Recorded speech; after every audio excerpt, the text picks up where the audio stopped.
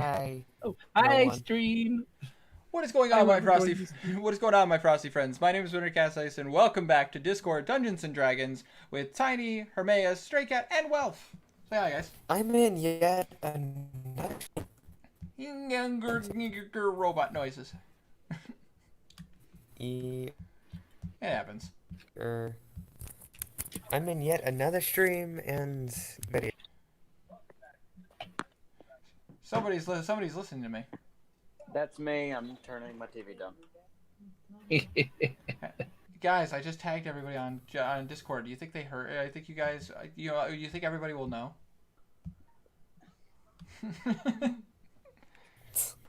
No. Thanks. Oh, Patrick said he's having a barbecue stream. Well, now I'm kind of jealous. Wait, what? And now I'm hungry.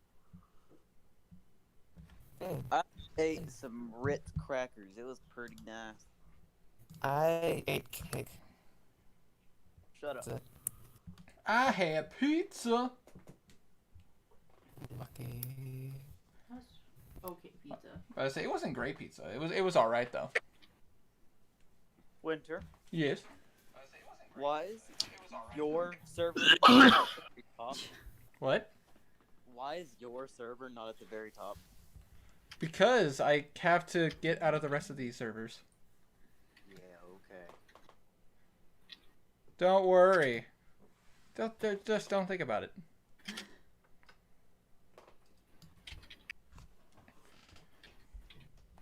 I don't need to manage my stuff. I'm good. All right, cool. All right, so let's take everybody ready for some more Discord Dungeons and Dragons. Roll for the session. Roll for the session, guys. Tell me tell me how good you think it's gonna be. Okay. Okay, hold on one moment. I'm okay with that. Back to those ones. Where's... There it is. I'm okay with that. I don't think it's gonna go well for you, Melissa. No, I don't think so either. Bim's in for a Oh, rough time. Never. no. Oh, It's wrong gonna way. be average. Yeah, it's... Hey, at least there's a What's roll, a low roll. True. Everybody else seems to be rolling What high. Yes. I'm gonna. Never mind. It was. The YouTube stream looked really zoomed in, but it's. Well, I have it set out specifically. I have it set out this specifically so that people can read read all the roles and everything, and also I have it zoomed in so it doesn't have that annoying taskbar at the very bottom. Okay. Because I don't like having the taskbar at the very bottom. Also, WoW keeps complaining about all the Discord servers that I'm in. Shut your face. Yeah, but that's well. Shut your face! I came back for the music. Also, just because. He complained. True. Little cat, I hate you sometimes. Good kitty. Good. I say Dead Star 14. Welcome to the chat. Sup, Daniel? My name's Daniel. That's me. Oh, that's your real name. Oh, nice. You knew that. It's been a while. I'm so used to calling you Wealth. I'm used to hearing it. It's no different. It's no different than me saying everybody calling me Winter. It's like my real name's Casey, but everybody calls me Winter. And after Now I know all your names. nearly 3 years into doing this on YouTube, and I'm just so used to whenever I hear the name Winter, I immediately look. It's second nature at this point. All right, but anyways, let's go ahead and get back into Hold this. on one moment. I'm holding. Holding on. Oh, so we can start now. I was thinking out loud. All right, so Are you last time on D&D. So you guys had successfully made your way back to the city of Pegland and were able to pick up the things you wanted. You said your farewells to everybody, gained some information about the mainland and the first city you guys would go to inside of the mainland, and then everybody made your way to the Great Stone Bridge. It took some time. You guys went down the roads, had some experiences, learned about yourself. You came back to Belleville, but decided to go around it rather than going in and saying hi to everybody. And then you guys made it to the Great Stone Bridge. And I'm going over some details because, it's been a week, and I would like to get started as soon as possible for you guys. You guys made it to the Great Stone Bridge that connects the island to the mainland. To anybody who lives on the mainland, you guys know that this is the only connection between the two land masses. Otherwise, it'd be all boats. We also knew how long it would take to get across, which would take time. You decided to sleep for the night before going to the bridge first thing in the morning, and when you did, you started to cross when the early morning fog and mist was going over it. Upon going across, you started to hear singing, of all things, coming from the midst of the bridge. After a hard-fought battle with these avian humanoid creatures, which to most of you figured harpy, but to say you were able to fight them. Some of you got charmed pretty bad. But to say one of you was carried away from the rest of the group quite a ways. I pulled a sick maneuver to get him back, though. It's true. You did. You very much did. One of you almost died. Sorry, Stray. That was a close one. It's okay, don't worry. You didn't die, though. You did not... I died, but I lived. You're just down on the ground.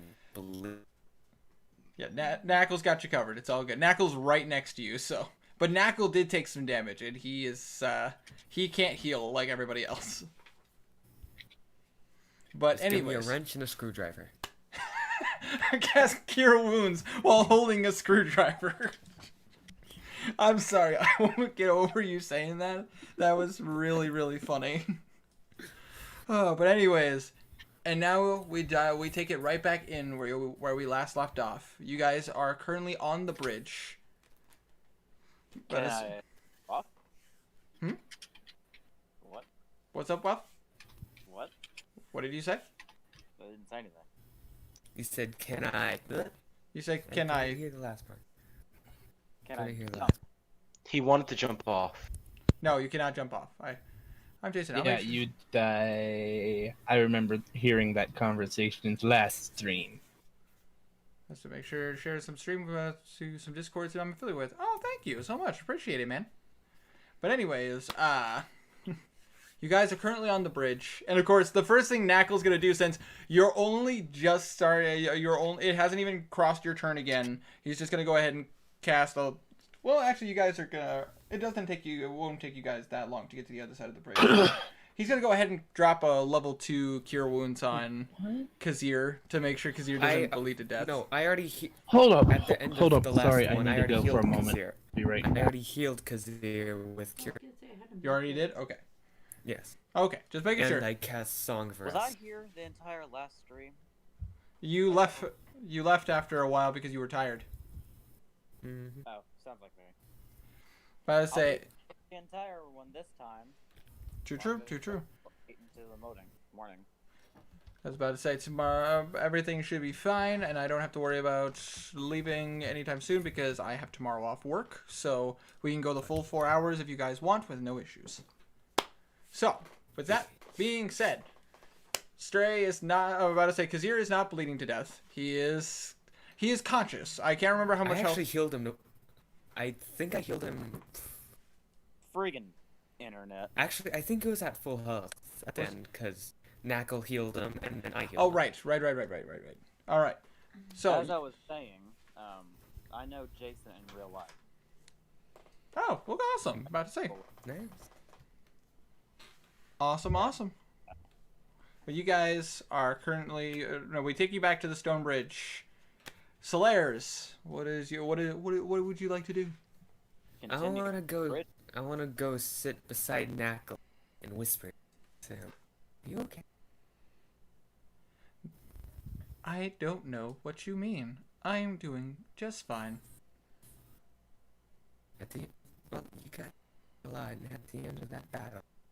Something weird happened. I promise you, I am okay. Would you like to roll an insight check? I want to roll an insight check. He's gonna try to. He's gonna do a roll for him as well. Okay. That's a 3. Yeah. Nope. He, as far as you can tell, he's telling the truth. As far as you can tell. Yeah. I sighed and smile at him. You know you can talk to me. Hang on. I'm here. I understand. Don't worry. If I need to, I will talk to you. So, Blue. Hey! Ow. Was there? Ow. Sorry. Oh, you just moved that about that far away. So, That was pretty quiet. Hey, I don't know why you guys said ow. I think I had my volume up a little too loud for me. You yelled into the mic. All I said was, hey! Hey, how's it going? Hey! Hey! And someone fell into the river at Lego City. How's it going? But anyways, But what I miss? yeah, Skulvin Nothing. finally just runs back over. Just, God, that bird lady just carried me away. We were on the cart after looting them, and we were driving back. And you guys kicked him off the bridge. Here you go, sharks. Here's a snack. Skolvin I was miss my eating the. I Skolvin miss was my eating the soccer arm ball. of one of them. So, Blue is currently in the back with Knackle, who is driving the carriage. Not me. I can. Does Bimp want to be in the front of the carriage as well? Sure. Okay. Skulvin, roll me an animal handling check. That's how this is gonna go. They try to. Bimp, why Assist. don't you assist him? Ooh. Not much better. The horses are spooked. They are not taking this very well. That you guys just battled harpies. They seem to be stunned with fear. Winter, you should roll severity on Hermaeus. I will roll severity. I fall out the wagon. The horses kicked me in the face. I'm now dead. No. That's not bad. I'm about to say, They break your neck. you try to do it, and you're kind of like, stupid horses, come on! Whoosh, and just the horses just kind of. Have you guys ever seen like instances in like a parade when the horses resist and like they don't exactly like get a back kick, but it's just like they jump up a bit and just like kind of the cart shakes. Yeah. Yeah. About to say, yeah, that's kind of what they did. That's kind of what they did as Skulvin and tried to, hee-yah! About to The say, charming smile of the lizard folk scared them. it's gonna take a little bit. It takes you guys like at least a solid half hour to get the horses moving again, considering how low you guys rolled. Before they get the horses moving, can I ask Knackle just to lighten the mood? Can he teach me some Elven so we Knackle will he nods. He will agree to do today's lesson. So roll me an intelligence check. Smartness. Woo! Smartness. Much better than my last. How? Alright, that's fine. Uh, My last. What? 7? Smartness. Something like that. About to say. Let me see if I can find my little notebook. I've gone for 17 days. Hey. Was this the only notebook I was using? About to say. Oh, Winter. Yes. Did you put You your remember salad that in guy that had the a- bladed yo-yos that I told you about? Yes. Yeah, Jason's the one that did that character. Oh, friggin' awesome! I haven't played D&D in a long time. This is bringing back some great memories. Oh, don't I know it, my dude? Don't I know it? But I say I'm a player in a current campaign. We're playing tomorrow, and but I say it feels good to be a player. But man, we leveled up ridiculously fast. So fast. But I say I'm a level. What level are we? I think I'm a level 17 paladin now. Lucky. Here. No, we're level 12. Is that 12? No, you're right. It's like 4. No, it's like 17. So much checked my XP. notes. But anyways. All right. So, yep, I'm keeping track of your stuff. At this point, especially for you, bless you, especially for you, Tiny, and also for you, Stray Cat. Now that you've spent, your guys are coming up on about 2 weeks of training and everything, of just continuous day-to-day practicing. But I say for you today, Tiny, you are tackling some of these more advanced sentences and are actually starting to. You're not. Sorry for the unsaid. No, you're I good, mean, man. the popping off. No. You're good, man. But I say, Tiny, for you, you're starting to tackle sentences really well, and like Knackle is now only speaking to you in Elven, and you are starting to actually break down these sentences really, really well. I would say, if you roll decently within the next 7 days, I would say you've had enough training to have the basics understanding of being able to speak the language. Yay. It's just that once you get to somebody who has like a thicker accent and has a thicker accent, and somebody who like full on speaks like for example, oh god, what is the name for it? It's like advanced Elven. We're level Sylvan? 15. Sylvan. But I say if somebody was speaking Sylvan to you, or you're trying to read Sylvan, I would say you would have a harder time. But as far as like Elven goes, you would understand what people are telling you. We're level 16. Oh, level 16. Well, still pretty good though. Basically fluent. Yeah, you'd be fluent, but you wouldn't be a master of the language.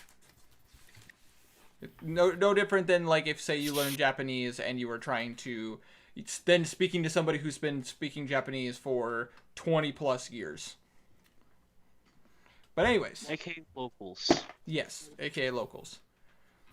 So with that being said, Kazir, have you roll me? Did you want to do your training with Hermaeus? Just practice. Yes, definitely. Practice bow pulls and all that stuff while Hermaeus What do I need to roll? Oh, one. Holy D20. shit! So for Whoa! for your strength, Well, I'm gonna die this round. for your strength check, you absolutely are. You are pulling that bow back, and there's almost no resistance at this point. You are nailing it with you. You are getting it down. But now I need you to roll me a dex check for. For that one. Oof. Close enough. I sacrificed a nat 1 for guys to get 2 nat 20s in a row. I feel good about that. Let's just hope I don't get 2 nat 20s in a row. You But- know what, Winter? You do you, man. I got you. But I say so Sorry if I'm kind of distracted. No, you're good, bud. But I say I will make sure that we stay on track.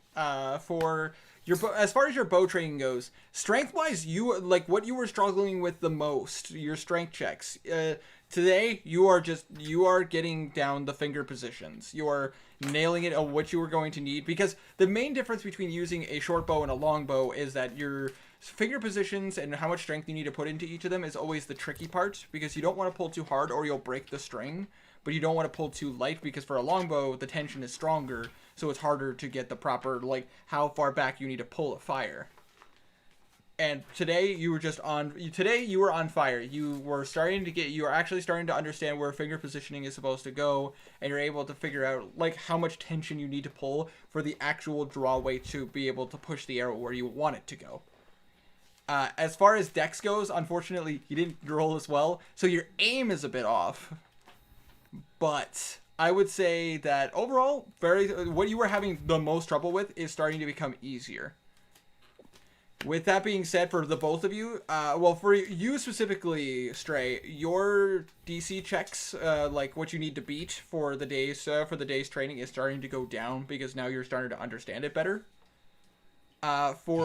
For you, Tiny, your character is going to have a slightly higher DC check, because now you're starting to get into the more advanced sections of the language. It's just so you guys have a better understanding of how I do it, because I'm not going to just give you guys the ability to understand languages and train and be able to just master weapons. Like there's some give or take, and there is some training. But with that being said, you guys start making your way through across the stone bridge. And I suddenly know how to speak Elvish. I suddenly know. What? How is that possible? Hey God, I want to be able to speak Elvish. No. Sure, son. Isn't that what happened with Scoven speaking goblin? Well, to skill. That's technically that was samurai subclass, so Yeah, that's samurai subclass. And there's also I would argue and say with his background, he would know how to speak Goblin. He was in the pit for many years, and most of the outer classes, like the outer races, would be the ones to be in there. So him knowing Goblin doesn't bother me. Not a common language, but common in the pit though. Very common in the pit. That be The pit. yes, that is what I. Oh gosh. ow. That's what I refer to his specific slave owners little side project. You're My slavers are special. There's only a handful, a little lore drop just for Skulven in this case, because I don't think I ever sat down and talked with Hermaeus about this. There's only a handful of slave owners that actually have like fight pits. Most of them are outlawed because of the fact that it steals money from the actual Colosseum fights, and the king of Atharia does not like that. He does not like that at all, so he typically gets really mad when slave owners try to siphon money away from a money-earning business. Mind telling me what the king's thoughts are on people who don't do that sort of thing? He has no problem with slavers. Like he's the one. The current king of Atharia is the one who brought slavery back.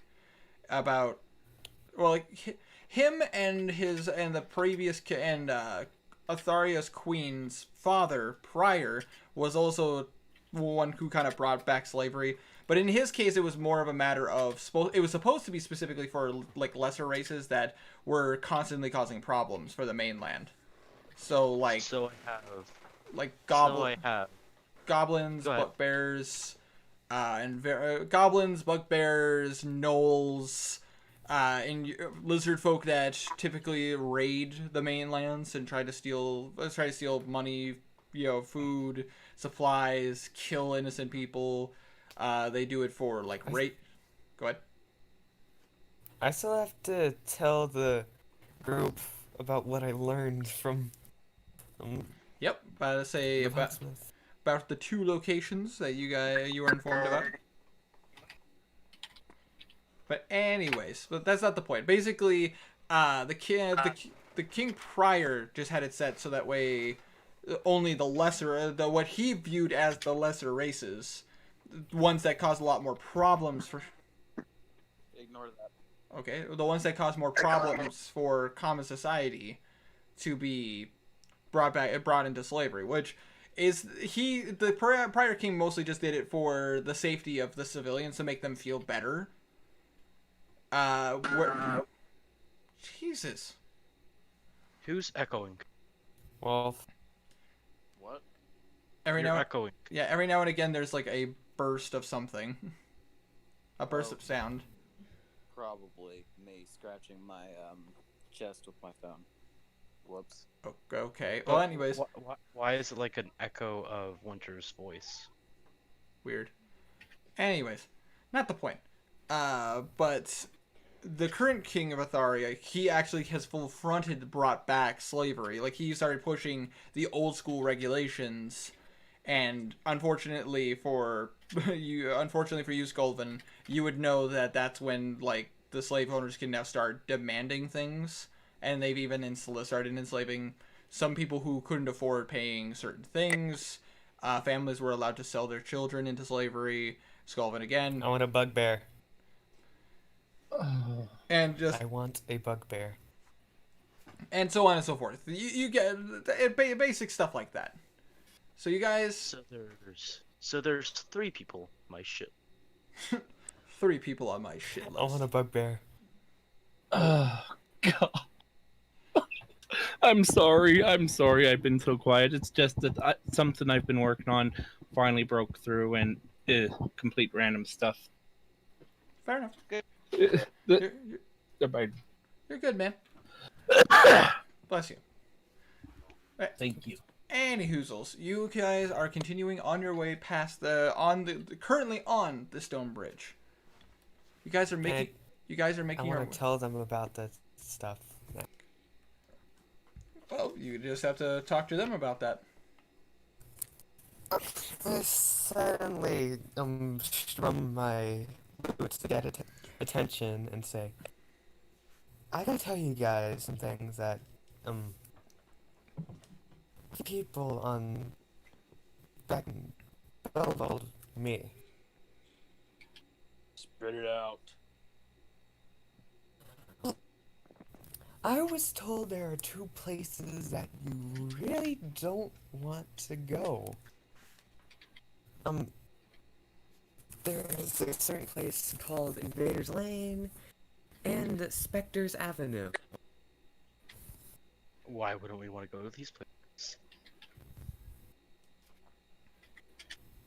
Well, unless you want to become a slave, you should not go to Spectre's Avenue. And Invaders Lane is a lot. Wait, no. Ha! Invaders Lane is slaves. Spectre's Avenue is gangs. So unless you want to butt heads with the Broken Souls, don't go to Spectre's Avenue. And if you want to be a slave, then do go to Invaders Lane.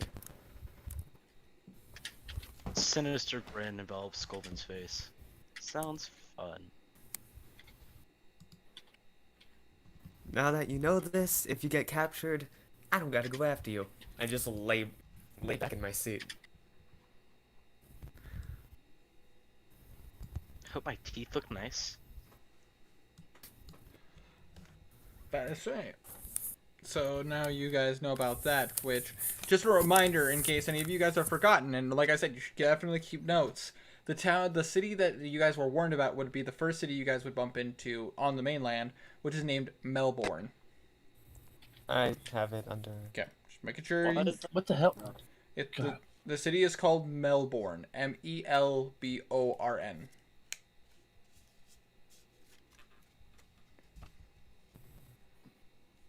Yes. Yes.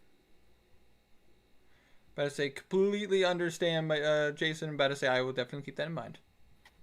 I just invited him to the server. Yep, so- that's about to say. Yes, I have such a problem with that. You can definitely tell. But anyways, so you guys are making your way across the stone bridge, which, if you guys, obviously you guys are riding on the bridge for a while. It takes several hours to cross it because of how long it is. But you can't help but take a second and just enjoy the craftsmanship of this bridge. Like all the different runes and everything that have been cut into the stone. The fact that it's standing with nothing holding it up. It is equally beautiful as it is fascinating as far as arcane, how the arcane works on this and how old this must truly be. You make your way across and you are able to successfully get across without anything else to stop you.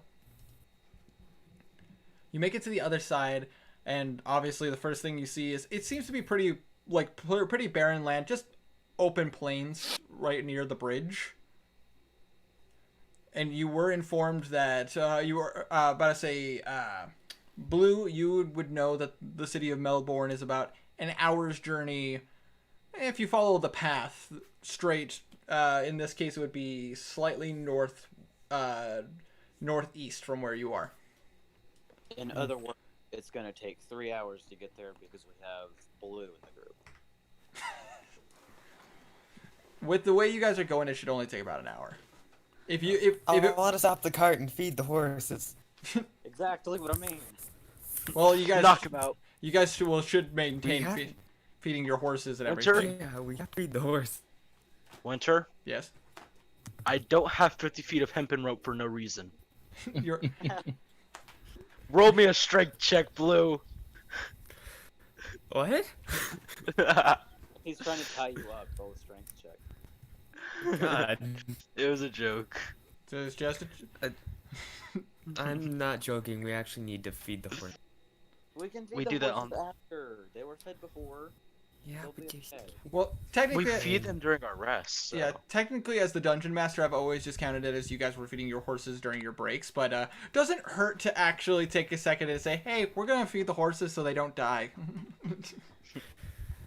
Yeah, I don't want them to die. because Bless you. Because if I didn't, if I wasn't such a nice DM, I would say, yeah, your horses are kind of looking a little stringy right now. They seem overtired and overworked, and the worst part is, you guys got a notice from the horse union. They're not happy. You look at the horses and you see their rib cages poking out. Ah, it's fine. It's a normal Sunday. It's fine. How to say? They're just on hunger strike. They're just on hunger strike. That's all it is. They're tired of being oppressed. Winter. Yes. Winter. Mm. We forgot to change the roll colors for Halloween. Oh gosh darn it. Well, we'll fix that after that. We'll fix that after this. Hey, Thought Slayer. Welcome to the Castle Kingdom. About to say. So, you guys You guys are currently now on the mainland of Atharia. And you guys start making your way to, I'd assume Blue is leading the path on how to get to Melbourne. Yes. Okay. So you guys start making your way down. About 10-ish minutes from where you are, you do see that there is a fork in the road up that's going. It's more like a prong because there's 3 directions to go in. There does appear to be what appears to be like a standard wooden sign with directions. So what is in each way? To Melbourne. About to say, anybody I want want to read this. You want I to read the want to sign? read the sign. All right. About to say, you notice that the sign has 3 wooden. There's kind of a medium-sized wooden pole with little signs that point in each of the pathways. The one that goes straight northeast of where you are points into the direction of, and it says Melbourne on it. I got a question. Yes. Hermaeus's tail does regenerate, right? As a lizard folk, No. I'm about to say, as a lizard folk, technically yes, actually. Takes Okay. a while How though. long does it take?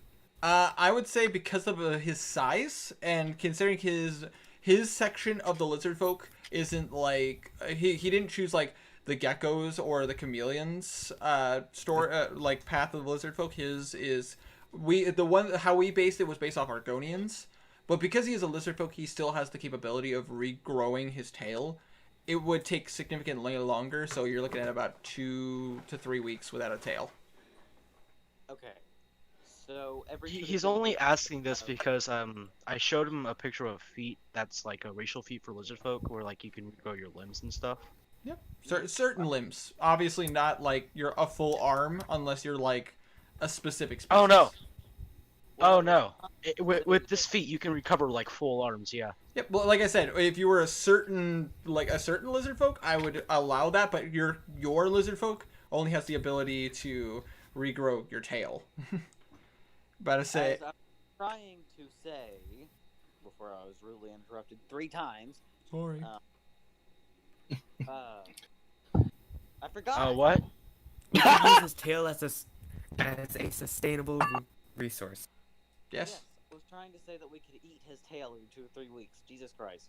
Well, you could actually, technically speaking.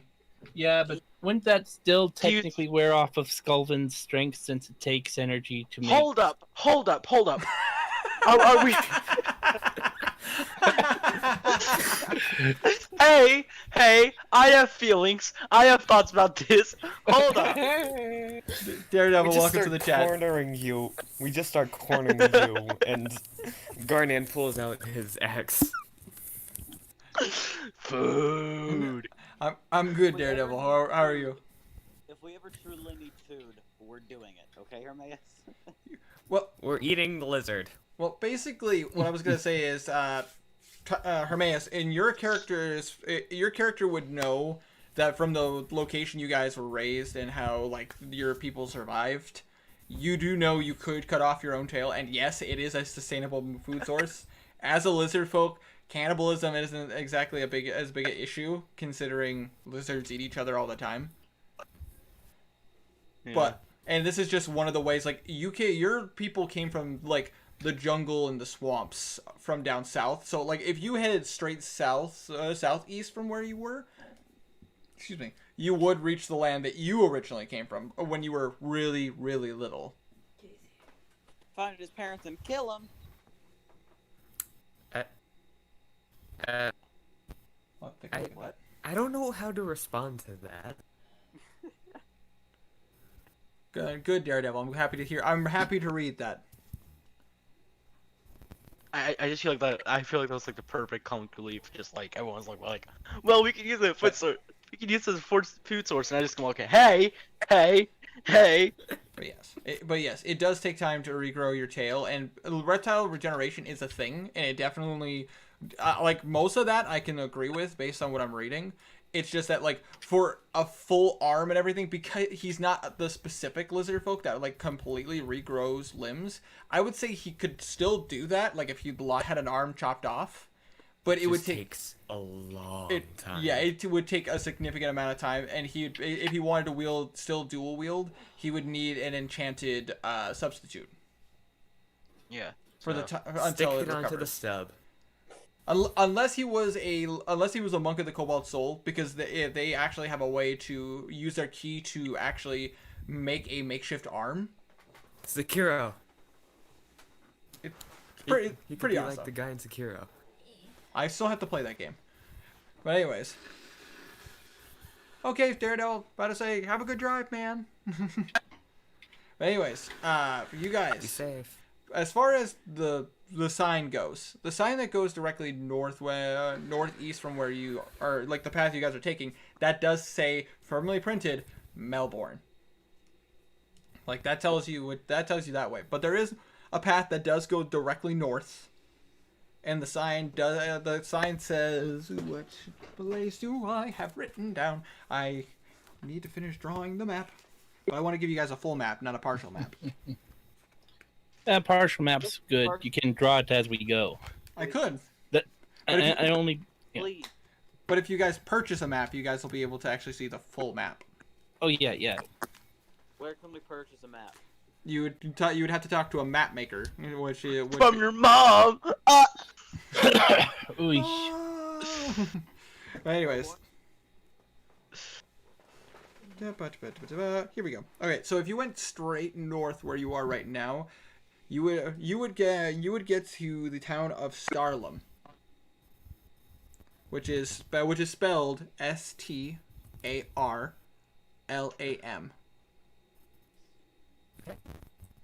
No, not Starkam. Starlam. Autocorrect. Shut your face. Dar lamb. There you go. And then there's another path that goes directly east. Like there seems to be like a little bit of winding curving, but it is the path that goes east from where you guys are at. And that would be the town you guys wouldn't know if it's a city or a town unless you went that way. But I'd say that would be, let's see here, which one was it? No, not that one. Here we go. That would be Esterem, which is Esterem. Esterem. Okay. I go back to the card after reading it, and I point northeast. That where's Melbourne? We're supposed to go there. Which? What? One sure side question. Yes. So like, if you could like relate it to like a culture from real life, what culture would you be basing this world off of? If I had to base what this place, how the continent is more based off of like continent size, continent size. It is actually bigger than what the continental United States is. It is a decent sized continent. The continent would be bigger than the size of the United States. What our continental United States is, and I wouldn't say it's the size of North America, but the size of the United States, slightly bigger. But if I had to base like what I base it off of, it is very similar. The farther south you go, you're closer to a warmer spot where the Earth is, where this realm's Earth is split. So it is warmer. There's a more tropical climate. If you went on a boat and went south, At equator. it would be in equator, but you get what I mean. What's the world? Hmm? What's the world name? I have that written down. I'd have to tell you guys in a bit. I have like a long thing of lore that you guys can get, but I could literally do an entire video on just the lore of this land. Do it. Make an untitled video. Post it in here. We'll see. We'll see. But right now, there is a name to the world itself. It's just that I have it in my notes that I will track it down and tell you guys later. No, tell me But now. Okay. but as far as like how the lands go, the farther south you go, the warmer the climate. Skulvin, you are from the swamps and jungles to the farther south of this country of Atharia. So you would know that. And Kazir, your home country is actually a boat ride like south of where Skulvin is from, like past the jungles, boat ride across to your homeland, which is also a more jungle desert-ish like location. Cool. A much warmer place for your fur and everything. For some reason, you're fading in and out all of a sudden, Winter. Oh, I'm sorry. Is that for everybody? The What? volume sort of the volume sort of like just shifts a bit, where it's like you're like, Okay. oh, like you're talking to me face to face, and you're like talking to me like from 5 feet away, then you're talking back to face. I apologize. I will try to be as consistent and clear as possible. It's all right. But yeah, as far as like it's warmer down south for you guys, it's closer to the equator. Skulvin, your homeland, which is part of Atharia, the jungle and swamped areas are farther south. You would know that it's a lot warmer and easier for your folk to live. And as far as for Kazir, your race's homeland is across a little bit of ocean south of Atharia, which is a lot of jungle and a lot of desert. I am pretty much fine. smack dab in the middle. About to say, where you're from, Walf. About to say, Garnan's character would be the Furbolgs live in the more mountainous, cold terrain up to the north. It would be your tribe, like the Furbolgs in this world are nomads, and we talked about this in your backstory. That most of them are travelers. They don't really stay in one place for too long. There is like a homeland. There is the homeland for you guys, but there are names for it. But again, I have to go through my notes to find all the names. But from where you're from is way far north, like above Atharia. And if you went farther, you'd be going into the bless you. You'd be going into the Great Wild Thank you. Norths, which is kind of where your people are from. But ever since some of the great tragedies, your people have come up a bit south from the Great Far North. God. I live in some big city with a college. Yeah, Blue, you're literally from you're from Atharia. You were raised in. We never went over what your home city is, and we'll have to talk about that in the near future. But I know it's some big city with Bard College. Yes. He got so drunk he doesn't remember any. Bimp is literally from the. If you want to say, Bimp is literally from Pegland. That is where she came from. She was raised there. She was trained by the wizards there. And I'm being very vague, not going into backstory of like what your guys' characters did in the meantime. Like, oh, what was their life like? What did they do? And it's like, no, that's up to you guys to determine. But locations and stuff I can give you. And about to say, as far as you guys know about Knuckle, Knuckle is a warforged that was found in the ruins He descended from the heavens. He was found in the ruins by Bimp and her master in the northwest section of the island, which again has a name that I have written down somewhere in my notes.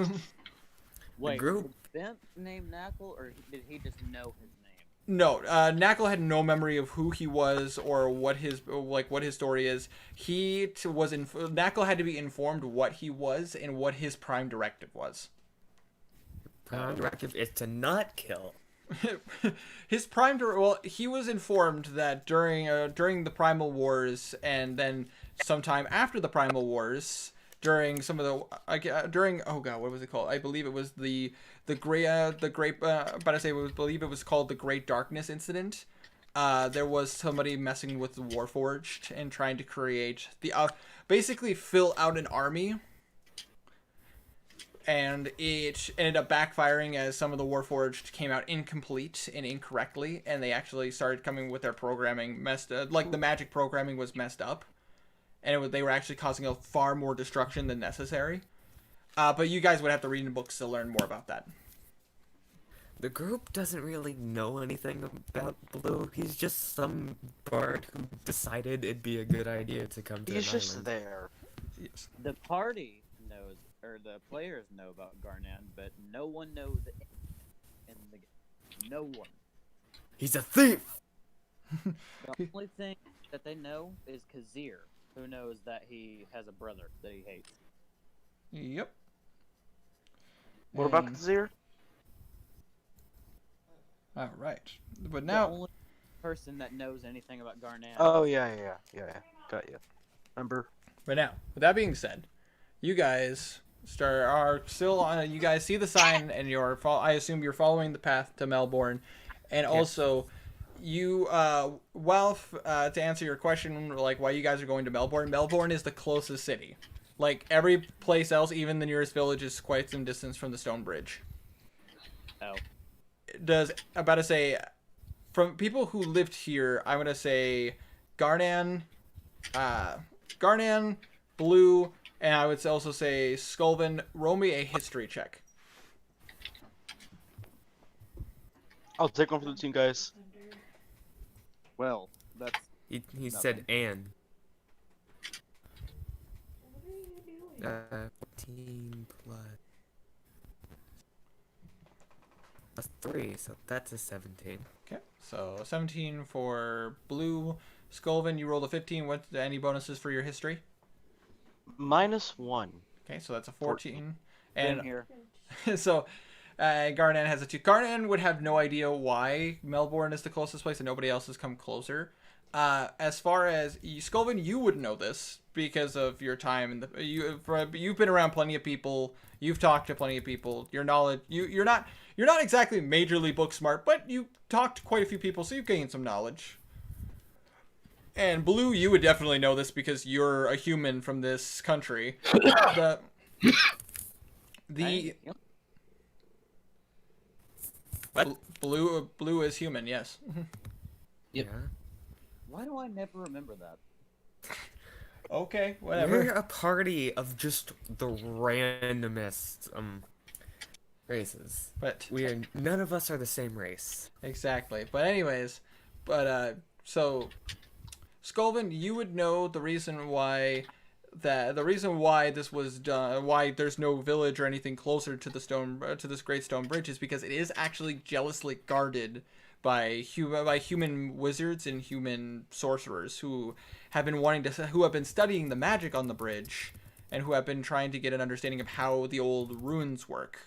They've tested it for a very, very long time. And specifically Blue, with your role, you would also know the other reason why is that the government reasons is that it's also the sole way to transport anything from the mainland to the island country, which is a very valuable resource. It may not be like, obviously a boat or a ship can get you a lot more stuff through, but for businesses that can't afford to rent out a ship to transport stuff. I want to mute and deafen for a little bit. I need to go find a charger. Mine's broken. Not a problem. But you would know that this government reasons. This is a very good way to be able to charge people to, like, get the supplies necessary to go through the stone bridge to the island nation. Whoa, money! And you would know that was a decision made by Baron Charles of Melbourne.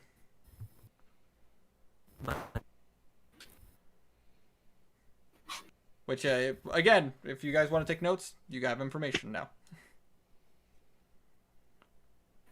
But yeah, that would be Baron Charles. Baron Charles Nijak is his name, and you would know that he is the current Baron of Melbourne. Okay. Little known facts. Baron Baron Charles Nijak, Nejack. So Ni and E Jack. Okay. His family is currently he is the current Baron of this section of Atharia, and you would know that each of the sections of Atharia are separated by the baronies. So there's the king, there's his like small posse of like followers, like the general, some of the tactical leaders and all that, and then there's each of the sections of Atharia are separated by baronies. So there's like 13 to 20 baronies. Fun fact for you guys. Fun facts with Wintercast. Yep, about to say fun facts with Wintercasice. But yes, most of the country has been separated by baronies, and you would know this current city is Baron, and the Baron would live here in Melbourne because Melbourne is the city that's closest to the Stone Bridge. Makes sense to me. I Wait, may From end up Melbourne. I may end up needing to leave early, not because I'm tired, but because I don't have a charger. If that no. if that happens, we will keep you up to date as much as possible. Alright. Yeah. Involved with the cult of 7.5, are you? No. I don't even know what that means. But Fact, welcome to the chat. It's good to see you, my dude. Damn, this is really good. Melbourne. Huzzah! Daniel piqued my interest when he told me about this. I love the storyline you've created. Thank you. It's sad I couldn't watch this campaign from the beginning. All of this is archived on the channel, so if you do want to check it out, you certainly can. But if you don't, you can always just follow the adventures that we have going on. Not all of it. It's most true. of it. The origin stories of this campaign actually was done. I was not intentionally planning to stream this, but everybody's availability changed, and we wanted to make time for everybody to play, so why not stream it so everybody can enjoy it? But yes, I did create a massive world and as interactive as I possibly could. But anyways, so that's a little bit of lore drop for you guys, and so you guys, every time I ask if you want to join the cult of 7.5, you say no. The sad cult sounds. Aw. Sad cult sound.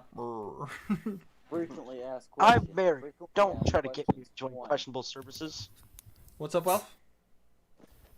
Frequently asked questions. Frequently asked questions 1. But also, I'm not afraid to nerd out a little bit about the world, considering I did put a lot of work into it. You can nerd out because Sorry you did for a make it. spaced out so far. Someone, everything. I should be more here now. Okay. Winter, how What? close are you until the map is going to be done? Because I'm Uh, really curious to see it. About to say, I actually do have quite a bit of it done already. It's a pretty decent sized map. I have like wallpaper paper that I'm making the map on. Jeez. Oh. Oh yeah, no. When I do D&D stuff, I take it that extra step. I have one of the maps I created, which was based off the Ninter Vale of 4th edition, in my kitchen, like on the wall that I created, and I expanded it. The Ninter Vale being like the centerpiece, and then all the other countries expanding from it. Just like In other words, you're a nerd. yes. How? I started playing D&D at age like 14. Like D&D's always just been a fun thing to do. And as the dungeon master, I just try to make it as fun for everybody else. So, anyways, you guys start making your way towards Melbourne. It doesn't take that long for you guys to get there, as you guys are just riding, and most of you are probably just conversing. Tiny, you're about to say Blue, you're focusing on your Elven studies, trying to understand the language better. About to say, bless you. About to say, Kazir is focusing on his bow, trying to get those pulls and and getting the aim down and everything. I assume Garnan is just being Garnan. Yes. About to say, Garnan is Garnan, but for right now, he's being Garnan. yeah, right now he's just being Garnan. About to say, and then I'd assume Bimp is just between clawing the cart, and in the meantime probably reading her book, continuing her studies. Bim is a nerd. I mean, would that shock you? She was trained by wizards. She's a wizard. And Garnet is dumb. Shut up. Don't make fun of Garnan. Garnet not dumb. Let's see. Garnan, not dumb. Why do you have a human ear in your backpack? What? Wait, I thought the human ear was from a different timeline, quotation mark. Oh, it is, but Blue's had this one for a bit. Oh, okay. Also, Is Tiny. it rotting? Also, Tiny. I did get your information, and that is good information. Thank you very much. Ooh, You're welcome. information. I like being able to keep track of your guys' info and everything. Bit of backstory that you'll never know. You'll never know until the time comes that Blue or the Yes. world around Blue decides to start telling. Anyways, after a while, about 30 minutes of travel from where you guys are currently, there is some more hills as you guys are starting to notice. There are some like a little bit of roaming hills towards the Iron Bridge, like not the Iron Bridge, the Stone Bridge. Apologize, but I say between the Stone Bridge and the city of Melbourne, there are quite a few like smallish hills that some of them are a little steep, and it takes a little bit for your horse to strain a little bit to get everybody over. But once you get across the several hills, you do see off in the distance the giant stone walls that surround the city of Melbourne. Ooh, It's Yes, welcome to Melbourne. Walls. Wowzers! Trump, it's you. I see. Oh. I see you're holding a baby in your hands. I know, right? God, Giant Thunder is such a goddamn baby. I'm not dumb. I have an intelligence score of 8. That, Minus one. but I say to anybody else who messaged me, I did see your guys' comments, and oh, trust me, I have been doing some work, so don't worry. But anyways, so Are you, you talking there are multiple people that just that DM'd me. Don't you worry. Dead indeed, Tiny. Dead indeed. But that's okay. The opportunity for people to be able to come on the Twitch chat is nice. So, you guys start making your way towards Melbourne, and you notice the giant white stone walls of the great stone. About to say that's around the city of Melbourne. Again, I would say specifically in this case, Blue and Garnan, if you guys want to roll me a history check about this, you certainly can. I will. Hold on one moment.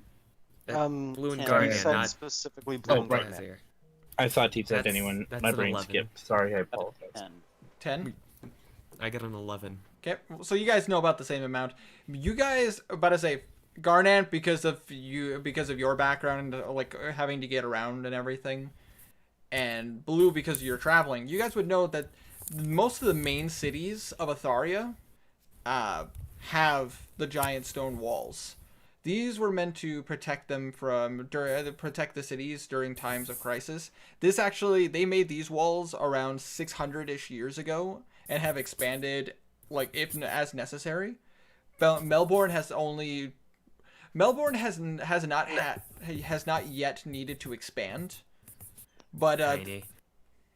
the walls were created during. The walls were Jesus. Sorry, I keep hearing a every time. You guys would know that the walls started getting created during the incident of the Great Darkness, and that's why the walls were formed. Having to go to war with the Warforged and everything did ravage many cities, so creating walls and everything to help protect them in case something like that were to happen again. It just gives civilians a much safer feeling, and as So Knackle coming there is not a good thing. it's well, you would know based on knowledge that all the dangerous Warforged have been destroyed. The humans and every other race were relentless in making sure that they were dismantled. However, Good. there are you especially would know, Or since the- you're I'm not even gonna make you roll for this because you're actually from like some of the big cities. You would know that there are some Warforged that have been like redone, like their magic programming has been altered and changed, so that there are actually good Warforged out there who no longer. Yeah, like Knackle. But in this case, these Warforged that you've seen in the city have, like, completely had their prime directives erased from their mind. Completely. And so that way, you don't have to worry about them, slipping, if that makes sense. Bad habits, But you of all people would know that's the case. Good. So, you guys start making your way towards the giant white stone walls. It doesn't. Once you start getting close, you do see that there is a pretty massive wooden gate that blocks off the outside from the inside of the city, and there are about 3 guards keeping watch. And then, like above, if any of you look up, you guys can see that there are archers and even some ballista already prepped for if anything were to cause any problems.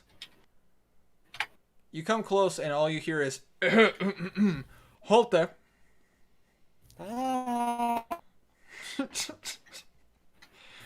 Machine noise enters here. Hi. Can I ask what your business is here? Murder. I'm not gonna say that. I'm going to sort of slap my face over Garnet's mouth. Don't say it. No fucking. We have come from Pegland all the way here, because we have some business here. We've seen some things. He just kind of crosses his arms. From Peglin, eh? You mean from the island nation? Yes. No. That's quite a ways from here. About to say at least you're at least 5 to 6 days travel. It hasn't been that long. You guys would know it did take you guys about 5 days to get from Peglin to here. Well, It's been that long. It's been that long. Yeah, any specific? Wait, Go ahead. does the card have any emblems on it that show it's actually from Pegland? About to say you weren't given any documents or anything from Pegland.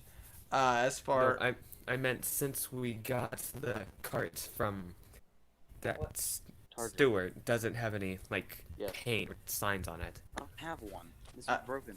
no. Or is it just- About to say there are, as far as you can see, there are like this isn't like a guard's carriage, so there isn't the emblem of Pegland isn't on this.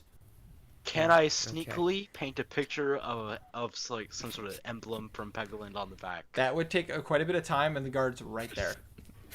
Dang it. Sneakily. Sneakily in front of the guard. Just stare him down I can while do and do it. Just covering up the picture as you paint it with Don't whatever look, the heck you have. don't look, I'm not done. Like hold on, hold on. The paint's Hold not, up, hold up. The paint's not dry yet. Do any of you got a fan? Hold up. Okay. I get out of the cart and look at the guard. You probably haven't heard of us. We are called the Solaires. We're a group of adventurers who met up in Pegland. We have some news that Lord Farron Marklehay actually wanted us to share. Okay, the pit demon. His eyebrows raise at that statement. Roll a persuasion check. That is a 20. Do you have a +6 to persuasion? Yes. Yeah, he's the party face. He got a 7, so he looks you up and down. So you know about the thing that flew over the city. Correct. The Really? pit fiend, Walf. The That is pit fiend. correct.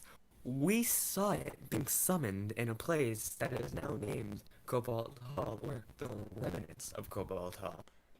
He just kind of gives you this like sideways glance, like, "What the fuck Oh. are you talking about?" Are you talking He's about? been drinking. I haven't been drinking yet. Well, like you guys gotta understand, like he's a guard, and you just like dropped a bunch of like really massive information on him. He's just basically wanting to know what your business in the city is. And now We I'm want to telling talk to him, big man. We're about to go kill a demon. we, Hey, your leader. we have... Yeah, basically just take us to your leader. Is this enough to let us in, or... He just looks at you like, I just wanted to know, like, what you're like, if you were gonna cause any problems or anything. This is a large group. Hey, so we're here to like trade. You know, we have like our own like little crafts to do. We're here to slay a demon! He just like, Shut up. the guard's gonna look at you and he's gonna like, he kind of snaps his fingers and the other two guards come forward. You mind if we check the cards real quick? Do Yes, all our weapons are on hand. Skull We have is nothing not else. drugs. You might find some meat in there, but that's just skeletons. Tiny, hide your human ear. Okay. That's in my backpack. Bimp is gonna. Just like the very loud whisper, Tidy! Bimp is, Hide the ear! Bimp is gonna speak up and go and just. No, we have no problem with you checking the cards. Go right ahead. And so they're gonna take some time and they're just gonna like look down your cards and everything. They're not checking your person. You're fine. You're like they're not like patting you down or anything. They're just checking the card to make sure there isn't any hidden compartments. There's no weapons or anything. Can I show him the scarecrow heart? I have a Kubikiri.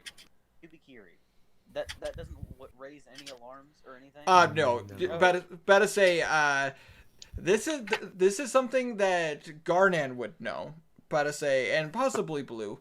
The country of Atharia is very heavily dependent on adventurers as well. The various guilds of the cities is like massively important, as the military of Atharia is mainly focused on protecting the cities, not sending their troops out into random forests to try to hunt creatures down.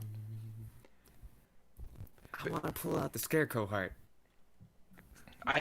As he sort of like tries to like pull out the scarecrow heart, I'm gonna like take him to the side. Pep talk. You take him to the All side.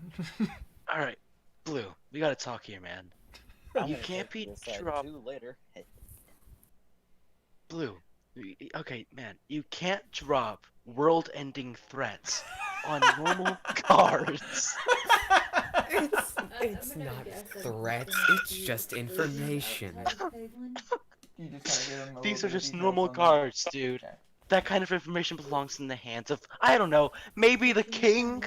Maybe not some random guard that gets paid like 1 copper a week? You mean the Baron? There's no king here. There's a king somewhere, and he is not here. What I'm trying to say is, maybe the person that needs to know about the demons isn't the random guard that's trying to just search the wagons as they come through town. He's the one who brought up the demon. I wasn't gonna tell him, but then he brought You it up. brought up the demon. He just asked what we're doing here, and you're like, demon. No, I said that Lord Baron Marklehay sent us here. Nothing about the demon. Then why did you Just that say? we were from Why did you Ireland. talk about the pit fiend? Why did you talk about Cobalt Hall and the pit fiend coming out of the ground and then flying over Because I like giving information. to people information to people that's way above their pay grade, man? Come on, Yeah. you gotta have standards. Well, when it it's comes to best that they know. Oh god. Sorry, no. Oh, you're Just making sure. Where is Kazir at this time? Kazir's With everybody, or Yeah, Kazir was asked to step out of the cart with everybody else. You're kind of off to the side, like you're next to Knackle and Garnan and All right. everything. thing? Also, dude, completely unprovoked, you bring out this heart of a scarecrow. Come on. Yeah, but now they might bring us to the Baron. We're going to the Baron In the meantime, you guys see that Bimp's actually conversing with one of the guards, and they're just kind of having a one-on-one session, just talking about So they kind of back and forth between like some of the problems that are going on and like some of the things they can expect inside of the city, and she's talking about some of the encounters you guys have had to deal with on the road, but like just mild information, exchanges of information. Not talking about, hey, we found the place where we found these ancient ruins that existed and just the magic demon that popped out. And the dragon. Oh, I should tell him about the dragon. Or how about Ogie, who's now been re-killed? I'm going to grab Blue's shirt collar before he can go off. Look, dude, I get it. You talk really good. You talk very, very well. Most people believe what you say, and quite honestly, I'm jealous. People don't believe a word of what I say. But you gotta be smart about who and how you say it. Come on. You can't tell a dude who's just asking to check your cart about a demon that's going to end the world. Kazir is just kind of rubbing his face as he listens to these idiots argue. Now you see this little scarecrow heart? You just hear God in the clouds. Now, why would that guard need to know about this little scarecrow heart that's over in Peglin? Entry papers. Casual conversation. So you're gonna give him the scarecrow heart for casual conversation, and We killed this thing. Can we go in now? they're checking the card so we can go in. We don't need to tell them about worldling friends to go in. Please, man. Garnan, roll me a sleight of hand check.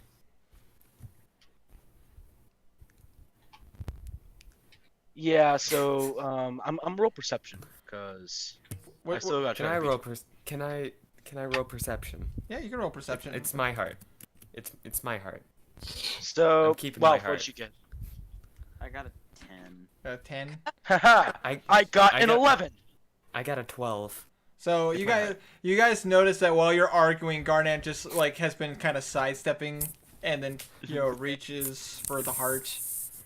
Slap. Just pull it away. Like, no, this is mine. No. Slap his hand. Slap his hand. Bad. All right. Well, while that's going on. Wow, guys, just wow. I mean, like, it had to come up at some point, man. Yeah, it did, but it's don't get me wrong, I'm laughing, but wow. Shut up, Jason. Hey, it's best they know. He's the one who asked. So in the meantime, the guards have finished checking your cart. They're basically like, they're not carrying anything dangerous. They're fine. The only gear that they have is on their person. There is a guy with a giant sword, but we've met a couple of people with a giant sword. Not like this. So, there's a very intricate how is design. the weather today, man? Oh, pretty nice. Little pit fiend flying over. Yeah. Kind of You weird. ever heard of Victor? You ever heard of Vector? The guards do raise eyebrows at that comment. What do you know about? What do you guys know about Vector? He was dead, but now he's back. not. You see them You see that Better than ever. they actually have their hands on their blades. Yeah. I want to put my hand on We my... saw him cut a guy in half. Yeah. Noted, Wealth. Noted. They just look at you and go, there was a murder in Melbourne recently, and we were told that that the person looked remarkably like like Vector from the capital. Murder? Tell me That's more. because he is Vector. He's a revenant now. This guy is just looking sideways at you going, actually, hold on, I'm gonna roll for this real quick. He has no fucking idea what a revenant is. Oof. He's just a guard that gets paid to keep the city safe. I'm going to make a 90-degree turn, look directly at Blue. What did we just talk about?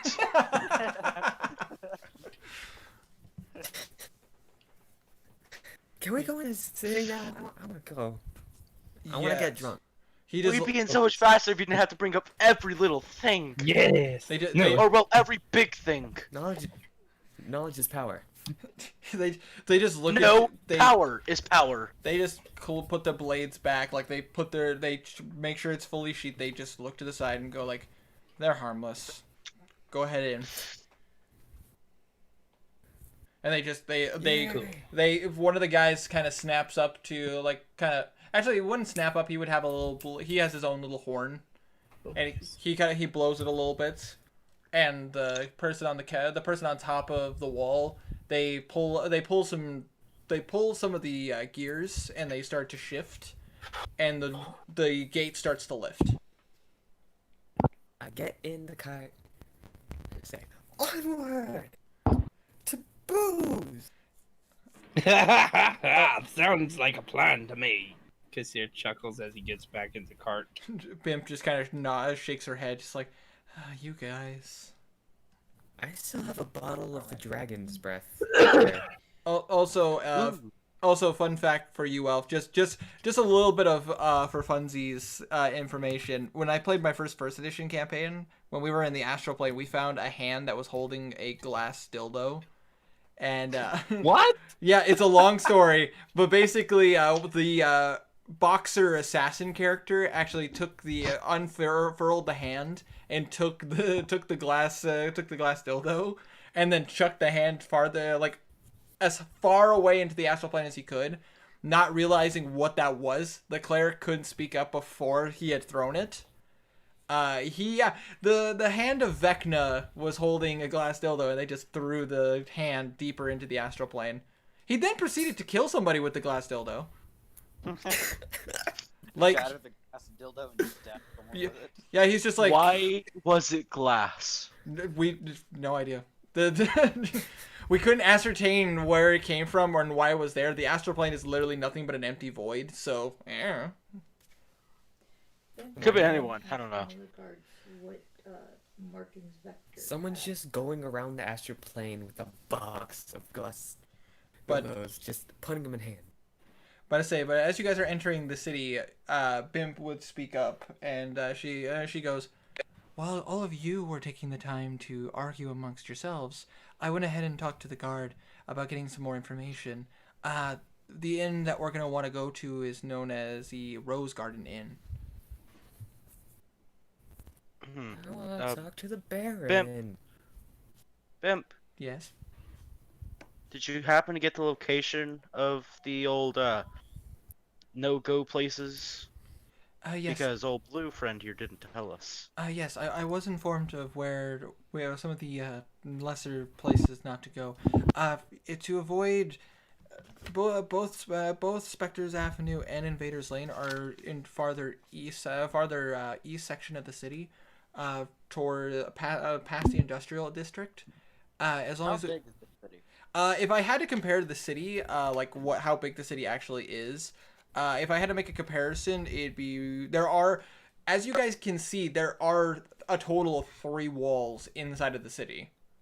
Like you guys only got a glimpse of the outer wall. Inside of the outer wall, you can see the second wall. Attack on Titan vibes. In a sense, yeah. But if I went over the details of the Great Darkness, the Great Darkness incident, you guys would understand why the walls exist. But yes, the city is separated into 3 tiers, and there is the Wall Rose, Wall Maria, Wall whatever the last one was. the walls aren't named, but the sections are named, and the industrial district is in your guys are currently in the outer sections where where Spectre's Avenue would be. Invaders Lane is actually in the second wall. It gives me some vibes from Bossing Say. That is a more accurate representation, yes. But this isn't as big and intricate as Bossing Say, but it is very much designed the same way. Can I pull out my dagger and just hold it in my hand? Yeah. You pull out a dagger and you hold it in your hand. I look at Blue. Is this a threat? Is this a threat? Huh? Blue, now that he's actually in the city, he remembers other bards are here. Only I'm not going any further than that. Mm-hmm. Oh, Which you, only Winter knows y- about. I got places I want to visit, guys. What I am well aware, my dude. You are perfectly good, but it makes sense why you would have it nearby. But like nobody's drawing arms, as far as you guys can see. You guys are starting to go down the roads seem the roads seem pretty nice. About to say they appear to be cobblestone roads in the inside of the city. The city seems pretty clean as far as you guys can see. The people around, however, because you're in the most outer district, this is where a lot more of the lesser folk live. This is where like a lot of the farmers live, and like just they get the safety of the walls, but like they also live in the most outer district, which I need to pull up my information for the city of Melbourne. I'm about to say yellow coating. Here we go. About to say, you guys are currently in the Triton district. Boring. Let's keep going. Hey, hey Casey, look at all this lore shat all over it. Oof. What do you mean? There's a certain district I want to check out, guys. I I'll want to give split you up notes, now. don't worry. I would write down myself, but as you can see, my left hand is Wait. incapacitated. Never mind. So, you guys are currently going through currently walking on the walking the streets, and Bimp is giving directions where to go to get to the Rose Garden Inn. There are separate inns depending on which district you are in, and there's more than one inn in this area. Blue, you especially would know this because of the fact that as far as Melbourne goes, the outer wall is quite a large distance around, so there are several inns. Hey, Yes. Shouldn't we find the Sorry to interrupt. stables before we go to the inn? Well, what's up, Buff? quick question. Yes. Would an enchantment cost less here in Melbourne than in Peglin? Well, because there are more enchanters and there's a lot more businesses, plus the schools of magic are here in Athario, technically it would be cheaper to do it here, but you also want to try to find the people that make quality enchantments and not backstreet shoddy equivalents. So it would basically be around the same. Around the same, but a little less. Okay. Because easier to find the components. The magic users are always looking for work, so it's easier. It's no different than like being on Hawaii trying to order some food and then going to the mainland and getting some food. Also, Jason says, "Wait, Daniel, didn't we kill off Chase personally because he was a chair and he realized he had no purpose in existing?" Funny story that when I realized that that he had no purpose in existing, Cody, the DM, he said he just had an orc throw a giant ass boulder at Chase and he just died. He fell into tiny pieces. It was funny. Also, David, duly noted. I would not mind playing some more Minecraft. I just always have a hard time finding something to do. I mean, if you guys are gonna give me suggestions of things to do in Minecraft, I'll gladly will play. play Minecraft with you, Winter. Like a series, yeah. Sounds good. Sounds good to me. But I say, Wait, am I muted? No, you're I'm good. not. Sorry. No, you're not. Sorry, I've been so quiet. Just No problem. Just dealing with. quick sidebar. I do very much enjoy Minecraft. I do have fun playing it. I just always end up having a problem playing it because I never know what to do. But as far as like a series of Minecraft, if people really want to see it, I'll gladly do it. We'll join Winter. I will play Minecraft with you and we can do stuff. But to say, I can set Same. I can set a day aside if you guys want to play with me. You certainly can. We could kind of do like a role play world thing where we actually act like we're the people in the game. You know, I go. don't know about Okay, we just woke up and that would whatever. a lot of setup, and I don't want to have to deal with that. Yeah, Or we'll I know we could like, try to like actually go through the game and beat the game. yeah, we'll talk more about that later. I just figured I just completely off topic. Sorry. no problem. Just wanted to point that out real quick, and I always want chat to know that I do listen, and yes, I do enjoy Minecraft. I just never really know what to do. I'd gladly do a series though. Minecraft's fun. Can I ask Bimp if she was told where the stables are? About to say, Bimp would have been informed where the stables are because to stay at any of the inns in town, you guys would obviously need to park your cart. You guys entered through the southern district of the Triton district, the southern section. So there is a stable not too far away. There's a stable probably about three-ish blocks to the west. Not like going into the western district, the western section of the Triton district, but just, it's like right there. But I say it's where a lot of the travelers park their carts and everything, and it's also where like some of the troops and everything would keep their horses in case they need to start charging out the city. So if you guys want to head that way, you certainly can. But Cool. I say we head towards the end. But Bimp will also speak up and go, also, don't forget, we do need to find a blacksmith. One of our friends here can't be healed by standard means. As she points her thumb at Knackle, who has several, like, dents and openings in his armor. He'll live.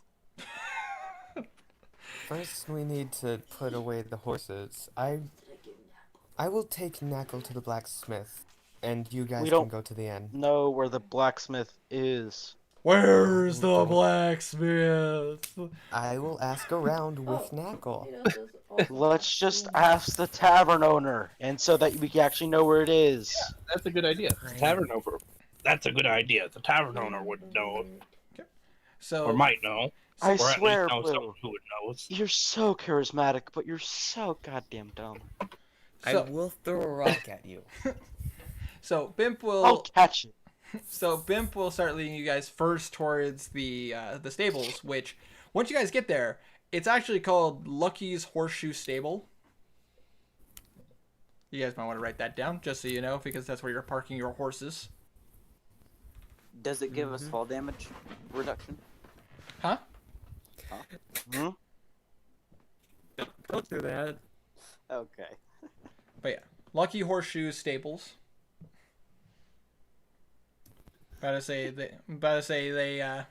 You walk in. I assume you guys walk in, go talk to them. Yes. Yeah. It doesn't. This looks like a newer building. Like this had just recently been added. Like it's all. Honestly, if you would have walked into Pegland and you would have seen a house like this, you would have probably thought that the house was just built. If that makes sense. Like everything seems a lot cleaner, a lot neater. There's no nicks or damage from weather. But as you walk in, you do notice that there is what appears to be a kind of golden-skinned elf behind a desk. A dragonborn? No, golden-skinned elf. So a dragonborn. Whatever. Ralph, an elf with tan skin that looks like gold. Oh, so a dragonborn. I see. Welcome to Lucky I will punch. Welcome to Lucky Horseshoe Stables. How can I help you today? Horses, need tying up. What he said. Shouldn't be a problem. How long are you guys keeping them here? Upwards to a week. All right, about to say, is it just horses, or do you got a carriage or something to go? We have a carriage. Carriage. All right, so he pulls out a little book with you guys would know that it's his ledger that he keeps track of everything. He starts making some notes. All right, if you guys are keeping it here for about a week, it takes up space. About to say for feeding and for keeping animals clean and everything. You guys are looking about roughly about 3 gold. 3 gold? Okay. Toss him 5 gold, keep the change. He said, didn't he say 30? No, he said 3 gold. I heard Okay. 30. Bimp will take care of it. It sounded like 30. He did not say I don't know no. where He you did not guys say got 30 gold. 30. Bimp will take care of it. Okay. 30's a bit outrageous for just holding a carriage, like 2 horses. Sultan already jumped on it. Oh, I you're would good. still say 5 gold keep the change. I say, give him 5 gold. He just looks at you and he looks at you and he's like kind of like startled a little bit. He's like, not a problem. I'll make sure your horses are good, and I'll throw in making sure your carriage has been cleaned as well. Thank Good. you. We'll probably end up staying here over a week. Can I have somebody Just write? in Can I case. have somebody sign off on that? I will sign off. Who has the best handwriting? Blue.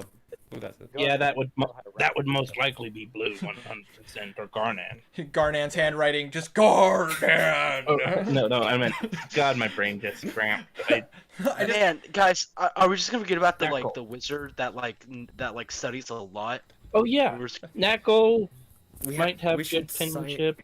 Definitely Instead of signing an actual name, we should sign the Solaires instead of. Just That's a an good actual idea. name. That's a good idea. Can I just point out that I would love the thought of Garnan walking up there and just all of a sudden, I'd like to rage. And just- Bring him in. Give me horse. just signing his name. I'd like to That would be rage. cool to see him as just a random side character. Just have him walk into the bar and just go, oh, whatever. Just like just Garnet at a desk job, just like "Grrr, today's paperwork is done. Stock rate increased by 5%. Just lifts up the desk. Ah. Business to work. Also, Jason commented, personally, I wanted to kill Chase by using him as a weapon until he splintered into pieces. Well, we Are you could sure? have done that, but Cody wanted to do what he did. So. The sentient chair. What a story. Hey, Skyrim's Wizard, welcome to the chat. How you been? Who? There was Okay. also a rock. Hi.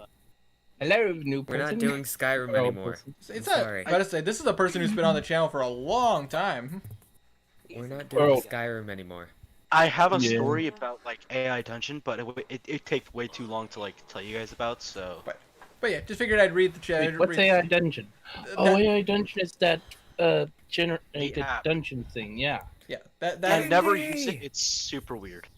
yeah. I've It's seen some. weird, but it's fun. D&D. it is fun indeed. I honestly hope to do a video on It's that funny at some to point. mess it with. That yeah, you could get a few good videos out of that. Winter, Yes. rains. Winter. I would love to Rage. but rage. Stressed and depressed. Oh, I'm sorry to hear that, Skyrim Wizard. Ooh, Aw, But I that go sounds up to the like guy and rage. But trust me, I know Garnan the breaks Mm. the fourth wall, goes into rage. Rage, winter. rage, Winter. I am angry. can I sign it? Oh God, Winter! Please bless me with rage. To start my new band, I'd like to rage. Yo, DM, can I do this? I say blue has a dagger, easy to reach. Oh yeah, easily done. I gotta say you have. I would say that you'd have your dagger like right at your waist, easy to just have your hand reach down slightly and pull it.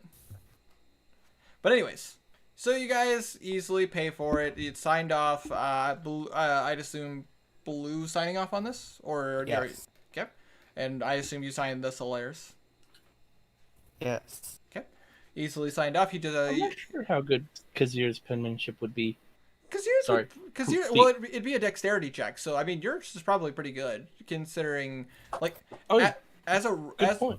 a rogue, like you guys tend to not only steal things, but you also forge a lot of stuff. So it's like, Oh yeah, I forgot Kazir was a bit of that. so it's like, if you want to steal something or like forge a ledger and stuff like that, it's you have pretty decent handwriting. I'll have to remember On that. Bill. 3. Sorry. But anyways, so Guys, my phone's on 3. hang in there, Oh buddy. no! Hang in there. Well, you can either hang in or just go now. Hang in there, buddy. I don't want to go. I know. You guys I know the pain, man. You guys are in Pegland, are out of Pegland in the Island Nation. You guys are in Melbourne now. But anyways, you guys, after you sign it, the elf takes it back and goes, "The Slayers, nice name, nice name." Is that He looks at all the group of you. Is that all of you? Yep. All right. That is I will make come from Pegland. all that is documented, so all that should be taken care of. In the meantime, about to say, a little bit. I forgot to introduce myself. My name's Lucky. I'm the owner of the Staples. My name's Blue. I Nice to have meet you. an idea, but I don't know if it would work well. What's your idea? Because my phone is most definitely going to die. Yeah. We could set 3 people up in a PlayStation party. One with their headset unplugged so you guys could still hear me. And someone else with the mic on so I could hear you guys. I would be unable to hear you. Yeah. But if somebody wanted to assist you in doing so, and then just converse through that, Sounds too complicated. My mic quality is too bad for that. But otherwise, if you still want to be a part of this, you obviously could still be involved in. Plus, also, I'd still need to see your dice rolls. So. Mm-hmm. Oh yeah, that's true. But I mean, I can always control that. I could always control dice rolling and everything for you. If somebody wants to help you out with the PlayStation stuff, and so you could still be a part. Otherwise, obviously, watching the stream will give you the ability to hear me. Obviously, No. My idea was someone in the Discord call, or 2 in the Discord call, join a PlayStation party so that I could hear and you guys could hear me. Oh, I understand. You would be on the Discord version. No, I mean, my you would phone be. will be dead. I would Alright. be able to talk in the Discord. Winter would have to roll in with me. Yeah. Basically, someone would have to unplug their headset so that the sound would come out of the TV or monitor or whatever. So the party could Oh hear wait, me. that would give everyone echo, wouldn't it? It shouldn't do that. No, it shouldn't. And well, then- what we could also do is If like, they- hold up. What we could also do, Welf, Blue, you two both join the party, and Tiny, whenever there's like important information, you can just relate with Welf, and then Welf will speak, then relate with Winter. Yeah, that would probably. No. Someone has their mic on, so that. But that would cause echo. No, it wouldn't. See,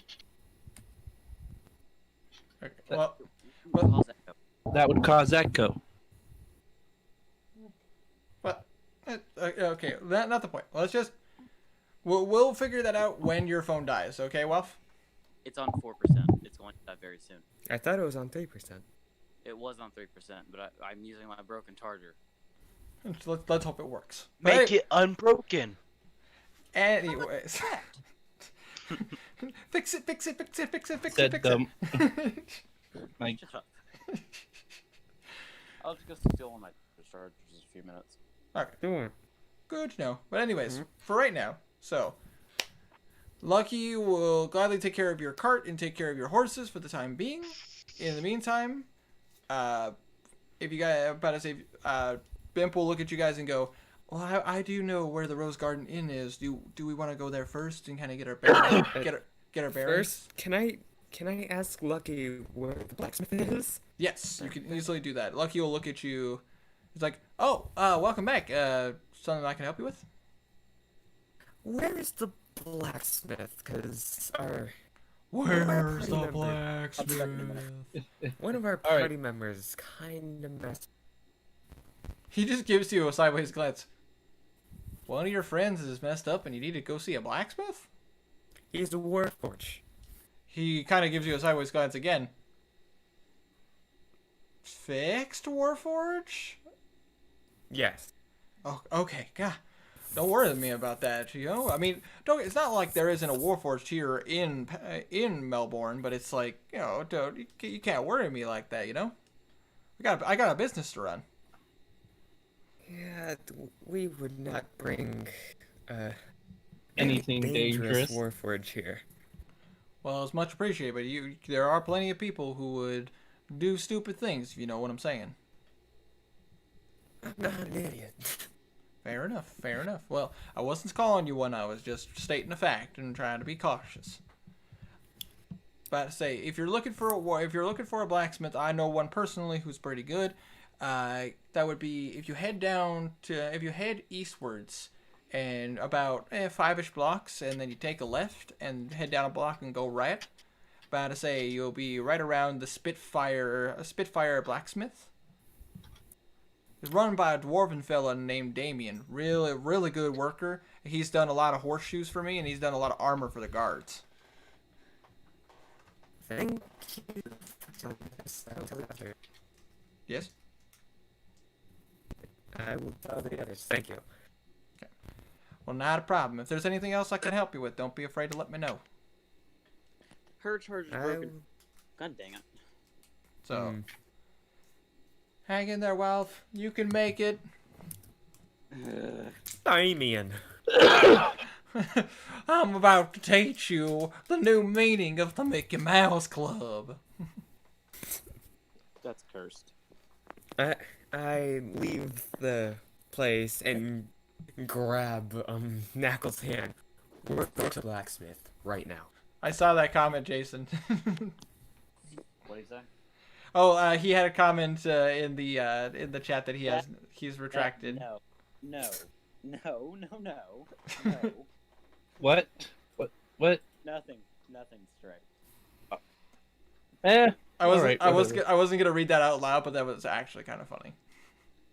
Oh my god. What? Type it in the DMs.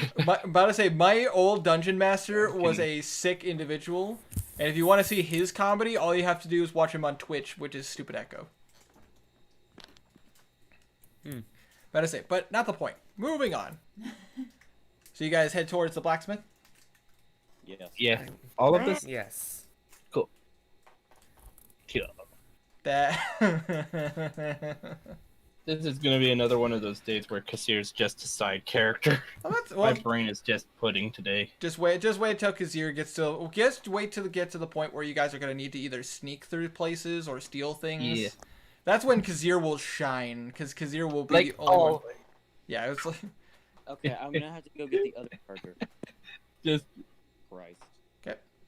A classmate of mine committed suicide. Oh no. Oh. Oh, Skyrim Wizard. I'm sorry to hear that, my dude. But I understand the feeling pretty well. I say, how do you talk about Tiny? How do you talk about demons, revenants, and ogres, but you don't ask about a different Warforged? He already knows this. Winter said he knows not this. wrong. That's pretty accurate. Yep, but I mean that's why his reaction was fixed, right? You didn't think to ask about a Warforged other than Knackle? Fine, I tell Knackle that there are more Warforged in this town. Knackle, no. Wimpy? Jason, oh. That's really funny, but oh. Oh, that's dark. That's one of the darker jokes. Jesus What? Christ. Where did that come back to? Oh, That Hold up, I need to check this. oh, that's Hold it's, up. oh, it's in the Pause chat. D&D. Pause D&D. all right. You guys, All right, go check. you guys- Actually, if you want, I'll read it or just take a screenshot. you guys, No. you guys can read chat. I'm gonna continue narrating. No! Death Star! You can't say that! I remember reading so many bad jokes like that though in my life. I'm What do you call an orphan taking a selfie? A Yeah. family photo. Oh, Dark. so sad. I say, but yeah, Skyrim Wizard. I know what you're going through. Trust me, I really do. Bad news, everyone. Oof. That sucks, Skyrim Wizard. Charger not working. One charger's broken, and the other one I can't get to. Do you need to borrow one of my chargers? The only charger If I could, I'd transfer charge to you, man. being a stingy little brat. Steal it. Tell your brother to stop being a brat. Steal it. Oh, I'm sorry, but my humor is extremely dark. That's fine. I have plenty of friends that have a humor that's incredibly dark. Oh, well, actually, I'm not really sorry, but I don't know. Have a wonderful day. Thank you. But I say no. Briggs, who's been on the channel several times, like he is. You said his name wrong. Oh, sorry. Brick Toaster, a good friend of mine. His humor is really dark as well. It's really funny. But anyways, Tell Knackle because it might not My phone's. hear. Makes sense. About to say, so you guys start making your way towards. I assume you guys start. Fine. I whisper it to Bimp. Yeah, tell Bimp, don't tell Knackle. Knackle might not take it Not very telling well. Knackle. Okay. About to say, you guys start heading towards the fire spit blacksmith. Not working. I got a charger. Yes. Hey, Bimp. I'll be right back. I got to use the restroom. There are more Warforged here. Really? I'd be lying if I said that that's not interesting, but we might want to be careful. I don't know how Knackle would take that kind of information. But Here's the thing. If what he said is true, the other Warforged have had like something magically done to remove their prime directive from their bodies. Knackle hasn't. We don't know what kind of side effects there might be, or how Knackle would just take seeing another Warforged in general. He might take it as a threat. so Knackle's eyes go red during the fight. But we don't know. I know. He I said noticed he's too. fine. Can we I think just like he's fine. get that problem over with? I'm gonna show choir, but I cried for 3 days. Oh, I'm sorry, man. And also, what was that, Welf? Can we just kill Knackle and get that problem over with? Knackle didn't do anything. Well, Then we'd have to kill Garnan. well, No, we wouldn't. well. Hermea. How much do you like Garnan? I mean, I have plans for him, but I also really like the idea of the character I'm gonna make next. Why? How much do you like Skolden? Well, see, that's not gonna be a problem if you try to kill Knuckle. Let's. Because then it basically would be 5v1, and I think 5 goes against 1 pretty well. I don't know about that, Jason. That seems so that I question that. All right, but anyways, that being said, it doesn't take you guys long. After you guys follow the direction, actually, you know what? For funsies, just one of you, roll me an intelligence check. Oh. I shouldn't have rolled that. Oh wow, Gardan. He should have. That's That's a -1. that's still an 18. Like you were told what the direction Nice. you were told what the directions are, and Garden's like, all right, I can do this, and just literally like perfectly follows the directions, and bam, you're right in front of what appears to be not a wooden building, but more like a clay mixed with wooden building. I And really listen to that before you finish, because Garnan is literally the stupidest in the group. It is not smart for me to do an intelligence check. I personally would have said Bim should have done the intelligence check, since she has like what, a +4 to intelligence. Exactly. But oh well. Not dead yet. But anyways, you get to a building that is a wooden structure with like what appears to be like clay that was done over the wood. Obviously, this man works with fire constantly, and you probably wouldn't call it fire spit if it wasn't for the fact that there might be some fire involved. But it's actually a mostly outdoor forge. There is like what appears to be kind of a small like shed-like roof above where the forge is. Can I check its reviews? Hold on, let me pull up Yelp. Oh god. Anyways, the building itself seems pretty nice, and that's obviously probably his shop, where he keeps a lot of his work. But the forge is actually out in the open, and you actually see what appears to be about a 4 foot, what appears to be like a 4 foot, 4'3" dwarf. But it's He's a forge. huh? Huh? What's How up? heavy? How heavy is a forge? Yeah. Considering a forge is a pretty massive brick, brick inlay thing built. Think Skyrim. That's a forge. Like where they build. Like I'm just saying how heavy it is. I don't know right offhand. I would probably say at minimum, several hundreds of pounds, considering how much bricks they put into it. Okay, how much is the bell? How heavy is the bellows? The bellows? Oh, the bellows are not super heavy. I'd probably say the bellows, probably about. He probably uses a pretty decent sized bellows. I'd probably say probably right around 8 pounds. I mean, that's pretty heavy for bellows for a forge, but that's about right because a bellows for a fireplace is only like a pound. What would happen if I were to steal his bellows?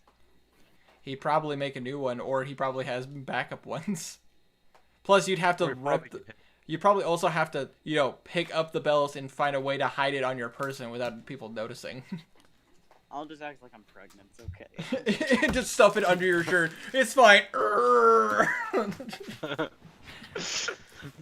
Hold on. Quiet down, baby. Anytime I accidentally put it off, I'll just say, "Oof, didn't mean to burp." Aww.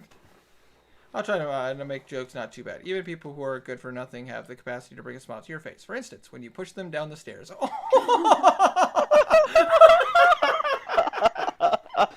That's dark.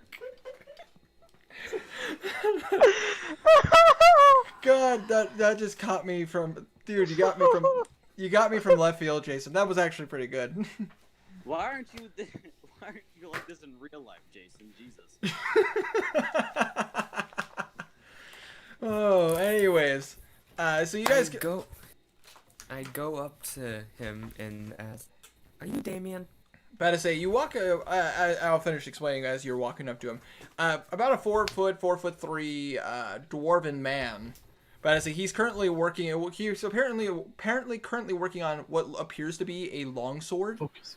But to say he's wearing like goggles and everything, obviously to protect his face.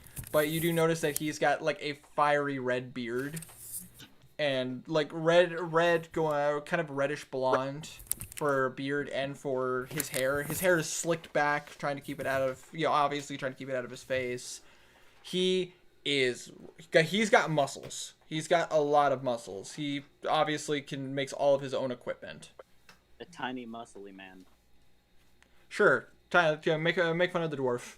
That'll be one of the last mistakes you ever make. I can go into rage. I'll remember. He's level 20 fighter. I'll have you know.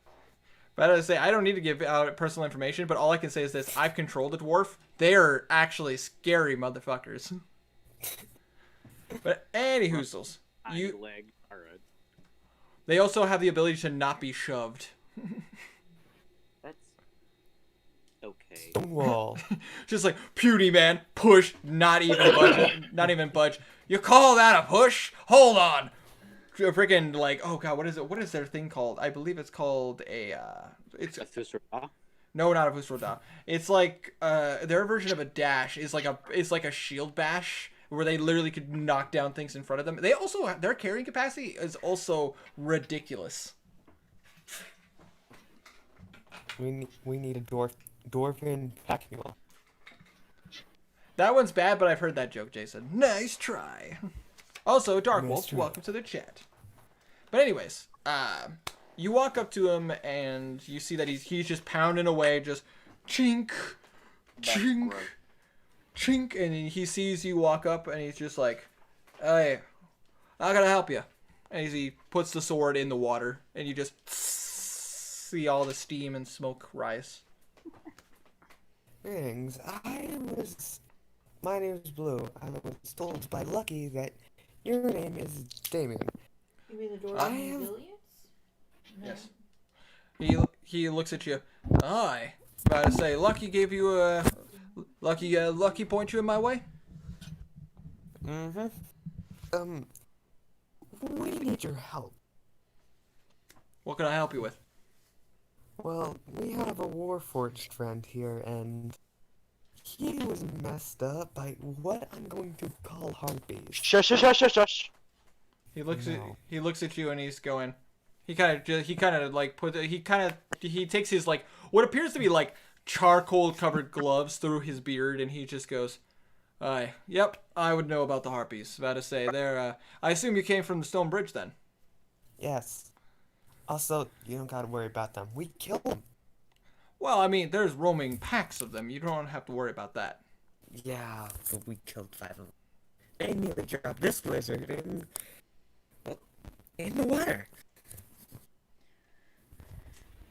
I say, Ribbit. he looks at you and he kind of nods his head. I can appreciate a group that knows how to get the job done. But he looks over at your at Knackle, and he sees some of the damages on the chest. Bring your friend over. Let me take a look at him. All right. Knuckle, you can walk, can't you? You just kind of look at Knackle. It's like, hey, Knackle, could you come here? I assume that's what you're doing. Yes. Knackle will walk over and he just looks down. Hello, friend. Can I get some assistance? As he points to his chest, and you can see he is gonna go ahead. He's gonna go ahead and inspect Knackle's chest. I'm gonna roll the dice on the floor because I'm a professional. Because apparently I'm a professional like that, you know. Professional DM. Oh yeah, just appears to be some outward damage and not really too much damage on the inner components. Should be an easy fix. All you really needed was just a screwdriver. Cure wounds with And a a screwdriver. He just looks at And a wrench. a little bit of work, maybe some heated iron, taking a heat rod to it, hammering some certain sections down. Give me about to say, if you don't mind me taking your friend here, I could probably get him fixed up in about with having to work on some heat metal and everything. I'd probably say looking at maybe about 2 hours of work, maybe 3, depending on how much damage is done on the certain sections. Alright. Knuckle, you'll be okay. Stay here. Oh, Jason.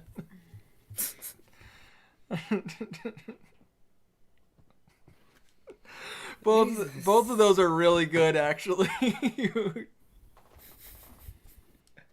Damn, I got my chat pulled up right here and I can read them. I'm having a hard time not laughing, but all right. Well, it's also I'm not gonna really charge. The charge isn't really gonna cost that much, considering the fact that most of this could be easily done with just some heat and a little bit of scrap metal. You're looking at, for the services, I'd probably say, because Lucky sent you, probably 3 silver pieces. I could probably get this done. I quickly rummage through my multiple packs and pull out 3 silver pieces. 3 gold pieces? 3 silver. Okay, I thought I heard 3 gold. I'm like, 3 gold pieces. Jeez, you guys are throwing some gold around just like You have gold to spend, but he'll take the silver pieces. All right. You got any problem with that, big fella? About me working on some stuff on your chest? Hashtag free Knackle. God, that's a t-shirt. But anyways, Yes. about to say, Knackle looks down at him and he looks at his friends. They all seem to trust you. If they trust you, I trust you. I have no problems. All right, come inside. About to say,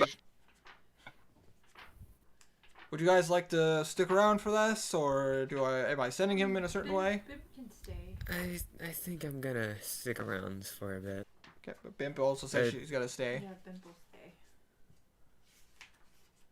Bimp can stay with her friend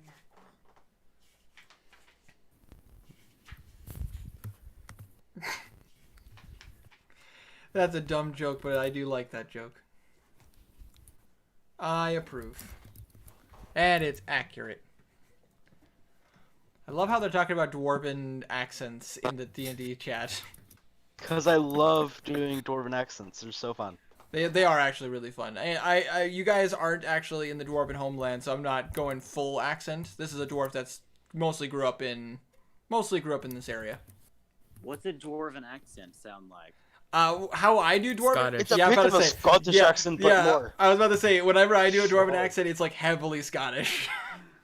Very Scottish. Very Scottish. And it's fun. But at the same time, it's whoo.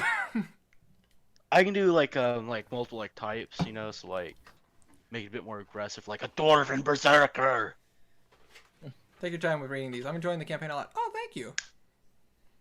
Or you know, ease it back a little and you're a bit of a relaxed dwarf. You gotta have an old Irish brogue.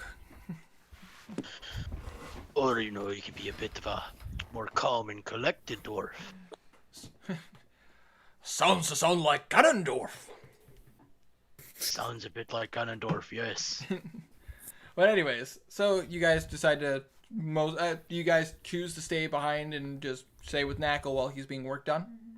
Yeah. Or you could do a very kind dwarven accent. If anybody else has anything they want to do. Much like Gimli. Sorry. Very kind. Me like that. Damn, wow, if your friend Jason's actually really funny. God damn. I know. If I did ever use like a dwarven character, I'd use that accent so much it'd probably make people sick of it. Yeah, I wouldn't shame you for it. You know, being in character is what makes D&D fun. Yeah. I just can't really find a voice for Lizard, so. To me, I kind of think Skolden would sound something like this. Kind of something like this. No, not like that. Hold on. That's a bit gruff, like. Something like this. Skolden would sound sort of like this, just only a little bit younger sounding than I can go with that tone. Tiny kitty with a deep voice. Oh god. Okay. not tiny. Winter, Yes. you make me want to check this chat so much.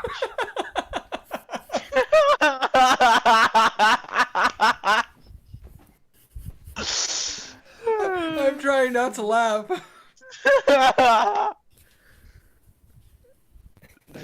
It's Oh god. it's good. Damn. I really should write some of these down. It turns out a major new study recently found that humans eat more bananas than monkeys. If it's true, I can't remember the last time I ate a monkey. That joke is I love that one. That's funny. That's funny. honestly like Why do orphans like boomerangs? Because they're the only thing that come back. Oh.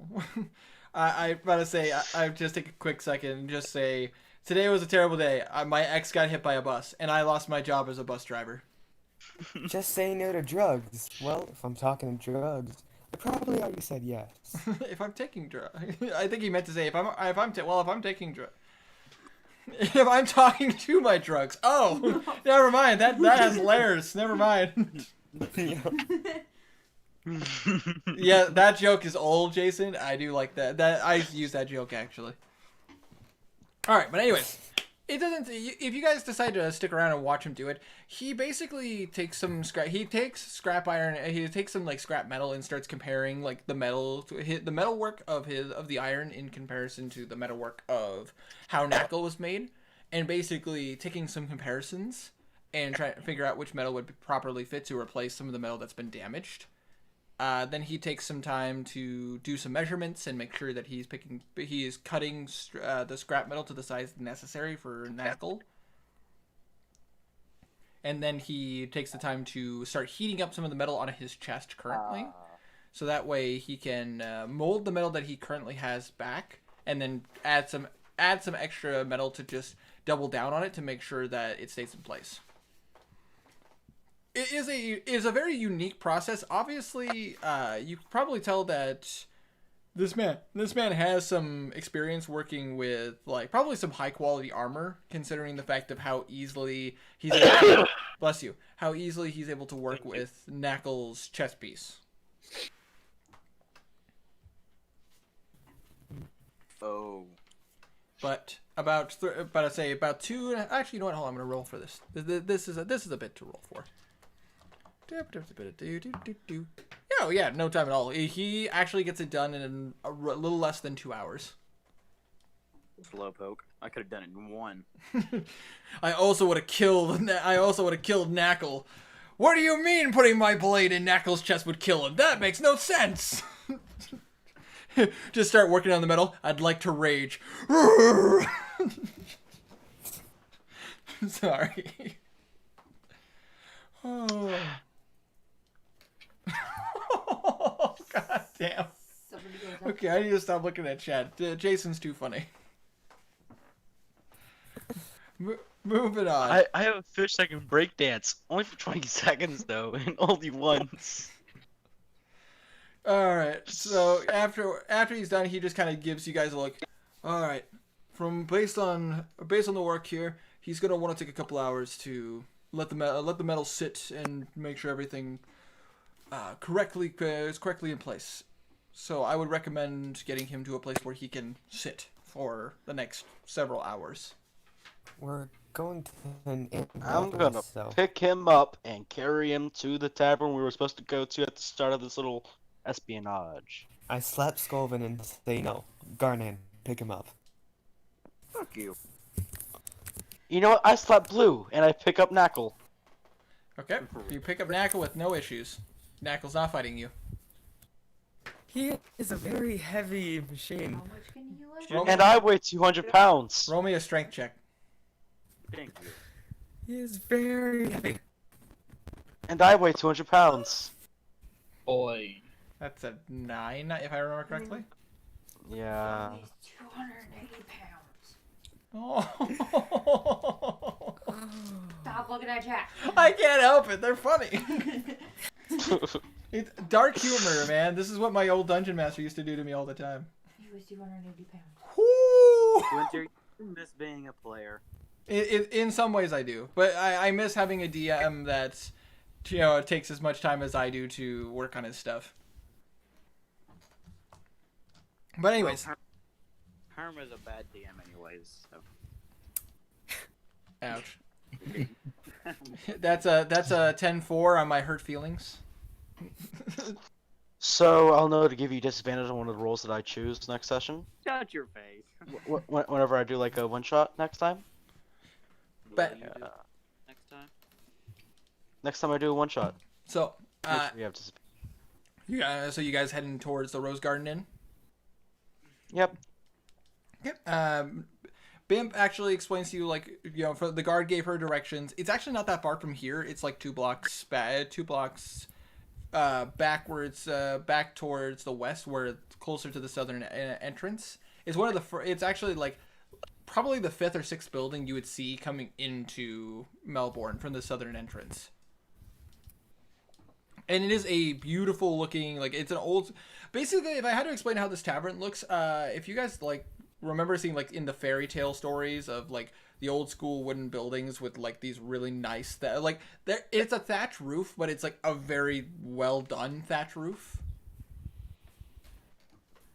And it's just there's a bunch of flowers surrounding the building itself, and it is a very nice looking inn. Were you gonna explain to her his role? Because he was the one rolling the strength check. Yep, he rolled a strength check, and basically how I said that is that he's still able to pick him up. It's just it's going to take him a long time to carry him from Gotcha. the blacksmith Bum, to the inn. bum, ba-da-dum. You're really heavy. You should work out a bit more. Working out does not fix this problem. This has been my exact weight since I was found. Well, maybe we should check. Maybe we should check and see if you're a bit outdated. Hey. Oh. Better say so. You know, parts get larger as they go on. You know. Parts get larger. Yes. Feels larger. It'd be Sound heavier. bad. Hey. Hey. Hey. Hey. Hey. Hey. Oh. Hey. What the heck? Oh. Just tell us if your phone's about to die. Jesus Christ, Wells. Hey. What? Hey. Bye. What? Just tell us if your phone's about to die. Don't go like, hey. No, my phone Ten. is on charge. What? Why would you think that? Because you're going, hey. Hey. Can we go inside the inn now? Yes. No. You easily could. There is a sign on the door that literally says the Rose Garden Inn. Just so you guys know. Hey, Winter, quick question. Quick answer. Is there a brothel? Yes. No. Just probably. You would know that there is a brothel in a lot of the big cities, but you gotta find it. I'm not gonna just tell you where it is. Oh, Is there a bard in this more inn? fun to the challenge. But anyway, so you walk in. And it's a very well lit room. Like there's actually a bonfire in the center of this building, and it appears to be that there is actually a cook currently making food right in front of everybody. And it appears to be like right now, it looks like a massive wild boar is currently being cooked over a fire. The room. Is there any bard? I'm about to say, currently you do not see anybody performing in this inn. Thank God. But you guys, you smell the wild boar currently being cooked, as well as various other foods.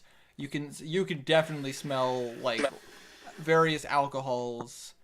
It's the building itself looks very nice. There appears to be as you walk in, this is a pretty massive space for where a bunch of tables and chairs and everything has been set up. There appears to be a little bit of a dance floor where, like, you know, when a bard does perform, people can get up and, you know, do a jig.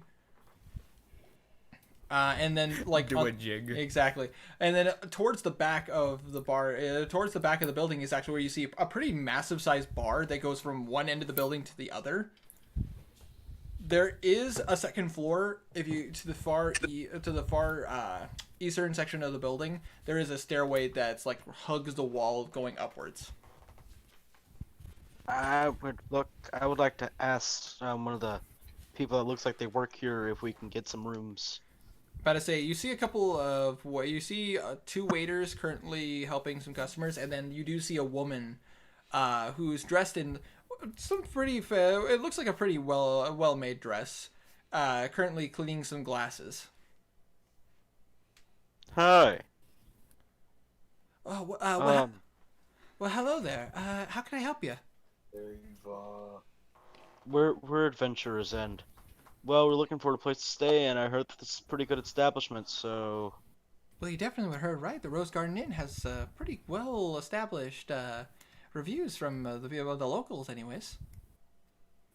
So, let's get to the point here. How much for a room of, let's say 5? Are you looking for 5 rooms? Are you looking for? I would prefer 5 rooms, but Well, unfortunately, Only 4. I'm flexible. Can sleep on the floor. we currently have 3 rooms available at the moment. Alright, so. Well then. Alright, Solaires, assemble! Autobots, transform! Transformers, robots in disguise. I'll bunk So- with the kitten. Guys, we have a bit of a dilemma on our hands. I'll bunk with the kitten. There's 6 of us, but there's only 3 rooms. Now then, who's gotta sleep with the big dude? You. Big dude being who? Everyone. Who point else at- is 7 foot? Alright, well, let me ask you a question. Who else is 7 foot tall? Actually, how tall is Knackle? 6'6". Oh, 6'6". So yeah, he's not 7 feet tall. Bimp will kind of, speak up. I've roomed with Knackle several times, so I can actually room with him. Well, we got our gentle, not so gentle giant over here. I'm not gentle at all. I said gentle, Yo, not so gentle. Hey, Kazir, want a room together? Yeah. Yeah, that sounds not too bad.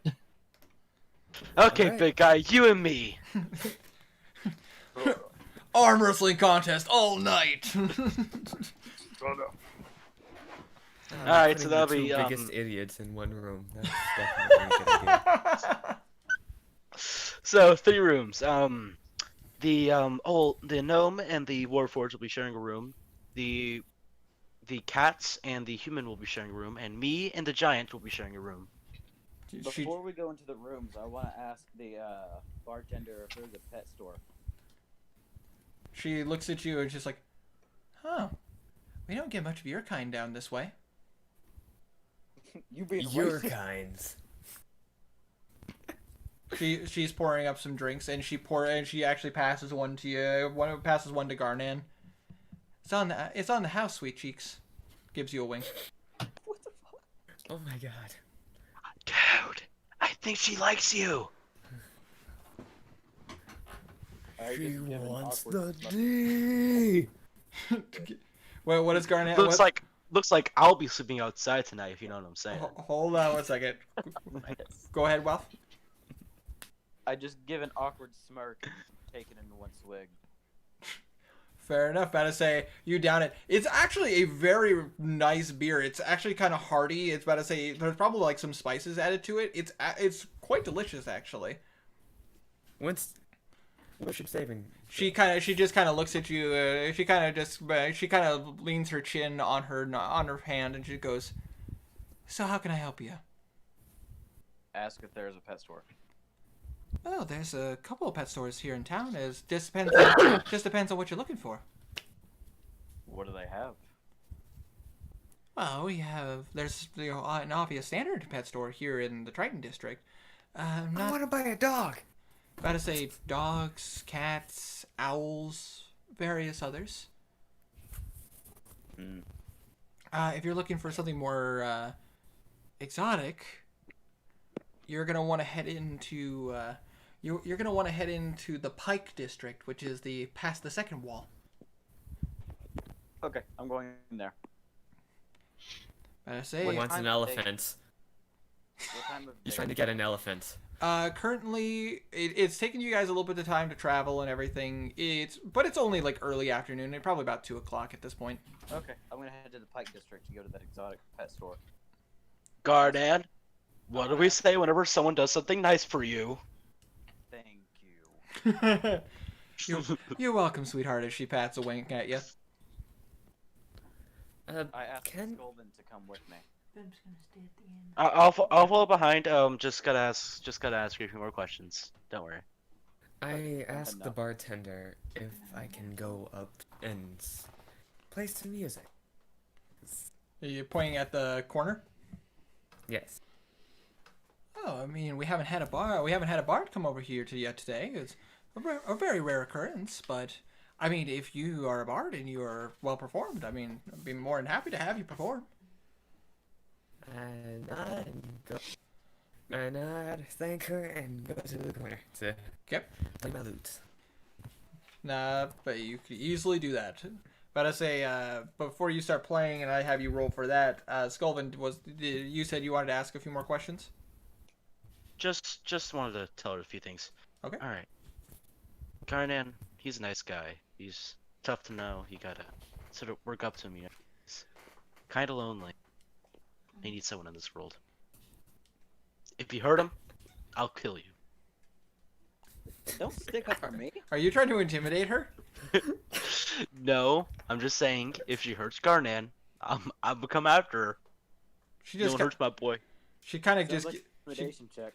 Smooth one. It's not. No, it's not a threat. It's a promise. It's a promise. Don't. No one stick hurts up my for me. boy. I don't want your help. she just kind of gives you. You aren't here, Garnan. She just kind of raises an eyebrow at you. I'll keep that in He's- mind. Don't. I won't. Wasn't planning to do don't- anything that would hurt him. I don't want to hurt you. Much. Bros. Just don't. All right, we're gonna have to have a talk later. I need to go buy him a little puppy. She just watches you both walk away. Don't get lost, sweetie. You guys walk out of the building. We're heading to the pep store. Go and get him an elephant. Hey, Dad, buy me a pig. Sure, where's the nearest politician? Hey, That no, made me no laugh. politics. Oh yeah, good point. Yeah, no, it's all No good. politics. Never hurts to make a joke about politicians, though. Yes. Yeah, almost everybody has problems. But Don't joke about specific politicians. Yeah, don't make comments about specific politicians. Everybody can referring agree to politicians suck for the most part. all. I was But referring to when- all, but it's not the point. Yeah, exactly. I feel you, but I say, but yes. So, so currently, Bimp and Knackle are gonna go up to the room, go up to their room, and just, I assume Bimp's taking today to. Bimp is gonna sit with Knackle and maybe pray. Okay, take some time and just Pray some, to home. some Bimp and Knackle time. Mm-hmm. Okay. Standard practices. About to say, Maybe and before we Knackle get feel to better. Scolvin and Garnan's great adventure in the city, let's talk about. Sir. Winter, Yes. this is just like the scene in Critical Role where freak, why can't I remember their names? Jester and crap, Beauregard went to go buy pets. Oh, well, they ran into the person who sold them pets. That was not they. Oh God, It's gonna be just like that. we'll see, but we'll see how that goes. But anyways, Blue, I want you to roll me a performance check. Yay. Okay. That is. Wait, I want to use luck. You want No, to? I want to. That's a 2. I want to use luck. You easily could use one of your luck points to re-roll. Wait, hold on. That's a 24.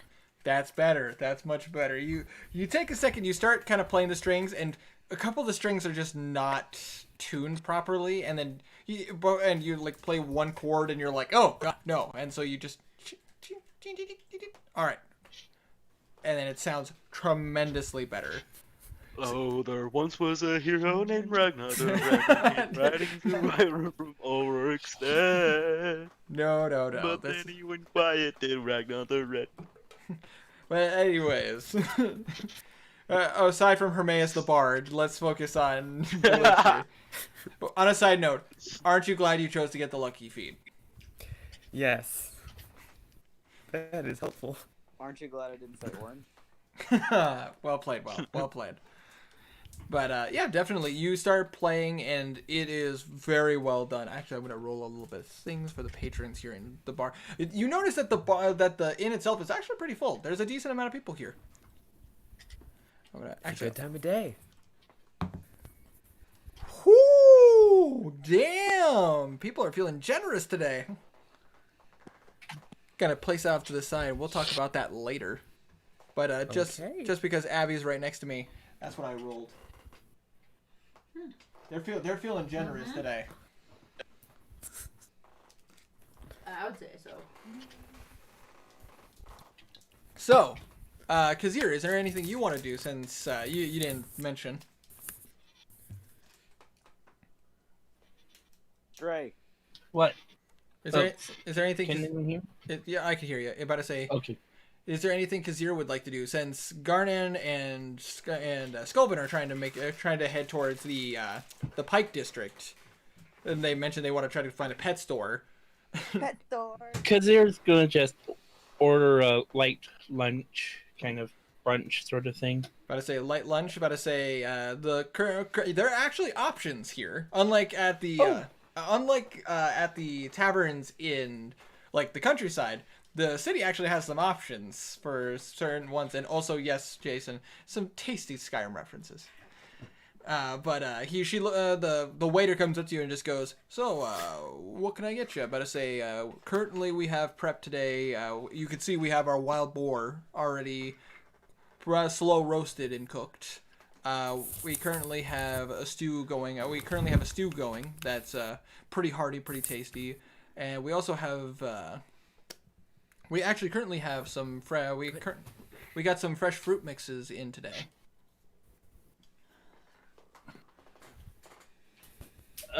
Fresh fruit sounds pretty good right now. Sorry. No problem. About to say that will be 3 copper pieces. Hey, Oh. Scolvin. Yeah. All right, sir.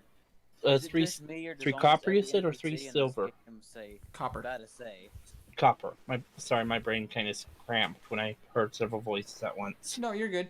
About to say he takes a 3 Sorry, copper. I apologize if that sounded rude. I didn't mean it to sound rude. Just, several people talking gets kind of confusing. He can. All right. Yes. Hands him 3 silver, 3 Copper. copper. He takes 3 copper pieces, and literally he goes into the back area, comes back out, and he's got a wide variety of cut fruits. And like these are freshly peeled and freshly like cut up for your consumption. About to say, if you can see that there's pears and apples, you can tell that they cut up some oranges, and there's even what appears to be probably like a passion fruit. Nice. About to say, you just eat it. It's delicious. It's actually quite fresh fruit. Because he starts munching on the fruit. Just oh god, wow, wow. Enjoying the taste, savoring it. Go rage! Yeah, just see the bowl of fruit. I'd like to rage. shakes the fruit violently. Fruit salad! Alright, so Sculvin and Garnan. So you guys leave the Rose Garden Inn, and you're back on the street. You want to head to the Pike District. Yes, What? that's what I said. Now, question for you guys. Which direction are you going? Left. You have no clue. I heard both of you say left. What? I said left. I don't know what Welf said. I said I wanted to ask for directions. Okay. You're left. But I must have heard. You must have tried to say that at the same time as Hermes just going left. So Fine, we can go left. Screw Okay. the direction. Yeah, left. you guys just following the road left. Yep. We're going all the way to the left. All right, you guys start walking left. You guys are walking down the cobblestone road, and there's a variety of businesses, a lot of life going on here. But I say you keep walking, and walking, And walking. walking. It's a lot. There's a lot of walking here. This is a pretty big place. You never even asked for the name of the pet shop. Shit. Hey, You have no clue where you're going. is there anyone around? Oh, there's plenty of people around. Hi, person there. Ah, lizard folk! Ah! I've come to pillage your land.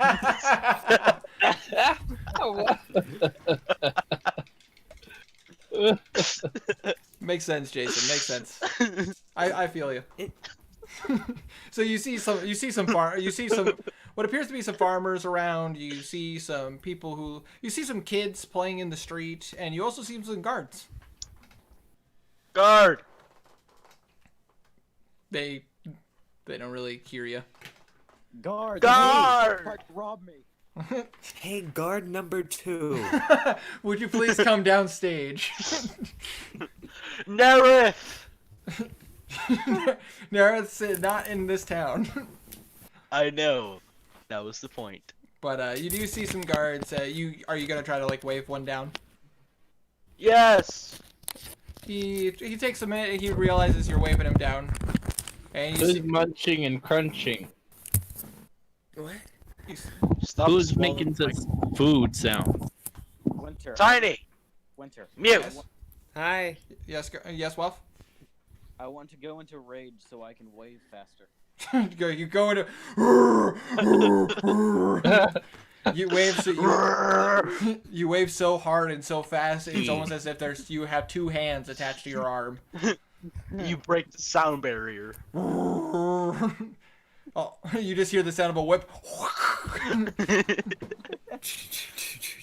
Fun fact. That's actually how whips make their noise. The sound is actually the tip of the whip actually breaking the sound barrier. Huh. Mm-hmm. It's a fun little fact. But anyways, yeah, you wave one down. He does notice you. It takes him a minute, but he starts walking towards you. You can tell he's a guard of Melbourne because of his uniform. The uniforms in Melbourne appear to be like it has. Shut up, Elf. Sorry. And then you all died. So who's ready for a new campaign? The guards here in this town appear to be wearing a black leather with what appears to be some just red print. There's some red prints on them, and one specifically you see the symbol of what appears to be like what what appears to be like a seahorse on the right chest plate. How can I help you? We want to buy a pet and we're lost. Well, you guys you're looking to buy a pet. You do know you're in the Western District, right? This is our first You time went the here. wrong way. Dude, if you want to, Looking Pike District. you're looking for the Pike District. Oh, well, if you go, you pass by it. If you head back that way about maybe 10 to 15 blocks, and then you take a left going, looking for the stairs that go up to the wall.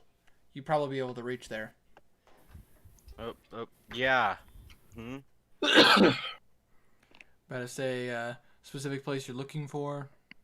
Pet shop. Pet shop name. Insert pet shop name here. Well, there's quite a few pet shops. You got to be more specific. Exotic pet shop. Which one's the best? Depends on your interest. Exotic. Exotic pet shop. Garden, what do you want? Exotic pet shop, duh. About to say. Quiet. Exotic pet shop. Best ones.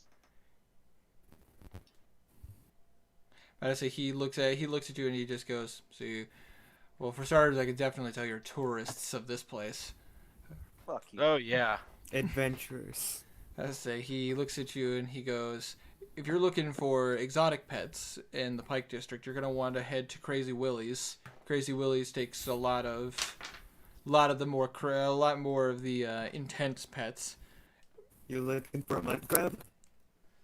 But if you're looking for something a little bit more basic and a little bit, Nope, we're going to Crazy Willie's. Bye bye. Hold up. Garden. No, you're not my father. I'll give you a platinum piece. We're going to Crazy Willie's. I'll give you a platinum piece if you just listen. Okay. if you're looking for something a little bit more tame, then if you head down closer to where the industrial district is, around the east section, there's actually Darla's Cutesies, which has a lot of some of these smaller pets and more pets more pets that were trained by the guards, such as dogs and various others. Mind Nope, telling me the going Crazy directions into the industrial district?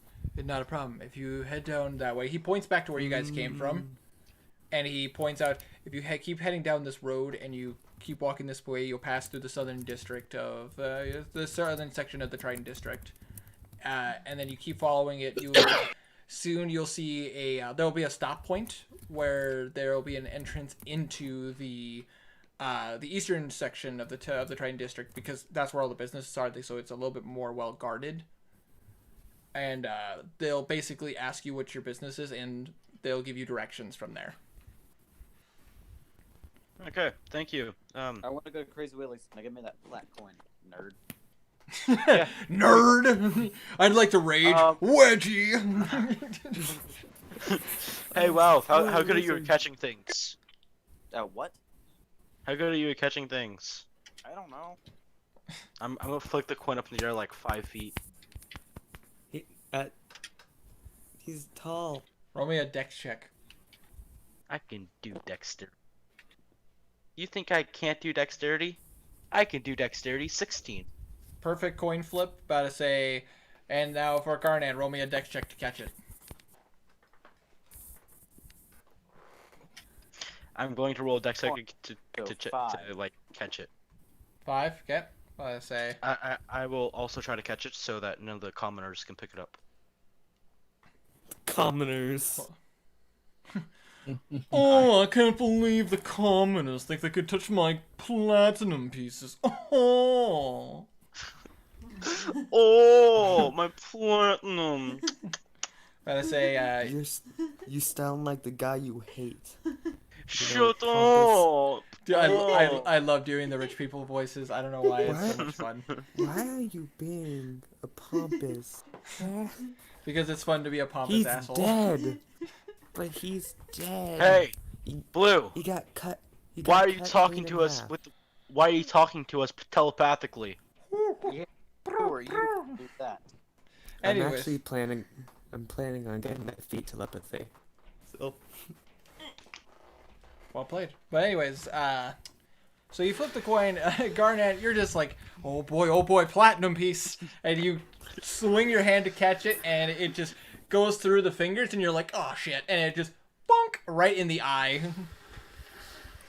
And then, what about my dex check to catch it? But I say, you basically are ready to catch it if it falls, but it's just, Garnet just looks down at you, and you see the platinum piece is like in his eye, or like a fucking eye patch. I dig it out of my eye and put it in my pocket. You're just like, ah. Alright, so you guys follow his directions? Yep. Okay. No, we're going to Crazy Willie's. Yeah, he gave you directions to get to the Pike District. Yeah, we're going there. Okay. So you guys head down, head back about 15 blocks to take a left, and you guys see a pretty massive stairway that goes upwards towards the next wall. Go up. Okay. You start walking up it, and after walking for a bit, you get to the top of the stairs where you see a couple more guards. Can we help you? We're heading towards Crazy Willie's. Ah, tourists. Yep. So go ahead. You're gonna head into the district. If you go about 3 blocks east and then go up a block, you'll find Crazy Willie's place. It's the massive building that expands out more than the others. Want to direct? Go to Crazy Sounds Willie's. like it's gonna be easy to find. Thank you. Not a problem. On guard in. Rah, rah, rah. Oh, can I look a little bit? No, remember. Roar, roar.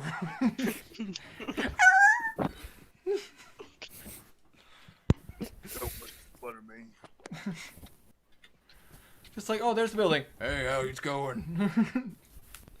So you guys start walking. As you walk into the Pike District, this place looks a little pretentious. I dropped my phone. I heard. Yes. Garnet has Yeah, a cell did phone? you- What the hell? I wish. What is this magic brick I hold? He'd probably chuck it at someone. Just like The sacred text. you carry your phone around and it's just like, behold my power, wubba lubba dub dub. This is how I talk to God, peasants. Hold on, I need to talk to my agent. How dare you to cast me with these plebeians? But anyways, so you guys, it's a little pretentious in this area. Like, there's a lot of the buildings are obviously more upscale. The buildings are cleaner, very well taken care of, and everybody is dressed up a little bit cleaner than you guys would feel a little comfortable with. Like, these are people who are wearing like freshly pressed tunics. Most of them are like, just, you would probably say that they are higher end merchants if you had to guess. But do they have swords? Oh yeah, well, can they do this? But anyways, yeah, no, they're pretty well. They look like they make a decent amount of money, and then the guards look like they're carrying a few more weapons than they are down in the Triton district. Man, if only I had better sleight of hand. So much gold. Garnan, what do we say about talking about your stats in front of other people?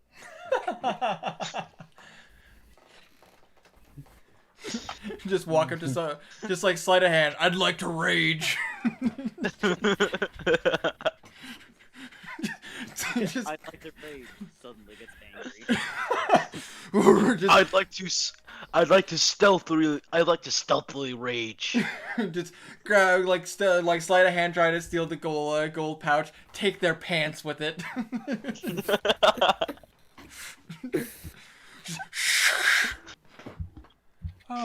Oh god. Anyways, It's a Crazy Willie's.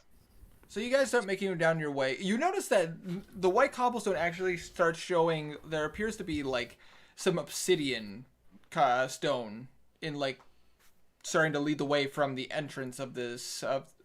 From the entrance between the Triton district going into the Pike district, there's an obsidian. Obsidian. Yes. Skulvin, go You- get the diamond pickaxe. Let's make another portal. You do know obsidian is pretty much like glass in real life, right? Yeah, but this is a stone. Yeah, magic. This is like the glass this glass is super thick. It's bulletproof obsidian. Did Yeah. that man say stealthily rage? Minecraft obsidian. No. Yes. Just have- Holy rage. I have massive bitch face. I just imagine a barbarian rogue multi-class just like, all right. Just like I'm part of a death metal band. Oh, Just so freaking, it's- just sneaking around with a battle axe, dealing like bunch of freaking damage. Oh god. Anyways. But yeah, this you can see that these are obsidian streets. This is like even you guys could tell like, oh, this is a little ritzy. Like this is kind of ridiculous. You start making your way. You follow the directions that you were given. It doesn't take you that long, and once you make the last left, you can see a pretty massive looking building. And you just see a sign that says Crazy Willies. Garnet, this is it. Kyle, welcome to the chat. About to say, so you can see this building is not made of wood. This is a like massive stone building. Let's go. In. Okay, about to say Go you go inside. Ow. Ow. You okay? Yeah, some person's device beeped into my ear.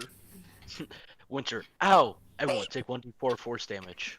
I'll take 1d4 psychic damage. Oh wow, I'm dead.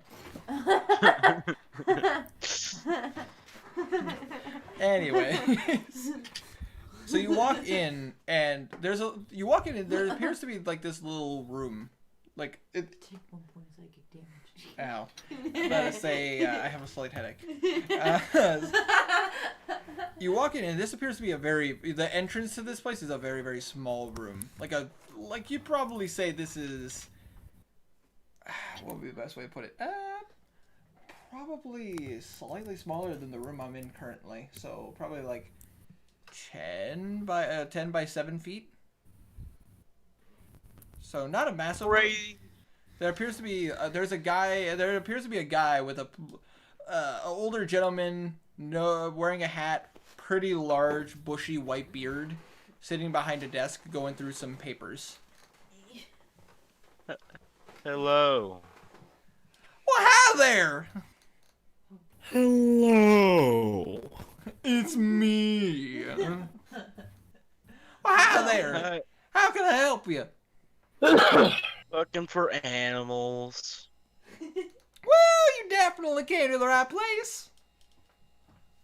Alright. What kind of animals are you looking for? Doc. That's it. One more time. What do you have in stock? Oh, we got quite a few. If you guys want, I could give you a tour of what we got. Tour.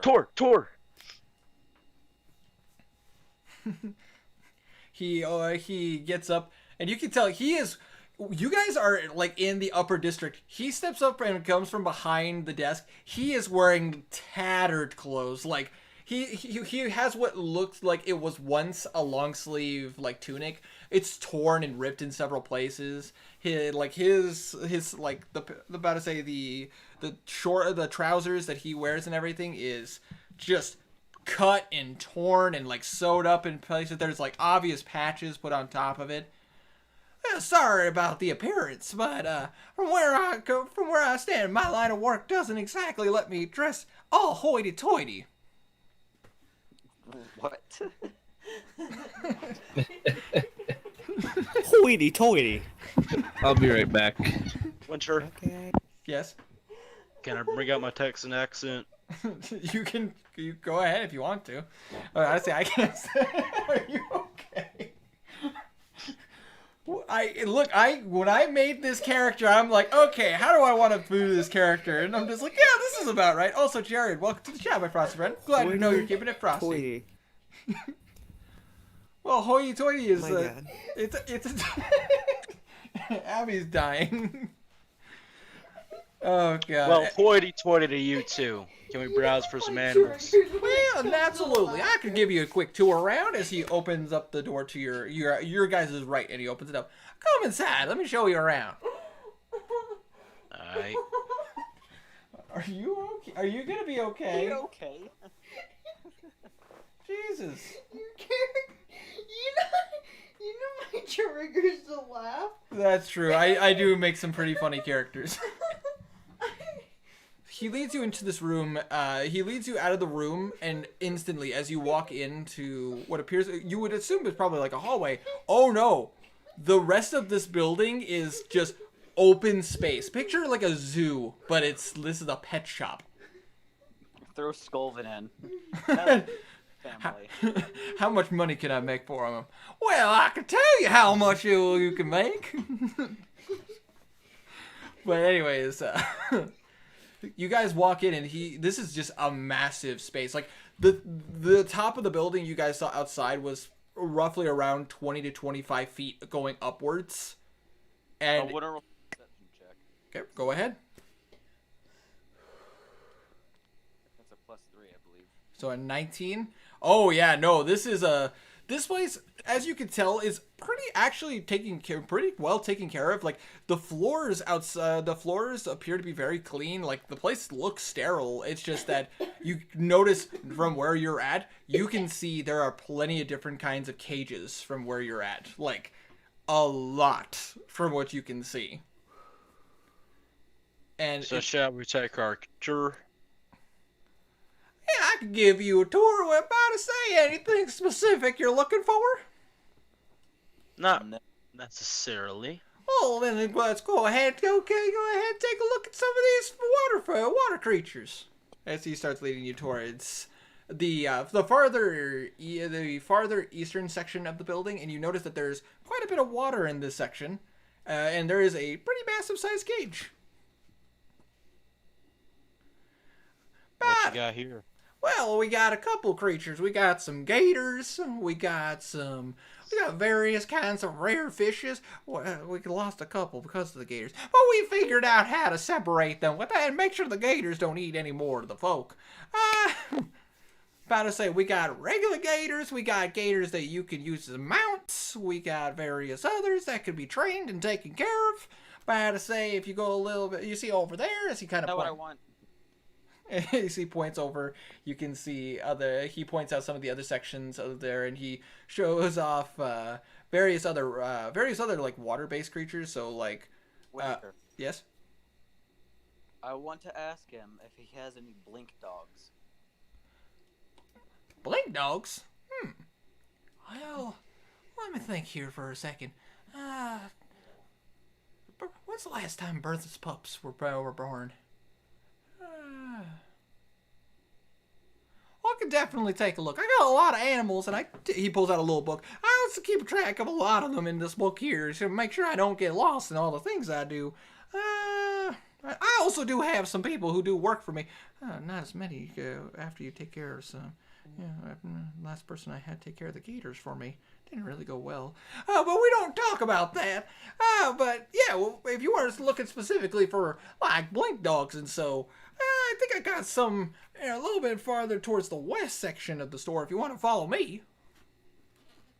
I do that. All right. He starts leading you, and you can like from where you are at, you're passing by some cages, and you see some various different kinds of creatures. You see everything from like some reptiles to what appear to be some pretty decent sized bugs. Are they okay? Yep. Okay, I thought you were talking to me. No, I was talking to Thunder. About to say, you see there appear to be some variants of horses, a couple of panthers. One thing that really stands out is there's a pretty massive sized cage with what appears to be a gray-skinned giant. About to say, it looks very much like an elephant, but then it turns its head and it has the head of a fly. Like not a small, like his head is super small. It's the shape of a fly. No, I'm talking like it's the head of a fly, but it fits the elephant's body. That's scary. Oh, I see that you saw Jeremiah. Don't worry, he's a rare breed, you know. That's a flyphant. Don't you mean an Ella? No, it's a flyphint. It's one of a rare breed. Believe it or not, my cousin on my aunt's side, twice removed, is actually the one who discovered them. Now, how in the hell are they made? Oh, well, you know, I don't pretend like I know all that magic-y shit those, hoity-toity wizards up in the observatory tend to mess around with. They just happened, my cousin on my aunt's side, twice removed, just happened to bump across it. Abby, are you okay? No. Let's get to the blink dog. I think we've seen enough here. Sorry. Ooh. Let's go to the blink dog. Bing bang boom, laughing. Everybody's making me laugh. But I don't pretend like I understand, but I mean, when you have to deal with things like the Feywild, there's always a couple of what people would say is a reject evolution. Sorry for the delay, guys. No, you're good. Oh, don't worry, Stray. Just don't look at D&D chat and you'll be fine. Why? Oh god, I'm gonna regret this, aren't I? Don't. So, Stray. Imagine an elephant, okay? Yeah. And you know the head of an elephant? It's got Yeah. the ears, the trunk. You know what a fly's head looks like? Oh no! Swap Yeah. out the head of an elephant, the head of a fly, and Still the same blow up the size as of the fly. The size yeah. of the fly head is the Proportionate same the size as same. the elephant head. Yeah. Oh god, thanks. That's gonna give me nightmares. You just As soon as you said it, I knew what you were. As soon as you said fly, I said I knew what you were saying. It's a flyfin. You just Oh, walk by, and instead of hearing a whomp, all you hear is a. Kill with fire. brr. Yes, I know what a blink dog looks like. Don't worry, we're getting there. He does attempt to show you some of his other creatures that he has as well as you guys are walking towards the Making section. sure that everyone else knows what it looks like. That's fair. That's fair. But yeah, blink dogs are kind of like in many ways they look exactly like that, but they have some special abilities. Hey. But you guys start. Anything else other than a flyfin that's interesting? There's quite a few interesting things. It depends on what you're looking for. You did it wrong. Cute. It should have been this. No. Tiny? Flying creatures are harder Tiny? to take care of. Tiny, I'm going to ask you one thing and one thing only. Oh, Remove yourself from the server. Remove that abomination. I can kick if it's okay. It's fine. But anyways. Oh god. Go away. Oh good lord. That's nightmare fodder. Well, Yep. use your admin powers. I better say I had a more wholesome idea of what they looked like. Hey. They had elephant bodies with fly heads. What are you doing? I'm Eddie Murphy. My admin powers to do what? He kicked me. Who kicked you? I got kicked from the D&D voice chat. Oh. But anyways, he does show you various different creatures. He shows you some of the rare mounts that he has. I'm curious to see mounts too.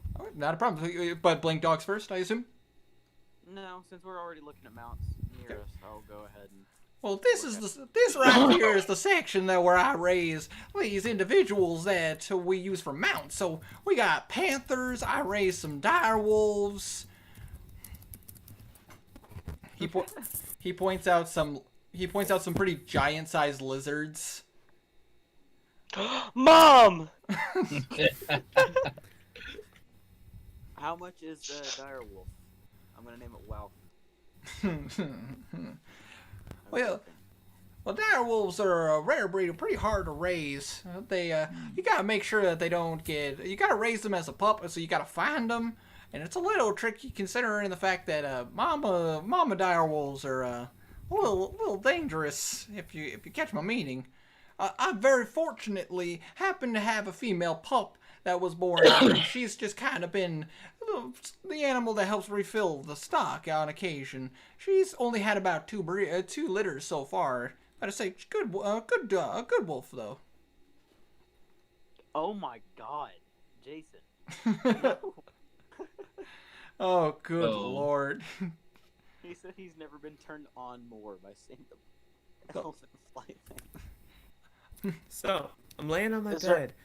My any cat just cute jumps things? up onto my bed, Okay, comes up what- behind me, and lays down so I can't lay back down. Accurate. That's my dog. That's my dog. Anyways, he also shows you some of the other creatures that he has. He How shows much you was the dire wolves. Yeah, how much were they? Well, about to say, it'd be a tough call. I'd probably say 17 platinum. no. That's if you want some of the more like really rare exotic animals. Fly event. Yeah, for the flyfin, he'd probably charge you that. I'd probably say if you're looking for a pup, depending if you're looking for a male pup or a female pup. But if Female. you're looking for a female pup, probably around about 115 gold. 115 gold. That would be correct. That was so some country. Wow. That did come out. 115 I was gonna comment that your southern accent slipped there. Sometimes it just happens, man. You like really can't control it at all. I know how to control mine. If you're looking for a male one, they're a little bit cheaper. You're looking probably about 107 gold pieces. It's not much of a difference. Not much, but there's a little. But I say gold is gold. It's a little different. Well, I only have 66 gold, but I do have some platinum. He's just like, oh, platinum, you say? Well, How much platinum would that be? Well, with platinum is the one piece of platinum is the equivalent of 10 gold pieces. I know. 500. I'm just making you do the math because I don't feel like it. How much platinum do you have? I Or are have you looking? 18. About to say, basically, if you're looking for a female, which is 115 gold, you're looking at roughly. Well, you're looking at about 12 pieces of platinum. Yeesh. More's gone. Yeah, it's a lot of money, but it's a dire wolf. This is not something that you'll find at your average pet shop. There are other creatures that he has as well, if you guys want to take a look at. But if you're looking for some, I will keep the dire wolf in mind. oh, absolutely, they're not going nowhere. Currently, I got 7 dire wolf pups, so it's not an issue. But I say he will Okay. he will show you the pups if you guys want to see them, and they appear to be actually fairly young. They're only about 12 to 16 weeks currently. Yeah, I'll go ahead and look at them. Okay, about to say, I mean, if you want to roll a perception, perception to kind of, or if you want to roll a nature check to kind of see like how you to just saying like, oh, okay, this pup obviously has more like muscle here. This one obviously can handle things better. That would be a nature check. I'm gonna. I roll want to see which one's cutest. Yeah. So that's a 15. You can from that 15, you can tell that these pups are very well taken care of. There doesn't seem to be any problems with them. They play around. They jump around pretty. They are very athletic dogs. They probably weaned off their mother's milk by now, right? They're 12 to Yeah, they're 16 12 to weeks. 16. Yep, they've been the mother is still in the cage with them, Yeah, but it's a pretty decent sized cage, and it's not like they're trapped in one location. right. There's a lot of room for them to run around. The mount section of the building is actually one of the largest sections because obviously the creatures need to be able to roam. Right, and they're probably on like a soft food diet at this point. Yes, they would be currently their meat would be a little bit more ripped apart and teared Yeah, up so that they yeah. can eat better.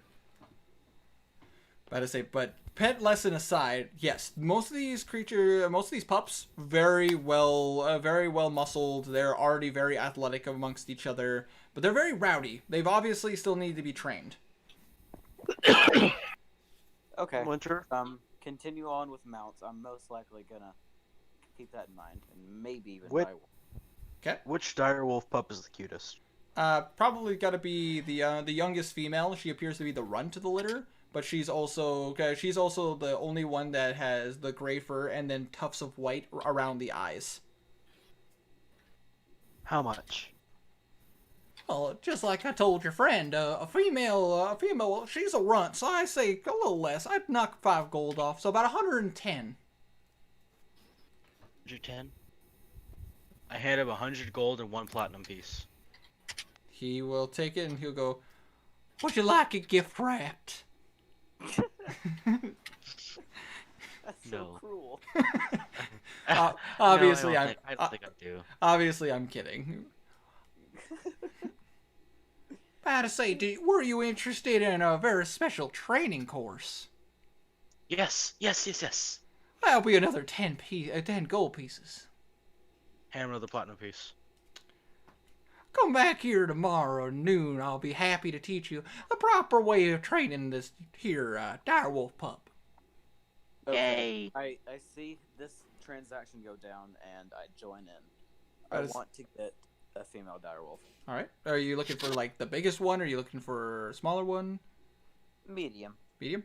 But I say he does appear to have 3 female pups. Well, now 2 because obviously obviously Sculpin purchased one, and then there's 4 male ones. He looks at you. He looks at you. About to say he looks at you and he says, "Oh, you looking for the biggest one here?" Actually, Just tell him a medium. I to say he grabs one of he grabs a female one that is gray. About to say just as much gray, and you notice that one of the paws is white and the rest of them are gray. He picks her up and he's like, "That would be this one right here," and he just kind of gives her a couple of scritches behind the chin, like underneath the chin, backwards a little bit. I had to say, they're about 115 gold pieces, just like I said. And to also get the training. Yeah. About to say, just as your friend. About to say another 10 gold pieces, so 125 total. 125. Yep. Okay, I don't want to give him 65, 65 gold and then 6 platinum. About to say that's easily done, no problems. He'll take it and he just goes. He'll look at you. "A pleasure doing business with you, gentlemen. Would you still want to take a look around to see some of the other creatures I have?" Sure. Okay, he'll take some time to show you guys around. He shows you for fun some of his more exotic creatures that he's very proud of. Also, Kovo, welcome to the chat. I'm doing quite well, my dude. How about yourself? About to say, I hope everything's recovering well after surgery.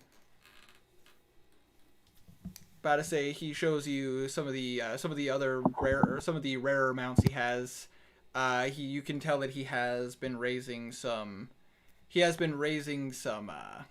Oh god, what are they called off the top of my head? I'm trying to remember. Fuck.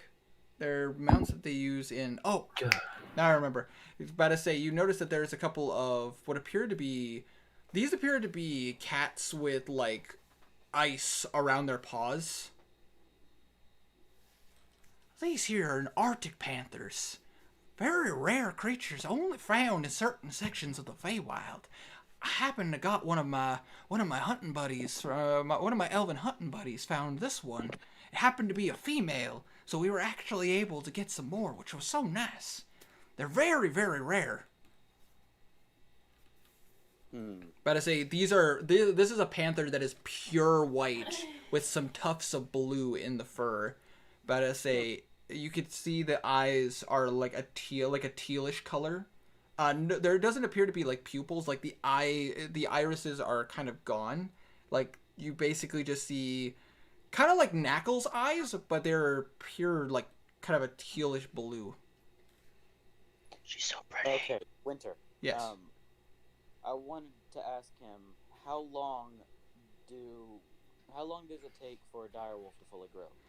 For a direwolf, a direwolf typically is no different than a standard wolf. The first year of training is the most crucial, but within training of a full wolf will grow to its full size within 1 year, but they grow fast. Like the first couple weeks, the first 20 weeks to 25 weeks, they're pretty small. They're little puppies, they're nice.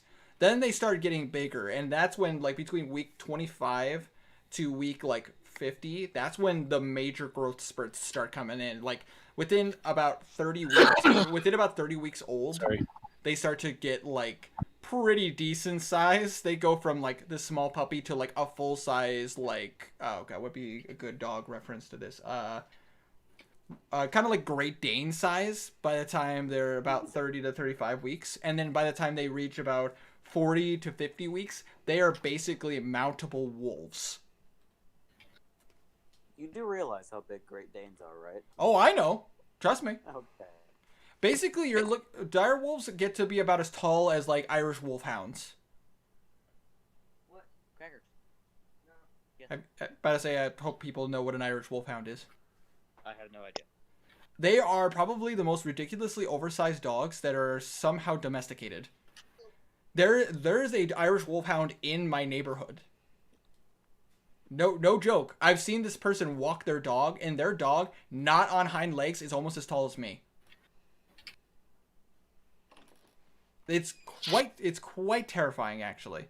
And about to say, I believe Appy's also seen that dog. I have. About to say, the freaking ridiculously tall one. Just, my god. That's a dog that if it laid down on you, you'd wonder if there was actually a human underneath the dog. Okay, cool. But yeah, the dire wolves are mountable wolves. They're really, really big. If you wanted an example, dire wolves could probably be about the size of a brown grizzly bear. Okay. But longer. Not as fat. Yep, that's an Irish wolfhound right there. But that's. And that's not on hind legs.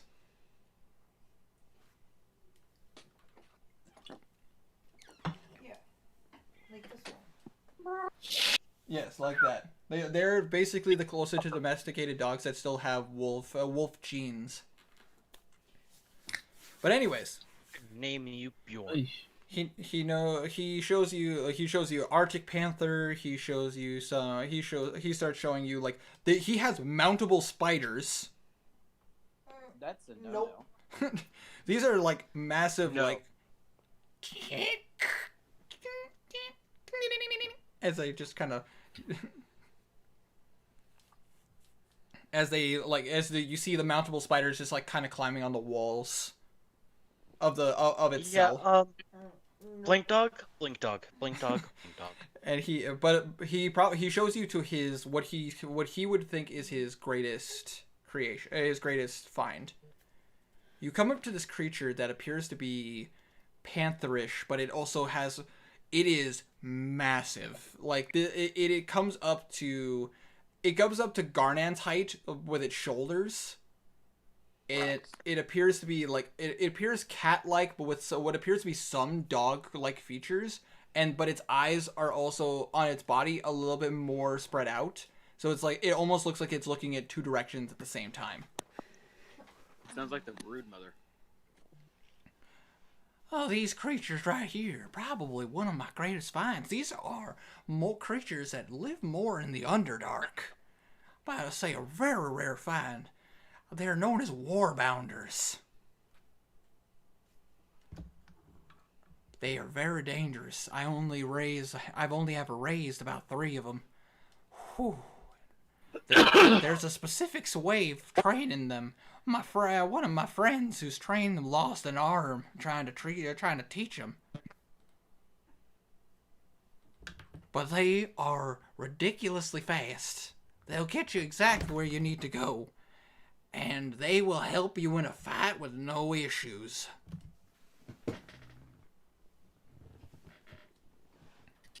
Yep, that is that right there is and also, well, yeah, that's a pretty accurate way, except for not necessarily that massive, maybe just a bit smaller, a smaller thorax. Oh yeah, Winter, you're just gonna ignore the fact that there's a human for scale. Honestly, I can see that. It would be smaller than that. It still has to be mountable by the human, but it like leg. Go ahead. That human, that's the smallest setting you can set it on. So. Whew. So the broodmother isn't actually that big. It looks a lot bigger in that picture. Makes sense. And also, Tiny, yes, that is what the creature looks like. A moorbounder. How much would you charge for this creature? A moorbounder? They're very rare. It takes a lot of work to get one of these. I had to make some deals with some of my contacts just to find one. I had to say, I've only raised 3 of them. I sold one of them, and it was a very special gift to one of the barons up north. I had to say, as far as I know, I'm the only one who has any moorbounders in Atharia right now. Probably say, for the female, about 1,700 gold. Oh my god. And for the male, probably about 1,300. I can't afford. He explains that these are very rare creatures. These are natives to the these are more native to the Underdark. Like, these are creatures that are raised by like dark elves. They do not. He then goes on to explain that they are hard to train. There's a specific way to train them, and it can be very rough and it can be very dangerous if you don't. Like, he basically says, I need to teach you how to take care of these creatures, because if you don't, you're going to lose an arm. Psh, Blue can afford that. That's okay for Skolden. He's a litter bolt. It'll grow back eventually. Blue can afford it. I have reached level 6 to get that ability. Oh god. Excuse me. So I'd rather not. Pardon me. Yeah. But yeah, he explains why it costs so much, and then he explains that the female moorbounder is actually pregnant currently. Oh, Oh, that's why it costs so much. I'm tired of being treated as a dispensable food source for you guys. You're a dispensable food source for us. Deal with that. Hey! oh, Hey! good. Hey! No tail! No! But they're very dangerous. I don't like selling them to just anybody. I've actually straight out said no to people about selling these creatures. Well, they are very pretty. They're Very pretty. You notice that he walks up and they just, at first you see them just look at all 3 of you just angrily just.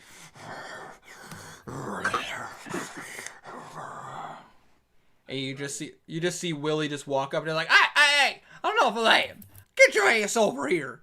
And you just see the female just walks up.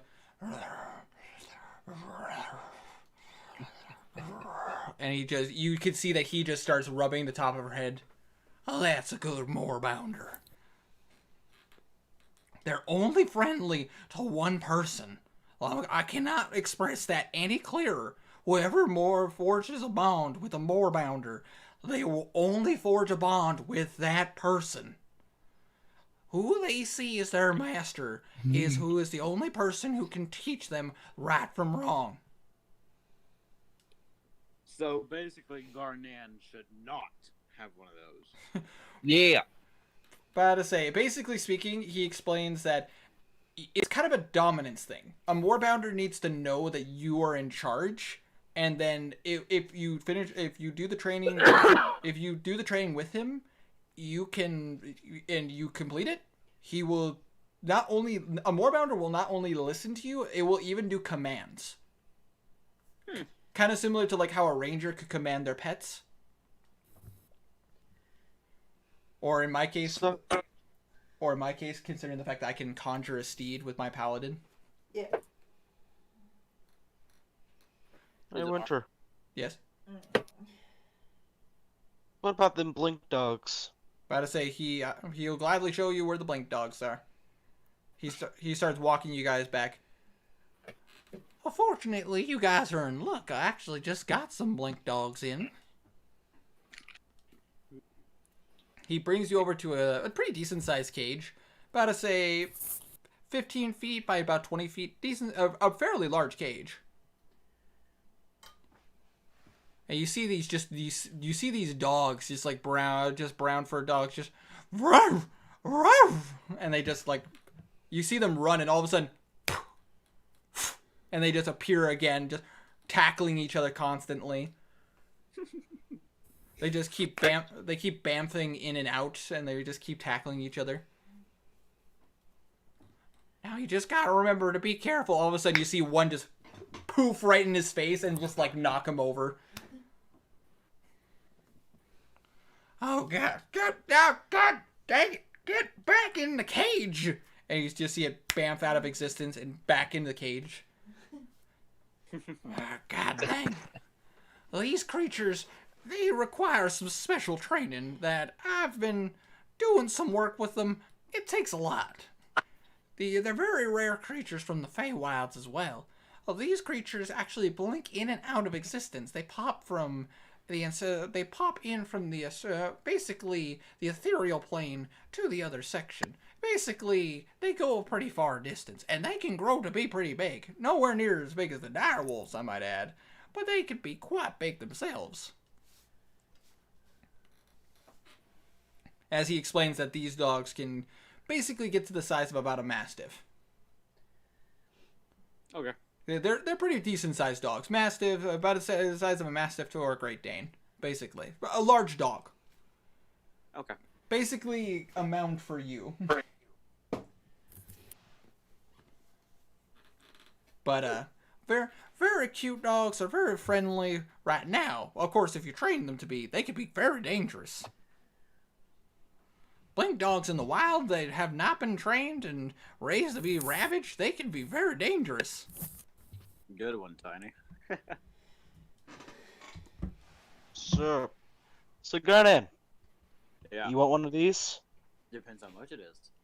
Well, a blink dog is a specialty, but, I mean, it's about the same. They're not too difficult to come across. They're kind of similarly priced to, like, how a direwolf is, but because of the fact you bought a direwolf off me, and I do like repeat customers, I'd probably say about 55 gold for a male, and about 70 gold for a female. I hand him 7 plat. Buying a female blink dog? Yeah. A pleasure doing business with you. As he'll take the gold platinum. Because you already paid for a training session with your female direwolf, I'll throw in some training for your blink dog while I'm at it. Awesome. I like repeat business, and you have money, and you appear capable. As he looks at your muscles. Let's just hope that. Little did they know, Blue was violently allergic to dogs. Oh God, no! Just come home. Wait, we have a cat on our team. We have a cat on our team. Have you not taken to the fact that I just there imagine is a cat? I just imagine this direwolf comes up to Kazir's like, "Hey guys, how'd it go?" Meow! And just jumps up to the ceiling. Yeah, the all claws stuck to the ceiling, fur standing on end. What in tarnation? Just like standing up, just like clinging upside down. What is that? That freaking thing ain't no lie to Nick and Moran. Alright, but anyways. He explains to you that there is a specific way to train blink dogs, and he's more than willing to teach you how to. Since you already paid to be getting the training with the direwolf pup, he'll gladly teach you how to do the training with the blink dog as well. Sweet. Yay. I'm not cleaning up after them. Also, Tiny, I'm glad you got that reference. Thank you. I got a female blink dog. and a female direwolf. Breed them. I don't think Yes. I got a cute little puppa. Would you like me to hold on to them until tomorrow when we do the training? Would you like me to put them in a bag for you? Would you like them gift wrapped? Maybe a little bowl. Just walking on this. What in the wild world of sports is going on here? Yes. Winter, Yes. I gotta say it. It's been bugging me since like you made this character. Yes. He sounds like Napoleon. Well, Napoleon has a bit of a sharper accent. He's just a little bit more distinct like this. But Willie is a little bit more wild and boisterous about his voice. It's a little bit different. There is some similarities. I can definitely see it. But there is some differences. Yeah. Oh, so cute. Also, thank you, Jason. I work hard on the accents. Winter. So is cute the- and deadly. Yes? Winter. Also, Is cute the and blink dog fluffy. also a puppy? The Blink Dog is a puppy, and he does explain that it's roughly the same age as the direwolf. Okay. About to say whenever he gets Blink Dogs and everything, he gets them at young ages, so that way he can do the training himself. As like many pet shops and everything, especially like specialists, they prefer to get the dogs or any of the pets young, so they can work on the training. He does explain. Wow, I didn't realize how far back the stream lagged. Oh wait, never mind. It's not lagging. Sorry, I've- skip brain. I say Blink Dog. Oh wow, nice names. But I say I will if you guys want to send me a little thing with the name. Send me a thing with your animals and what you want them named. As they get bigger, I will start giving you guys stats on what they can do for you, essentially on how far the training goes. And if you take them on your adventures and you bring them into combat, as the more experience they get, I will start leveling them up for you. Ooh. Yes, they can. You could train them to eventually become war animals. It just the fact that basically you're dipping your guys' toes into some ranger skill sets, and it will be a bit challenging for you, and it'll be a bit harder for you guys because none of you are rangers. I'm not helping. Thing is, I'm a furbolg, so animal handling is kind of my natural thing. This is very true. This is very true. About to say how this goes is that like a ranger will already come with a predetermined like pet that they take with them. Like for example, just an example. About to say Vex from Critical Role Season 1, she has a pet grizzly bear named Trinket. That was her war animal that she had through the entire campaign. And yes, you can, and also before you ask, yes, you can have these animals as they get bigger that can get adaptations for armor. Ooh. About to say, I have already looked into statistics for armor for direwolves, considering the fact that my paladin character that I play can actually conjure a spirit wolf to be both his mount and his friend. Cool. But I did look into that stuff so I can understand it, because I didn't know what path you guys were going to take, so I always make sure I'm good. Pardon me, dude. About to say, basically, as far as like how I do things is I do the rule of fun. Technically, as a ranger is the only one that can truly teach animals to become war pets. But if you're willing to spend enough time with them and train them and even bring them into battle so they get some combat experience, like making them war animals is not that big a deal as long as you're not afraid to do the training. But anyways, that being said, Willie looks at you and says, "Is there anything else I can help you guys with?" No, I think I'm good.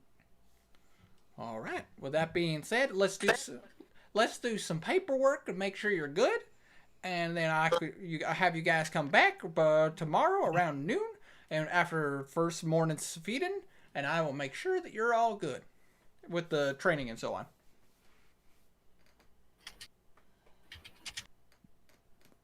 So he'll bring you back into that office room, that like the very like cramped kind of small room, and he will start bringing out some paperwork. And he does show some adoption forms. Basically, these are forms that state that you legally bought the animals from him. These are authority could be a very dangerous place, and always want to make sure you have proper paperwork. Okay. And so you just fill out the forms and everything? Yep. Okay. Gotta say, that being said, he's not asking for, like, your guys' last names or anything. He's just asking, like, you just have... Your name is on it, and then he'll ask you for the name of the animals. Last name. That's true. Garnan's like Cher. One name. But, Scolvin also doesn't have a last name. also like Cher. But anyways, that being said, now you guys have documents showing that you have purchased these pets, and they are city legal. Like, you can bring them into the cities. Cool. Because of the fact that, well, basically the blink dog can be brought into like inns and everything. They don't mind that too much as long as the animal listens to you. Direwolves, while they're young, they can go into inns, but once they get to a certain size, they need to stay at like stables with horses. Aww. Well, could you imagine a direwolf trying to fit into an inn? Just break down the door. Morph! Morph! Oh, please. It's just a normal dog. Loretta! Just plus size. Maybe use Amara to rob some. No. Rhoda. I like Rhoda. Better say so. Now you guys have now purchased pets, and you, Garnan, you have 2 pieces of paper that shows that you documentation for your blink dog and documentation of your direwolf. And Scolvin, you were given a document yourself that also shows you that you also have purchased a direwolf. Do not lose these, because if you do lose them and try to bring them into the city, they are considered illegal exotics. Wait, did they each? I'ma stuff this note in my boot, my right boot. I'm going to put it in my prison wallet so I never lose it. Your prison wallet? Yeah. Yeah, I heard that. That's obviously dope. But I am going. Fireworks off. Is there people shooting fireworks That off? was fireworks. Why the fuck are people? It's Well, not. I don't know. It's not the 4th of July anymore. There's snow on the ground outside. It's It'd October be an early 25th. New Year's. Winter. Yes. Winter. Yes. Get like a light or something bright, and start moving it around your camera. I want to see what my cat does. Oh, Something God. light and something bright.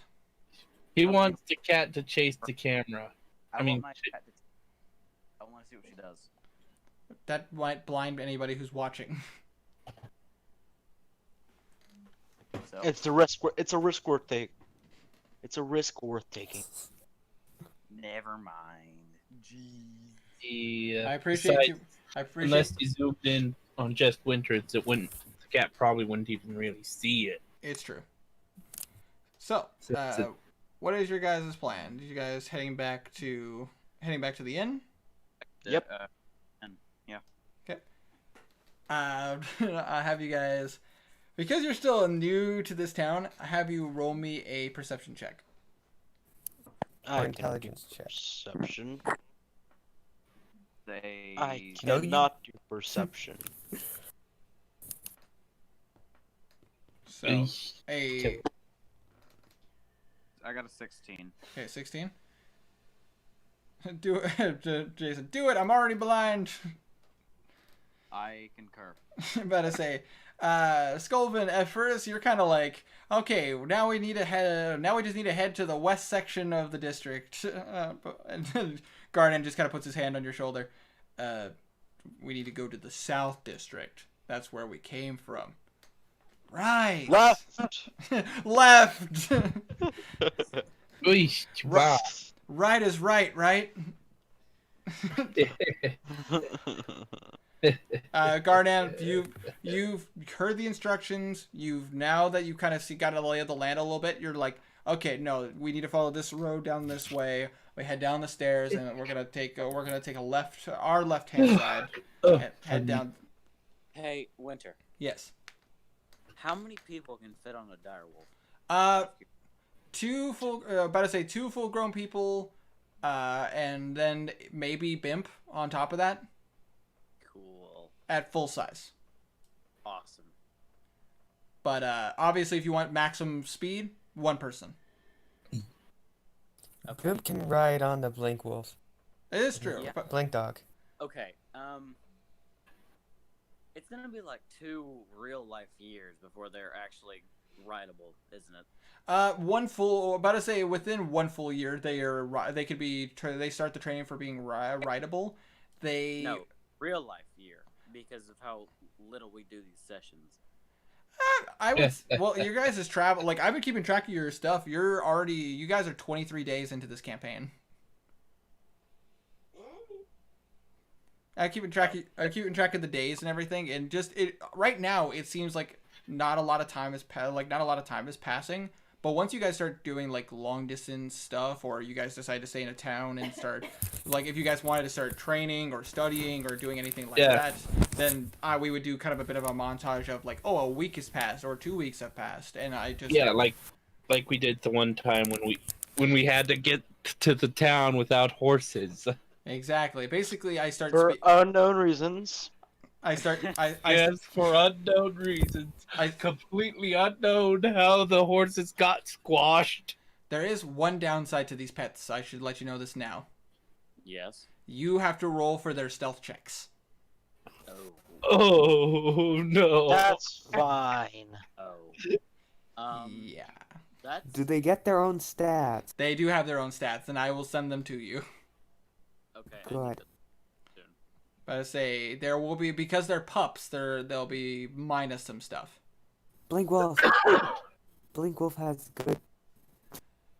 Blink dogs and dire wolves. Don't get me wrong. They can be stealthy. They can be. Obviously, cats are more stealthy creatures. But Shut up, Kazir. because you're just like, cats are stealthier. Meow. But we'll talk. I'll send you guys stats for like your. I do have one random question. What's up? Will the dogs have any aversion to Kazir being cat? I mean, is that a trope that exists in this world, or is it just, if they were cats their size, maybe. It depends on how well they're trained. Obviously, right now they're their size. Right now they're puppies, so they'll chase cats. They'll chase each other. They'll chase rats. They'll chase kids. If you So they I chase Their tail. I sense they'll be a little more skittish of Kazir, because he's big. Hey, yeah, this means that I might not have to use my axe to chop Hermaeus' tail off. Hey! Yeah, I could actually picture that. The pups playing with Kazir's. you just see Loretta. Tail. You just lift. You're like, Pop it off. ow! Lift up your tail. Loretta's just like, "Rrr, rrr." Yeah. Loretta, That is your true joy. Bad pup. Loretta, come here. That's cute. I Bite can my picture tail. that really clearly. You bite my tail, I slap you, but I'm not gonna slap you this time. But Does that every time? support wolf, exactly, Tiny. But anyways, yes, the wolves do take time the dire wolves will take time to grow, and right now they're about 16 weeks old, so they're already an okayish size. In the next like month, they'll start going from this size to now, oh, they're like the size of a Great Dane now. Oh, that's kind of scary. And then they get to like around 50. When they get around 50 weeks, that's when they get to the size of being mountable. You'll probably need to get like saddles set up for them and everything. How old is Amara? Amara would be about 16 weeks old. So just reaching out of puppyhood and going into a young dog. So they're both about 16 weeks. Yes, they are. Willie bought them young. so that way he can train them himself.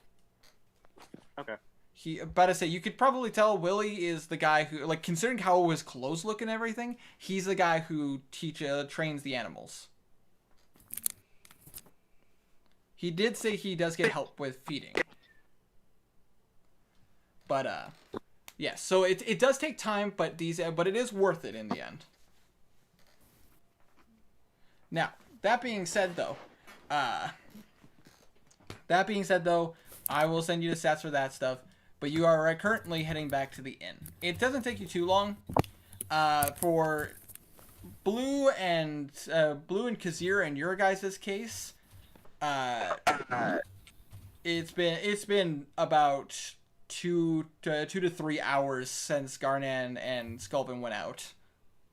Considering you guys got the full tour of Willie's place.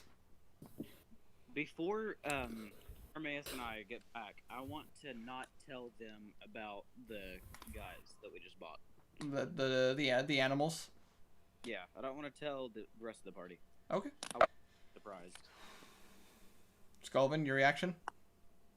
That's fine. Whatever.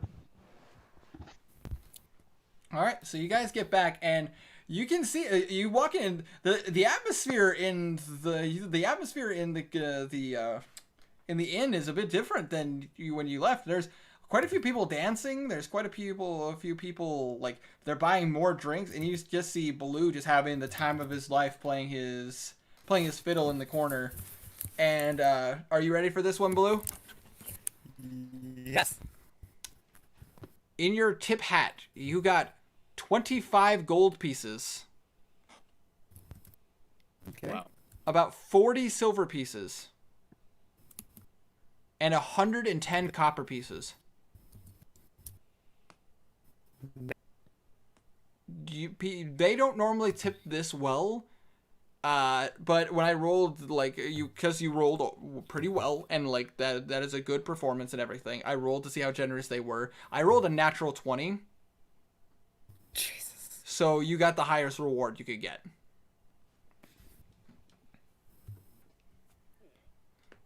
About to say, Garnan and Sculvin, you walk in and like there's a lot of hooting and hollering going on for the bard. And then you see Kazir is in the corner. He's just kind of like, oh, so much fruit. Oh. You walk in to see Rick rolling every single. Never gonna give you up. Never gonna No. let you Me and down. Garnan were like outside the door, just like playing this. All right, ready, Garnan? 3, 2, What planning? 1. Ready? Rickroll. 3, Oh. 2, 1.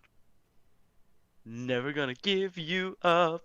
Never gonna let you down. Never gonna run around and hurt you. Dessert you.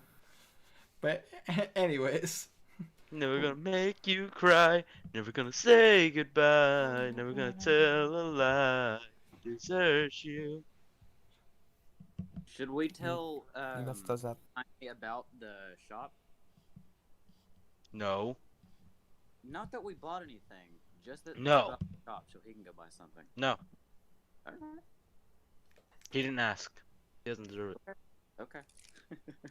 I say after that, you have been performing for several hours now, and at this point, Blue, have you been drinking in the meantime? Blue has drank nothing but water. Fair enough. He Fair is enough. sober. You do notice that the patrons are also offering to buy drinks.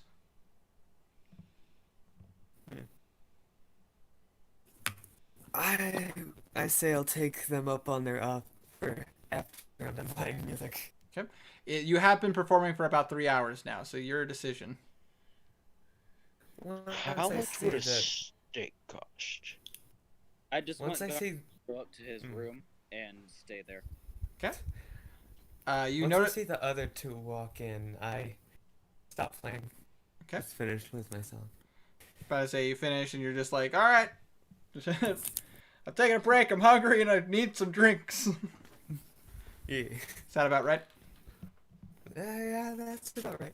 All right. At this point, you notice that Kazir has been moved to a pretty decent sized table, and you do notice there's actually now a lot of food at your table.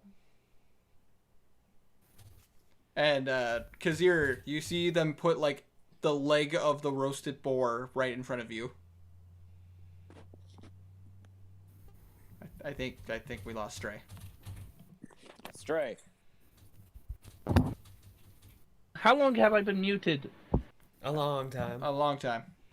Oh well, sorry about Right. that. Anyways, about halfway through Blue's performance, they've moved you to a bigger table, Yeah, I heard that. and they also gave you they've started filling up your table with food. But they put a leg. Sorry, Oh. I'll let you finish. I'm about to say they put basically in front of you. They put a leg of the wild boar right in front of you, and also there are several like beers and wines also at your table. Kazir starts to drool as he just picks it up picks it up and sinks his teeth into it, biting chunks off. It is very savory. They took their time. Basically, the equivalent to this is like when they do the luau's in Yes. the luau's in Hawaii. Just like it's slow roasted pig meat. God, I can almost smell it right now. Sorry. About to say, and just yeah, it is savory. It is delicious, and Mm. it does come with a light dipping sauce. Does it smell?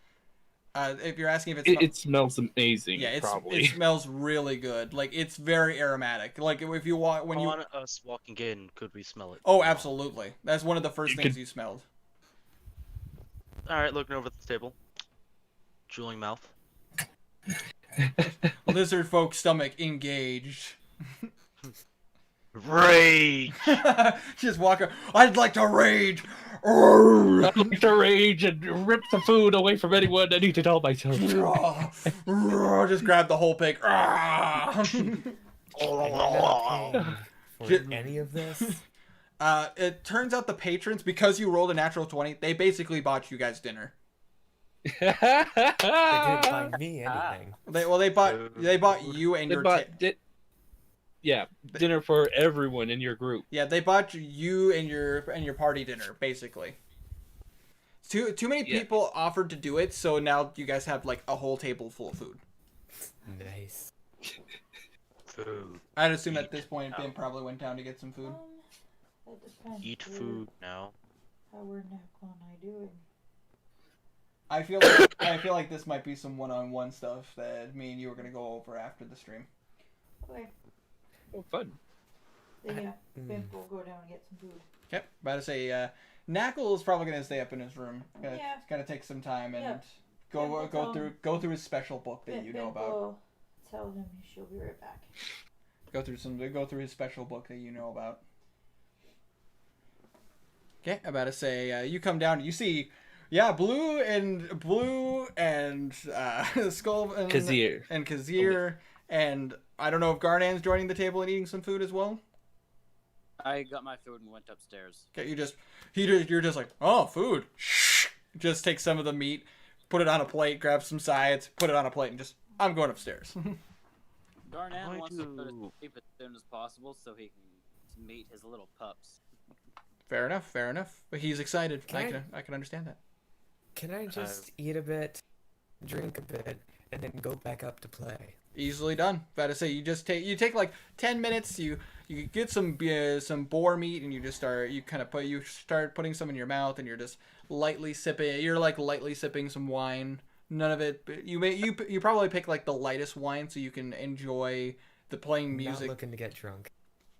Yeah, basically. The last time you got drunk and you were performing. Whoo. It went well. It went well. The Well. performance went well, but what happened afterwards? Oh God, that was bad.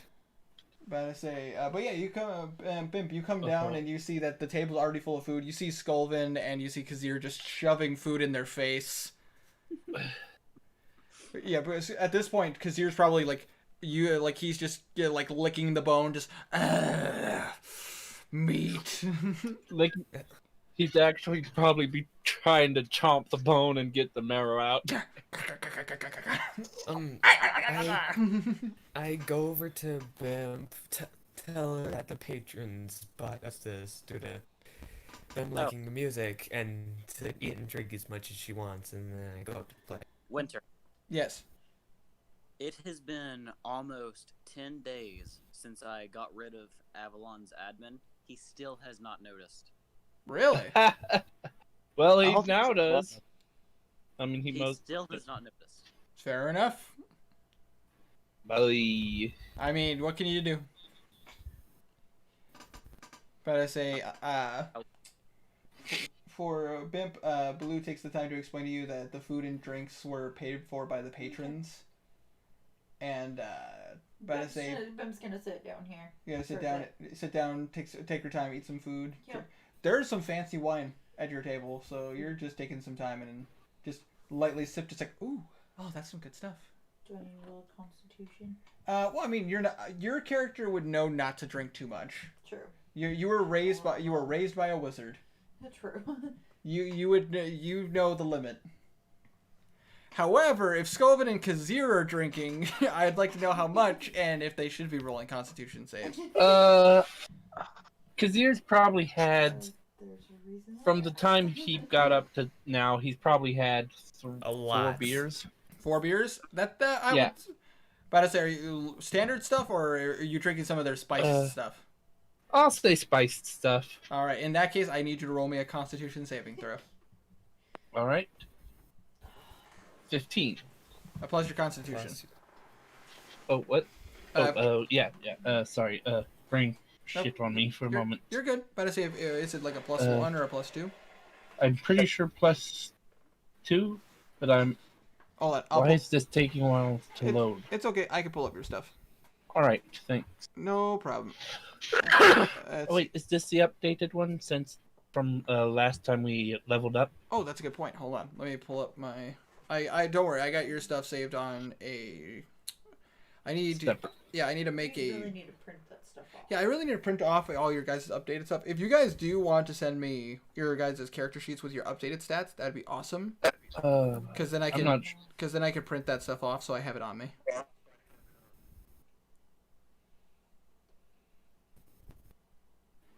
Ow.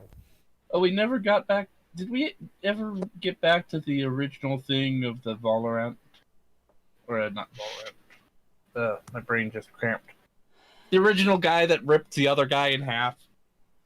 No. You guys. Oh, we're working on that. Yeah, you guys heard that you guys heard that he is in the area. Oh yeah, that's right. Well, you've heard that he was in the area. Oh, right. Do you want me to DM you it or send it just in this chat? About to say, I got your info right here. It's all good. Oh, okay, it's updated and all. Yeah, but if you want to send it to me in DM as well, so I can print it off, that'd be awesome. All right. But as far for right now, I do have your info, and your Constitution bonus is +2. So that's a 17. Yeah, you're fine. About to say you over the period of time and everything, you're handling it like a pro. Cool. Here you go. About to say you take the drinks. I'm pretty sure I got it all right, but I may have messed up when updating. It's all good. I will double check it. I will double check it, and if I have any questions, I'll go over it with you. All right, thanks. No problem. But with that being said, Sculvin, how much are you drinking? Water, because I have questions. Water, maybe lightly sipping some alcohol, but never passing one glass. Is that about right? Yeah. Okay. In that case, no problem. Easily done. About to say you're just the waiter brings you some beer and you're like, actually, I'll take the water, please. I'm refined. And he does bring a pitcher of water to the table. Do you have some pure water? Also, Just go, Here is this mountain spring It water. needs to be the fresh mountain spring water in a can.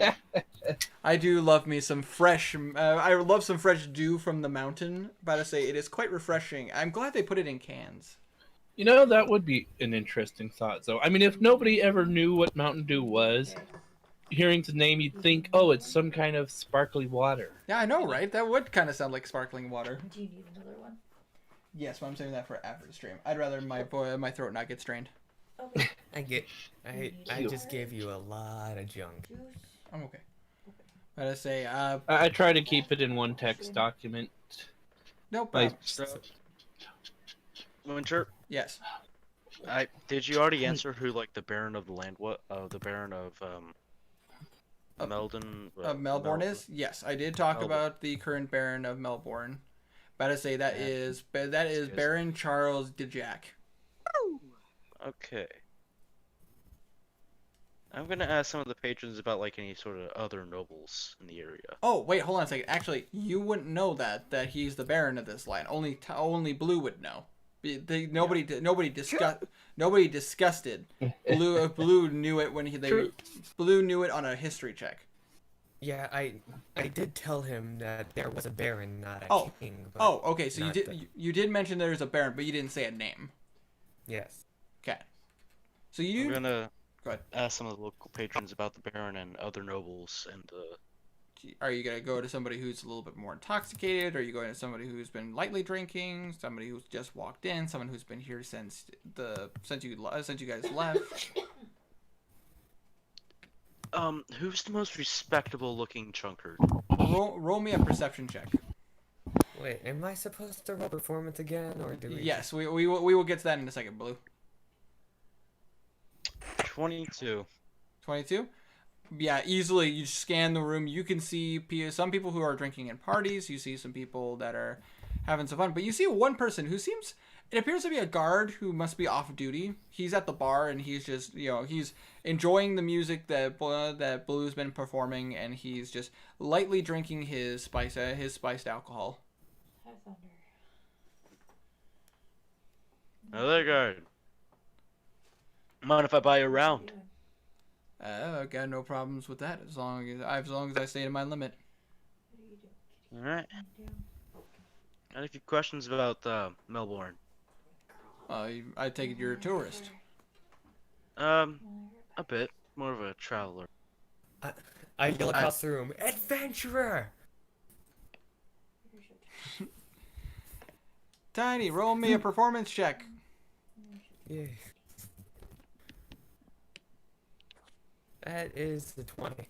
20? Exactly. Gotta say, just like before, your music is just thumping, and everybody's shaking their moneymaker. Which one? Gotta say, all of them. That's gotta be hard. This music's bumping, yo. Okay, back to the question. Yeah, what? Moving back here. Just listening to Imagine Dragons in the background. But you're talking to the guard. The guard looks at you and goes, "Oh, so you're looking to know about Melbourne a little bit more." I'm a bit interested in the hierarchy, right? Oh, I take it you're new to the social society of Melbourne. Yes. Yes. About to say, well, it's basically said into two. There's only like two defining separations between how nobility works here.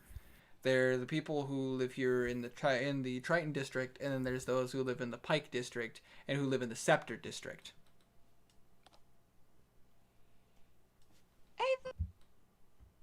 And then, so I imagine these districts are split up into the more defined classes of society as you go up. Yes, that would be correct. So the Triton district is filled with farmers, filled with the everyday workers, people who really throw their backs into things and keep the city of Melbourne actually afloat. Then you have the Pike district, which is full of merchants and nobility, lesser nobility, and they basically run and make sure that the market is doing well. And last but not least, in the Scepter District, that's where the actual nobles are raised. Like, these are people who like have actual political influence, people who actually know people from other cities, and then obviously talking about how Baron Charles lives in the largest building in the center of the Scepter District. Well, let's get right down to the point. I'm looking for a Lord Hemil Briarman. He just kind of gives you a sideways glance.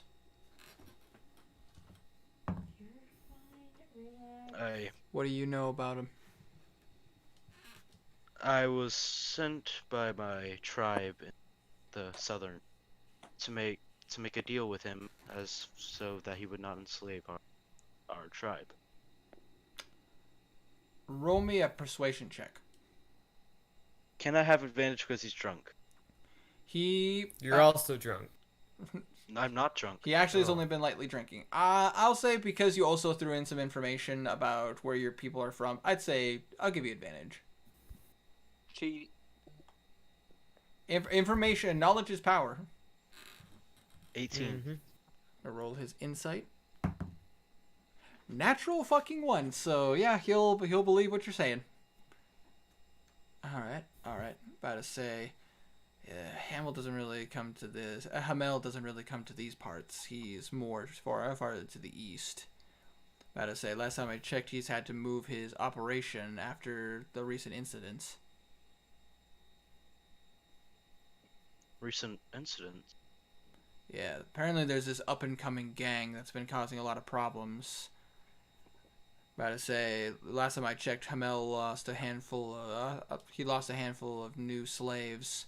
Massive explosion in one of the pits. Kind of a hush situation going on right now. Not a lot of people want to talk about it. Makes sense.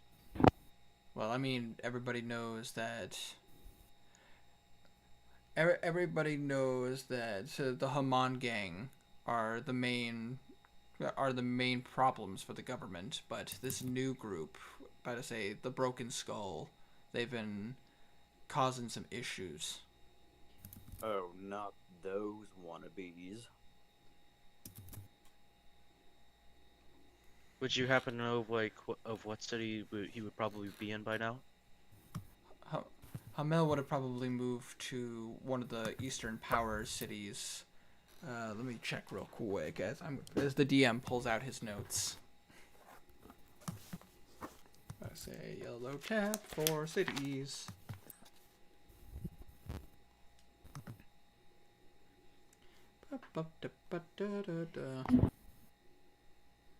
Sorry for the unsaid. No, you're good.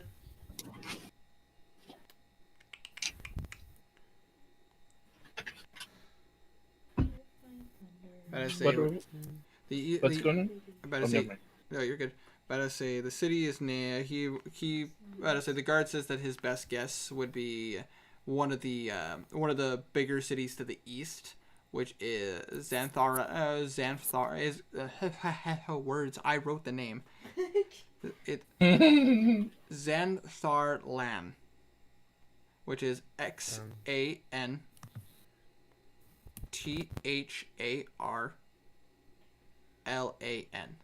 Xantharlan. Yes. Perfect. About to say, Sculvin, you actually know this place, as that was the first stop in your slave tour.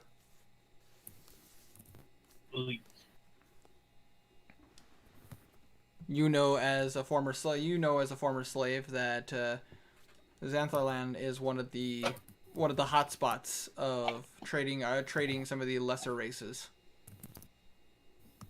And that's where you first met your captor.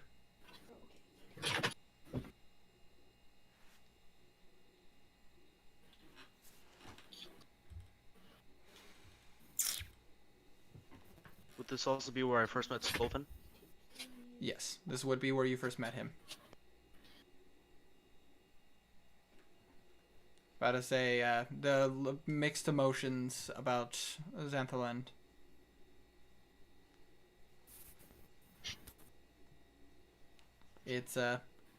Basically it's a beautiful city, but it has such a dark history that it's hard to think about. Hard to think of it in a positive light. Scoven sort of. Beautiful face, ugly soul. Yeah, pretty much. Scoven sort of just gives like a half grin. Thanks him. Not Thank a you. problem. Anything else you want to know about the city? Not a whole lot springs to mind. What about this Invaders Lane that I've been so much? He takes a big swig of his drink. That's a sensitive subject. Invaders Lane How is so? Invaders Lane is where the local gangs hang out.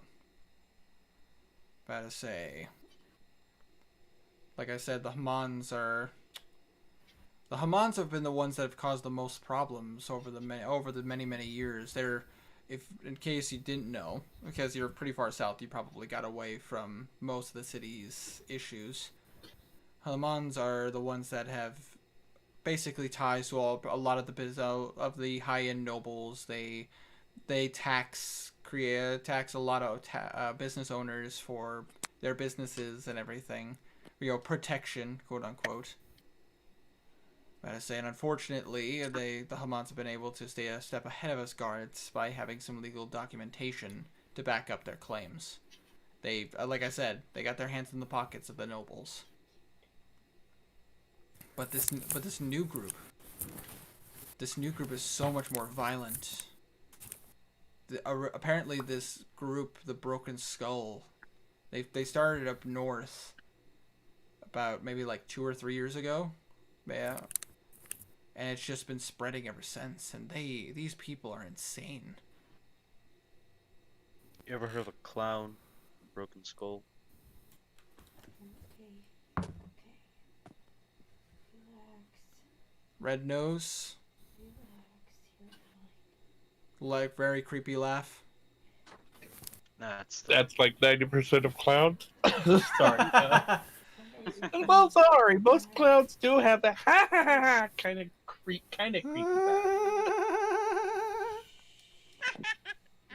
Exactly. I mean that is a. You're scaring him. I'm sorry, Thunder. I promise, I'm not trying to scare you. I Okay. was like, I'm trying to sleep, Dad. Sorry, Not I'm letting sorry. me Jeez. sleep. He My sister. scar around underneath the right eye. I got that. You're okay. Has he been active around here? That's my garland. Well, he passed through town. Apparently, he was running from something, but not before He's he. on my sh- But not before he Sound like decided shit. not before he decided to shove his short sword in one of the guards. If Garland is running from something, that's probably not a good thing. He's on my He's shit running from the list. entire army of Pegland. Not to mention us. He probably knows we're after his ass. Sorry. Or he's the one who summoned the pit fiend. That could be too. That little. But then again, he bastard. wouldn't have gone. Well, never mind. Good kitty. That little clown bastard's been a pain in my a long time. You know, like 2 weeks. Long enough to make it a problem, Blue. Seems like 3 years. I say, well, technically, you guys are. This is the 23rd day since you guys started the campaign, so So about technically 3 weeks. over 3 3 weeks. weeks. 3 weeks, yeah. And in that time, you beat him in one-on-one combat. He then attempted to kill you guys in the bar that night, and then him and his friends decided to try to blow you up. Yeah. Not to mention possibly somehow involved in sending a gang after us. Yep. But what time is it currently in D&D? But I say currently in your guys' world, it is because the path passed and you guys went out to the bar, went to the pet shop, and came back. It's about late afternoon now, so it's about 6-7 o'clock. I want to stop playing and go over to the bar. Okay, easily done. But while you're doing that, was there any more questions you had for him? Spectators. Ooh. Thunder. Obviously, as you know, slavery is legal. I want to go down there Okay. while Hermaeus is questioning, Okay. and I want to ask him about Ezrin. Okay. You just plop down in a seat next to the guy. Yeah. You gonna just blurt out, ask him about this, or are you just gonna like casually listen for a bit and then interject? Yeah. Casually listen and then ask him about Ezrin. But I say he looks at you. He looks at Skolvin. You know that slavery is legal. Unfortunately, we guards try to keep it as clean as possible. We don't like, personally, me and many of the guards don't like slavery, but the Baron makes the decisions. He is the ruler of this land. We have to follow orders. But yes, that is a Spectator's Lane is where a lot of the slave trade is. It's very small. Typically it's just one or two slaves up for purchase, and it's very clean. We guards try to make sure that nothing gets out of sorts. And you can tell he is pained to even talk about this. Can I just plop down in the seat next to Sylvan? Pardon me. Easily done. Multiple of you are now sitting at the bar. This is getting too crowded. I'm claustrophobic. See ya. You just walk away. Okay, Yep. now I do it. Okay. You just kind of lean in and go like, heard you talking about the broken skull. Yeah, basically. Yeah. Talking about the broken skull. What do you... Something you want to know? I'm trying to find out. I'm trying to. What was the voice I used? I don't remember. Anyways, I'm trying to get information on a certain member of the Broken Skull. And...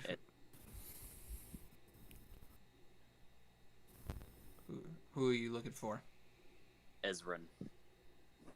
You see his eyes start to go cold at that.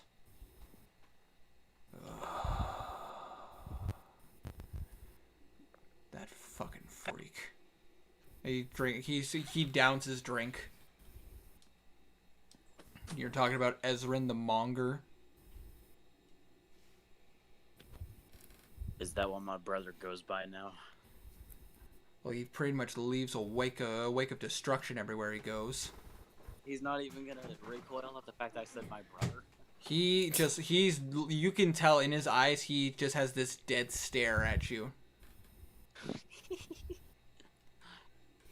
Don't worry, I'm nothing like him. Good. Gotta say, fucking freak has been causing so much destruction. But I've only heard news of what's been going on in the north. He's in the north now? Yeah, apparently he's been going. Last time I heard, anyways, he went up. He caused some destruction in Amral, and practically just burnt down half the city. I'd say the death toll has been getting crazy. Sounds like my brother. About to say we're looking at about 1,200 people dead. You just hear Blue whispering in the background. Just what the fuck? Jesus. I will. Broken Skull? I will kill him. I hope so. Bro, that's pretty messed up. Not to mention what his recent accolades added on top of that. Which were? Human enslavement. Apparently, the trade has been getting pretty big in the north. Last time I heard, Ezrin, better say he also talk just to prove that he knows it's your brother. He talks about a tattoo that's on the side of Ezrin's face. You saw it on the bow. You could pull out your little picture and you notice the mark of the broken skull on the side of his face. Yeah. But it's like just so you know that he's legit. Yeah. That how you spell monger? Yeah, I believe so. Yeah. Okay. He, last time I checked, from one of my guard friends from. I'm not from the south. I'm from the north. I typically have contact with guards up north, and we typically chat. Apparently, 20 people have gone missing. And some of the witnesses that survived the initial attack and the burning of the city said they saw a furbolg with a broken skull tattoo on the side of his face, pulling 20 people in chains. Oh, shit. Just pandemonium and madness. Nobody even saw anybody with him. He appeared to be alone. Okay, well, I thank him for the information, and then I want to go up to Skulban. Okay, about to say you walk away, and he's just he gets that second drink. He's just going. I'm sitting next to him, and I look at him. It starts with one of you, and then all of a sudden it's just like,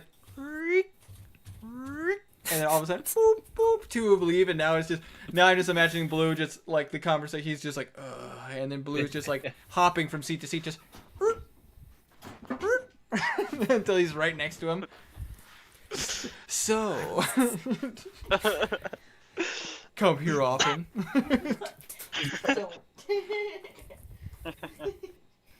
Go ahead. Tell me what you're thinking, Tiny. Well, I was gonna talk to him about like the bars around here, but now I just want to ask him what's his favorite drink, what's his favorite type of alcohol. Yeah. So you just come up and you're just like, "Hey, bud, what's your favorite kind of alcohol?"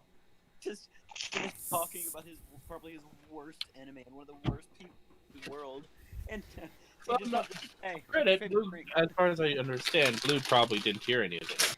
Oh, I heard everything. Yeah, Blue was listening in. He was within earshot. Oh, okay.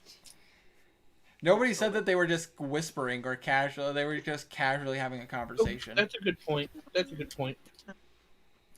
If they would have been whispers, they would have been a bit different. Like, I wouldn't have made you guys actually have to whisper because that would be fucking annoying. I would just say the conversation would be a whisper, so that way, easy for me to understand you, easy for you to understand me. But in this case, I have two questions for the guard. One, what's his favorite type of drink? And two, how do I get a meeting with the head of this place? Oh, with the Baron? Yes. He looks at you and he just says, he points at his drink. This is a very special spiced ale that's only made here. But I say, apparently it has some concentrate with. He explains that the local for the drink for the Rose Garden is this spiced ale is actually made with some plum in the concentrate. Tasty. So it has a very nice aftertaste, and then the spice actually adds a little extra flavor as it's going down your throat. I want to pull out my dragon's ale and then put it on the table. Taste it. He looks at it like, roll a persuasion check. This is the finest ale. This is pretty much the finest ale you could get on the islands. That is an 8. Hold on, I'm gonna roll. Because he's already partially drunk with disadvantage, hold on. Alright. That's a 3. No bonuses. Ooh. He just looks at it, and he looks at the barkeep and asks for a shot glass. And he asks if he kind of taps it and goes, "You want to pour me a drink?" I take the bottle and pour him a drink. Okay, he'll look at you. I don't know what this is gonna do to me. So It is just going to get you messed up. so just before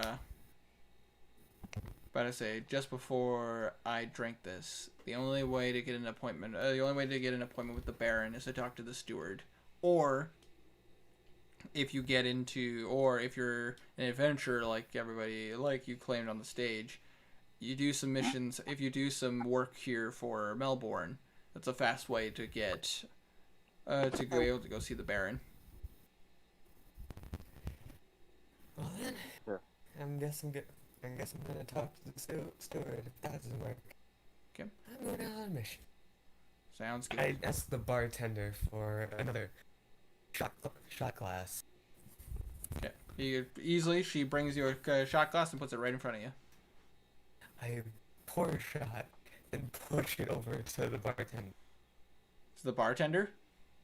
Yes. I push the shot to the bartender. She grabs it with 2 fingers and then she's just like, "Dragon's Ale, nice," and she just swigs it. Winter, Ooh. Yes. do I know how long Ezrin has been a slaver? About to say, you would have known that Ezrin has been kind of a monster amongst everything. This is the first you've heard of him being a slaver. You basically have always known as Ezrin as he is one to fight, he is one to kill, and he does it mercilessly without remorse, and you know that for a fact. You've never known Ezrin to be a slaver, because that means leaving witnesses. If he leaves someone alive, it's a very rare instance. For him to actually take people alive as slaves, something's up, and you know it. He doesn't give 2 shits about money. He's in it for the bloodlust. So what purpose does he have for needing slaves or selling slaves? Well, that's what I was going to talk to Skulven about. Fair enough. But I say we'll get to that conversation in a second. The bartender drinks it, downs it like a champ. She's just like, whoo! It's been a while since we've had some good dragon whiskey around here. That stuff is a little bit more common to the north. Ooh. Spice ale's a little bit more common here in the south. And then you see the guard takes the shot. Hold on 1 second, I gotta roll for this one. Oh, good lord! Yeah, you see him. He puts the shot down. He just looks at you, and his head just kind of shakes, and then he just falls onto the floor. Fine. Is Bim still at the table? But yeah, Bim's at the table. You just watch this guard just fall onto the floor. He rolled a 2. Bim's just Oh lord, I'm gonna be a sick boy in the morning. Kazir's munching on food, just listening to everything. Yeah, Kazir's just kind of like, I need to know everything. Just He's Nice. like a cat's ears. You know, Kazir's ears just kind of go in all directions as he's just listening. Because cats can do that. Yeah. I don't know if you guys have they're ever flicking in different directions. exactly like I have a cat. We've witnessed Like satellite Bim dishes. and Bim both do that. exactly like I've seen my kitten Tiny just. No, I'm about to say Tiny. I've seen my kitten just like put her ear and like aim it towards me from behind her, and it's like, what the fuck? That's what my cat does. It's creepy, but it's awesome. But it's creepy. Yeah. But anyways, so yeah, I'm just imagining Kazir as a rogue is just like, this is his element. He's just sitting, he's eating, he's drinking, but he's listening. Actually, you know what? That's a good point. I'm about to say, Kazir, have you roll me a perception check with advantage, because this is something that you would do to pick up information. Oh, wrong thing. Sorry. Did you just press paste? Wait, what's my base level? About to say, hold on, I can pull that up for you. With advantage? With advantage. Roll again. So perception. So that first one's a 12 because you get a +2 to perception. Nice. Roll again. So roll again. Oh right, I forgot advantage. Yep, advantage. Yay. Brain dead. No, you're good. I did start later than I wanted to. Ooh, 10 is Ooh, best. okay. So, So 12. So 12. You hear everything for the most part. You didn't really hear the slaver part. That was like you were not really paying to like at that time there were like some people hooting and hollering around you. So like you were a little distracted, so you didn't quite hear about you didn't hear Garnan talking about his brother. You did, however, hear a little bit about Sculvin's conversation, talking about the more eastern city, and you did hear Blue talking about Dragon Whiskey, and talking about getting a meeting with the. And then you heard a loud thud. Yeah, and you heard a loud thud. A loud, slightly distracting thud. But kind of chuckles as I hear the thud and realize what's happened. You also with that roll, you do hear one other thing. There's some casual conversation coming from from a table not that far away, and you just hear some people like kind of talking and not like being super quiet, but being a little quiet. Like, hey, did you hear about that? Did you hear that murder that happened in the Scepter District? I know, it's just crazy. This person. Scepter District. Yeah, that's the The rich. I understood. Just making sure that I heard it correctly. Sorry. Did you hear what's going on at another table? I mean, if you want to do that, you would just be a straight roll because yours was with advantage because he's a rogue and this is kind of how he does things. Nope. Nope. You're two. This is some good wine.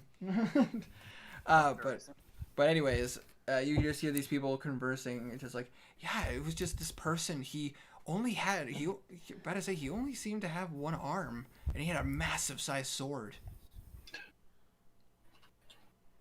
Excellent. My ears kind of wide. My eyes kind of widen as I hear this, and I make sure to make note of it, which I am actually doing in real life. Like a Sounds good. cat about to pounce, your pupils get huge. I was about to say the same thing. I just imagine because you're just like good old detector monitors as he just folds the ears. Exactly. Yeah.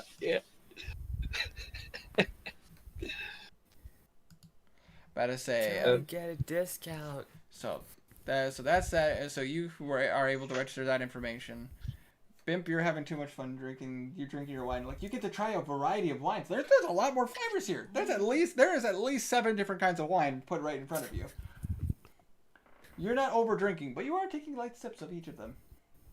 Can I tell the bartender about where I got the wine and us saving the town? I say you take your time and you explain. You tell the tale of saving the town and just enjoying yourself. In the meantime, however, we go to Sculvin. Sculvin, you see Garnan catch up to you as you started walking away. Wait! I got one more thing. Oh, what's up?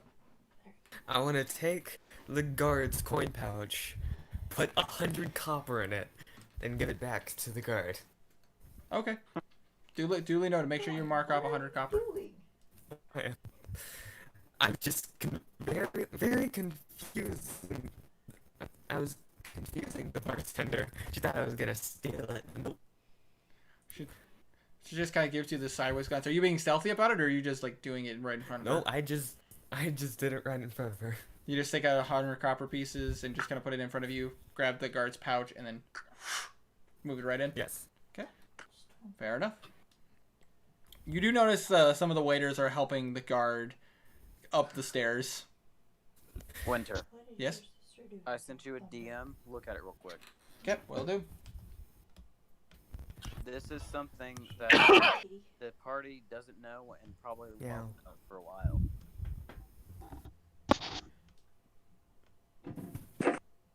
Storm. Apparently, Kirby is more tired than a hooker on Friday. Cat. Duly noted. Okay. About to say, in the meantime,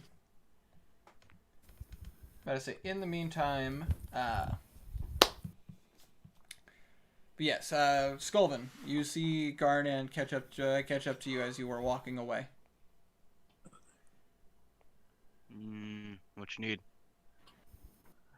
I need your help. Oh. My brother, Ezrin. He's one of the higher ups of the Broken Skull. I've learned recently that he's gone into slavery. Oh. I know you have some ties to that and you want that to end, but there's a reason he's doing slavery. One that I don't know, and one I need to find out.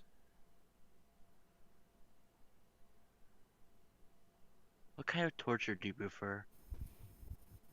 What? That's dark. What kind of torture do you prefer? I don't know what you mean. Most slavers don't answer to reason. You must whip them, as they would whip you. No, I'm just going to straight up kill him. But where's the fun in that? Hello, darkness, my old friend. I can't destroy. Why not watch him scream in pain as you tear off his fingernails, one by one? No. Put This is splinter. the kind of Put person. splinters under his What? toenails. And Oh make him no, take a no! walk. Oh God, no! A thought occurs. No, this is the kind of guy you don't want to screw with and torture. You need to kill him before he gets out. He's been in several. Can prisons. Kazir be overhearing this, or is it? Do I have to roll again, or is that a one thing? Because these are your friends, I'll give you one chance to try to overhear this. We're All right. already outside, Winter. That is true. Actually, they would have walked away. So Oh yeah. All right. Well, either way, You- just ask. you take notice of them walking away, but unfortunately, they kind of get out of your hearing range. All right. They're talking about this deep junk while I'm getting drunk with the bartender. And Kazir's now just kind of trying to focus on whatever conversation might be of importance, but he's mostly just enjoying the food and drink. Yeah, he's just lightly drinking and enjoying the food. Where was Bim while I was talking about Ezra with the guard? She was at the table, but she rolled a 4 in perception, so she's just been tasting a couple different kinds of wine. Not enough to get drunk or anything. She's just lightly sipping. You guys better remember to thank Blue for all this. But I say Knackle's upstairs in his room. He never came down. Okay. Busy. I'm finished talking to Skulven, so I go back up to the room and Okay. get ready for bed. All right. So you I guys got go ahead. Couple pups. Indeed. Pick up. This is true. About to say, so you guys take the rest of tonight. Some of you are drinking. Some of you are enjoying food and listening. Some of you are dealing with some emotions you didn't think you'd have to deal with. The city of Melbourne is a massive place. There's a lot to see and a lot of places to go, and you guys have only scratched the surface. And that's where we're gonna end tonight's session. Oh man. It's That's a good place. It's to end it. 2:36 a.m. and going into this next day could make a lot of things, especially the training. The training is going to be a fun little thing. Know. Winter, you don't got work tomorrow. Come on, let's keep going. Well, I also don't. I also work, but at the same time, I also don't want to sleep in too late because I do have some things to take care of. But we did go for over 4 hours. That was a good kind of another bit of a day at the beach episode, but Not it's, really. you know, well, I mean, in some More, No. it's a Compared to the other more one. sinister day at the beach. not a day at the beach, but more like a Lore drop. day at the graveyard. Yeah, day at the graveyard. We were getting Or information. Halloween episode. money. That's what this would be kind of like. One of those Halloween episodes where you get a little bit of lore, but it's mostly just you go and get pets, you go and do this. Nothing too big. Too true. Compared to the last time where Kazir almost died. Yeah. Remember to thank Blue for, food. Will do. How do you spell Solaires? About to say Like this. But yeah, Okay. in all honesty, guys, but I say starting with you, Tiny. What were your thoughts on today's session? Got a lot of knowledge. Lot of knowledge. And money. Well, you rolled the maximum you could about getting money. Hermes, your thoughts on tonight's session? Oh, I got to explore a lot of things about Skullman. Nice. What was the store we went to, Winter? The one where you got the pets? Yeah, Crazy Willie's. Yeah, Crazy Willie's Exotic Pets. Because you might be going back there tomorrow. We'll be going back there. I mean, he'll want something to amount of some kind, most likely. But I say pets are awesome, guys, but don't forget you have to keep track of them, you have to feed them, and you also have to do all the training, and you roll all their stealth checks. And if you get hit by an AoE and they do too, they take damage as well. Oof. I don't want them to die. I know, so you got to be careful. Jason, I'm gonna be hopping on Ark not too long. It's been wonderful watching the stream. Good night, everyone. Good night, Jason. Thanks so much for joining, my Good dude. night. Good night. The Sleep first tight. hour of the stream was hilarious. Yes, Yeah. yes, Really it was. And it I went just- really dark. Before good. we end the session, Blue goes over to Bimp and sits down, saying, "Guess we're heading north." Guess we're heading north. You guys got to see the sociopath of Skullman today. Yeah. About to say, you guys, I've had a bunch of stuff already set up for Melbourne. There's a lot of things you can do here, like a lot of things. And it depends on how you. But I'll say it depends on your guys' interests. But I say various different stores, guild halls, bars, and so many other places to go. But you got a bit of backstory, and you guys did. I say I got a little bit of backstory from all of you guys actually, which is awesome. I love getting some lore from you guys. Yeah. About to say, cast Meteor Swarm on y'all. No, Juan, don't do it. But that's a high level spell too, and ouch. Boy. But also you guys got a bit of a lore drop. You guys got to see. That is so many nat ones. Oh my god. Wow. Like, none of them are... Yeah, that's scary. I cast counterspell on your no. How dare! He was prepared, guys. I counter your counter spell. Whoa! I I'm cast joking. spell magic. You can actually counter a counterspell, by the way. You can Oh, do that. So, I cast spell magic. can you counter a counter on a counter? No, because a counterspell is a pre-prepped reaction. So if you cast counterspell and then somebody casts counter to your counterspell, then you can't counterspell because you've already used your reaction for the turn. Good point. Wizard duels, they are terrifying if you actually witness one. The most intelligent play I've seen was in this one game. It was a video game, but it was completely different thing. But kind of cool concept.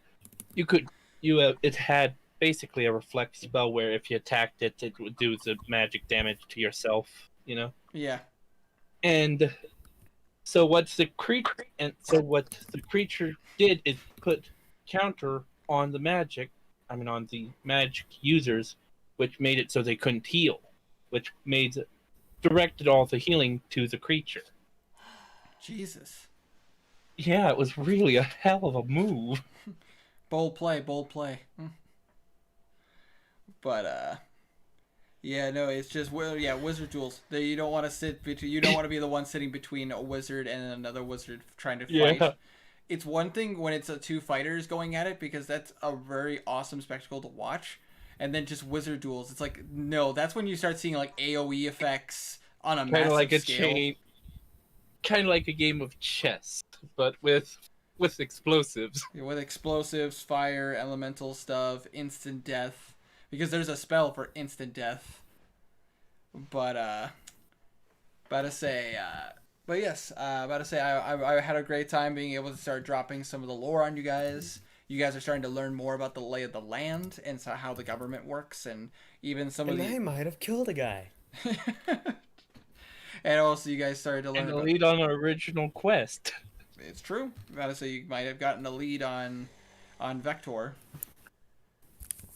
But say, in the meantime, though, you guys have learned about the Primal Wars. You guys have learned about the Great Darkness incident, and now you're dealing with the rise of the Broken Skull. Winter. Yes. Winter. If you make us fight Vector, You're glitching out. you're a masochist. If you're No, you're. That's all I heard is you're a masochist. Sorry. If you make us fight the three BBGs at once. Oh god, that What? would be bad. What, That you would don't- be scary. What, you don't want to fight Garland 1, 2, and 3 all at once? Oh, that yes, would the be Pippin was just scary. a secondary boss leading up to Garland. Oh no, here comes Garland. 1, 2, 3, 4, 5, 6, 7, 8, 9, 10, 11, 12. No, just kidding. But yeah, I mean, you never know. And what then could we happen. have to fight Vector. There are demons. There are demons in your guys' backgrounds. There are things, monsters that haunt your pasts. There are things. I can see you in there, Juan. But yes, so far it looks like Ezrin, Vector, and Garland seem to be the three people you guys have been having the worst trouble with. But I mean, there's backstory to each of your characters, and there's backgrounds and stuff. Well, I'll probably end up going more in detail with you guys about all your backstories and making sure I get some facts straight. Because depending on where you guys go, you guys might see more of your past come at you. One more thing, Winter. What's up, my dude? Stats. What? Stats. Blink Dog Direwolf. Stats. Oh, I'll have to get all. I have some stats already set up and ready to go, but I need to go through my notes. I will send that stuff to you probably within the next 2 days. I do need to make sure I do all the reductions because they are puppies and they're not full size yet. Okay. Winter. Yes. Winter. Did I kill a guard? No, he's not dead. He's just very drunk and unconscious. The Constitution saving throw was to see if he passed out. With a single shot. Well, he's been drinking spiced ale. True. He only drank 2 though. Let me know if I'm that you missing guys- anything that that's you- an overview. That you know about. True. What's up, Wolf? Let me know if I missed anything in the session overview I wrote. Hold on, let me take a look. Okay, hold on. Ugh. Yeah, session overview. The Solaire has reached Melbourne. Knackle is repaired at the Spitfire Blacksmith. That is correct. The Solaires go to the inn for rooms, and Blue plays at the inn. Garnet and Sculvin go to Crazy Willie's Exotic Pets and buy pets, 2 dire wolves and a blink dog. Blue and Sculvin and Garnet speak to the guard at the inn, all getting information. Garnet learns that his brother Ezrin is in slavery for reasons unknown. Garnet shares this with Sculvin, and they plot how to take them down. You put them down. I tried to edit it and just freaked out. To factor in, you guys learned about some of the and these are smaller details that obviously some of this you might retain, some of these you'll forget. You guys learned about the Great Darkness incident, which is the reason why there are no great walls around the cities. You guys I don't remember. well, that's the War of the Warforged, essentially. And why why Knackle isn't exactly going to be the most loved person. I'm gonna say you guys get a little bit of details about a murder that happened in the Scepter district, from a man with one arm and a giant blade. You got Come into play later. about to say that'll come into play later on down the road. About to say possibly, depending on what you guys do. About to say factor in. Yep, Sculvin found out more about his former master, who has had to flee east to Zentharlan. About to say, you learned that the Broken Skull is actually a fairly recent gang. About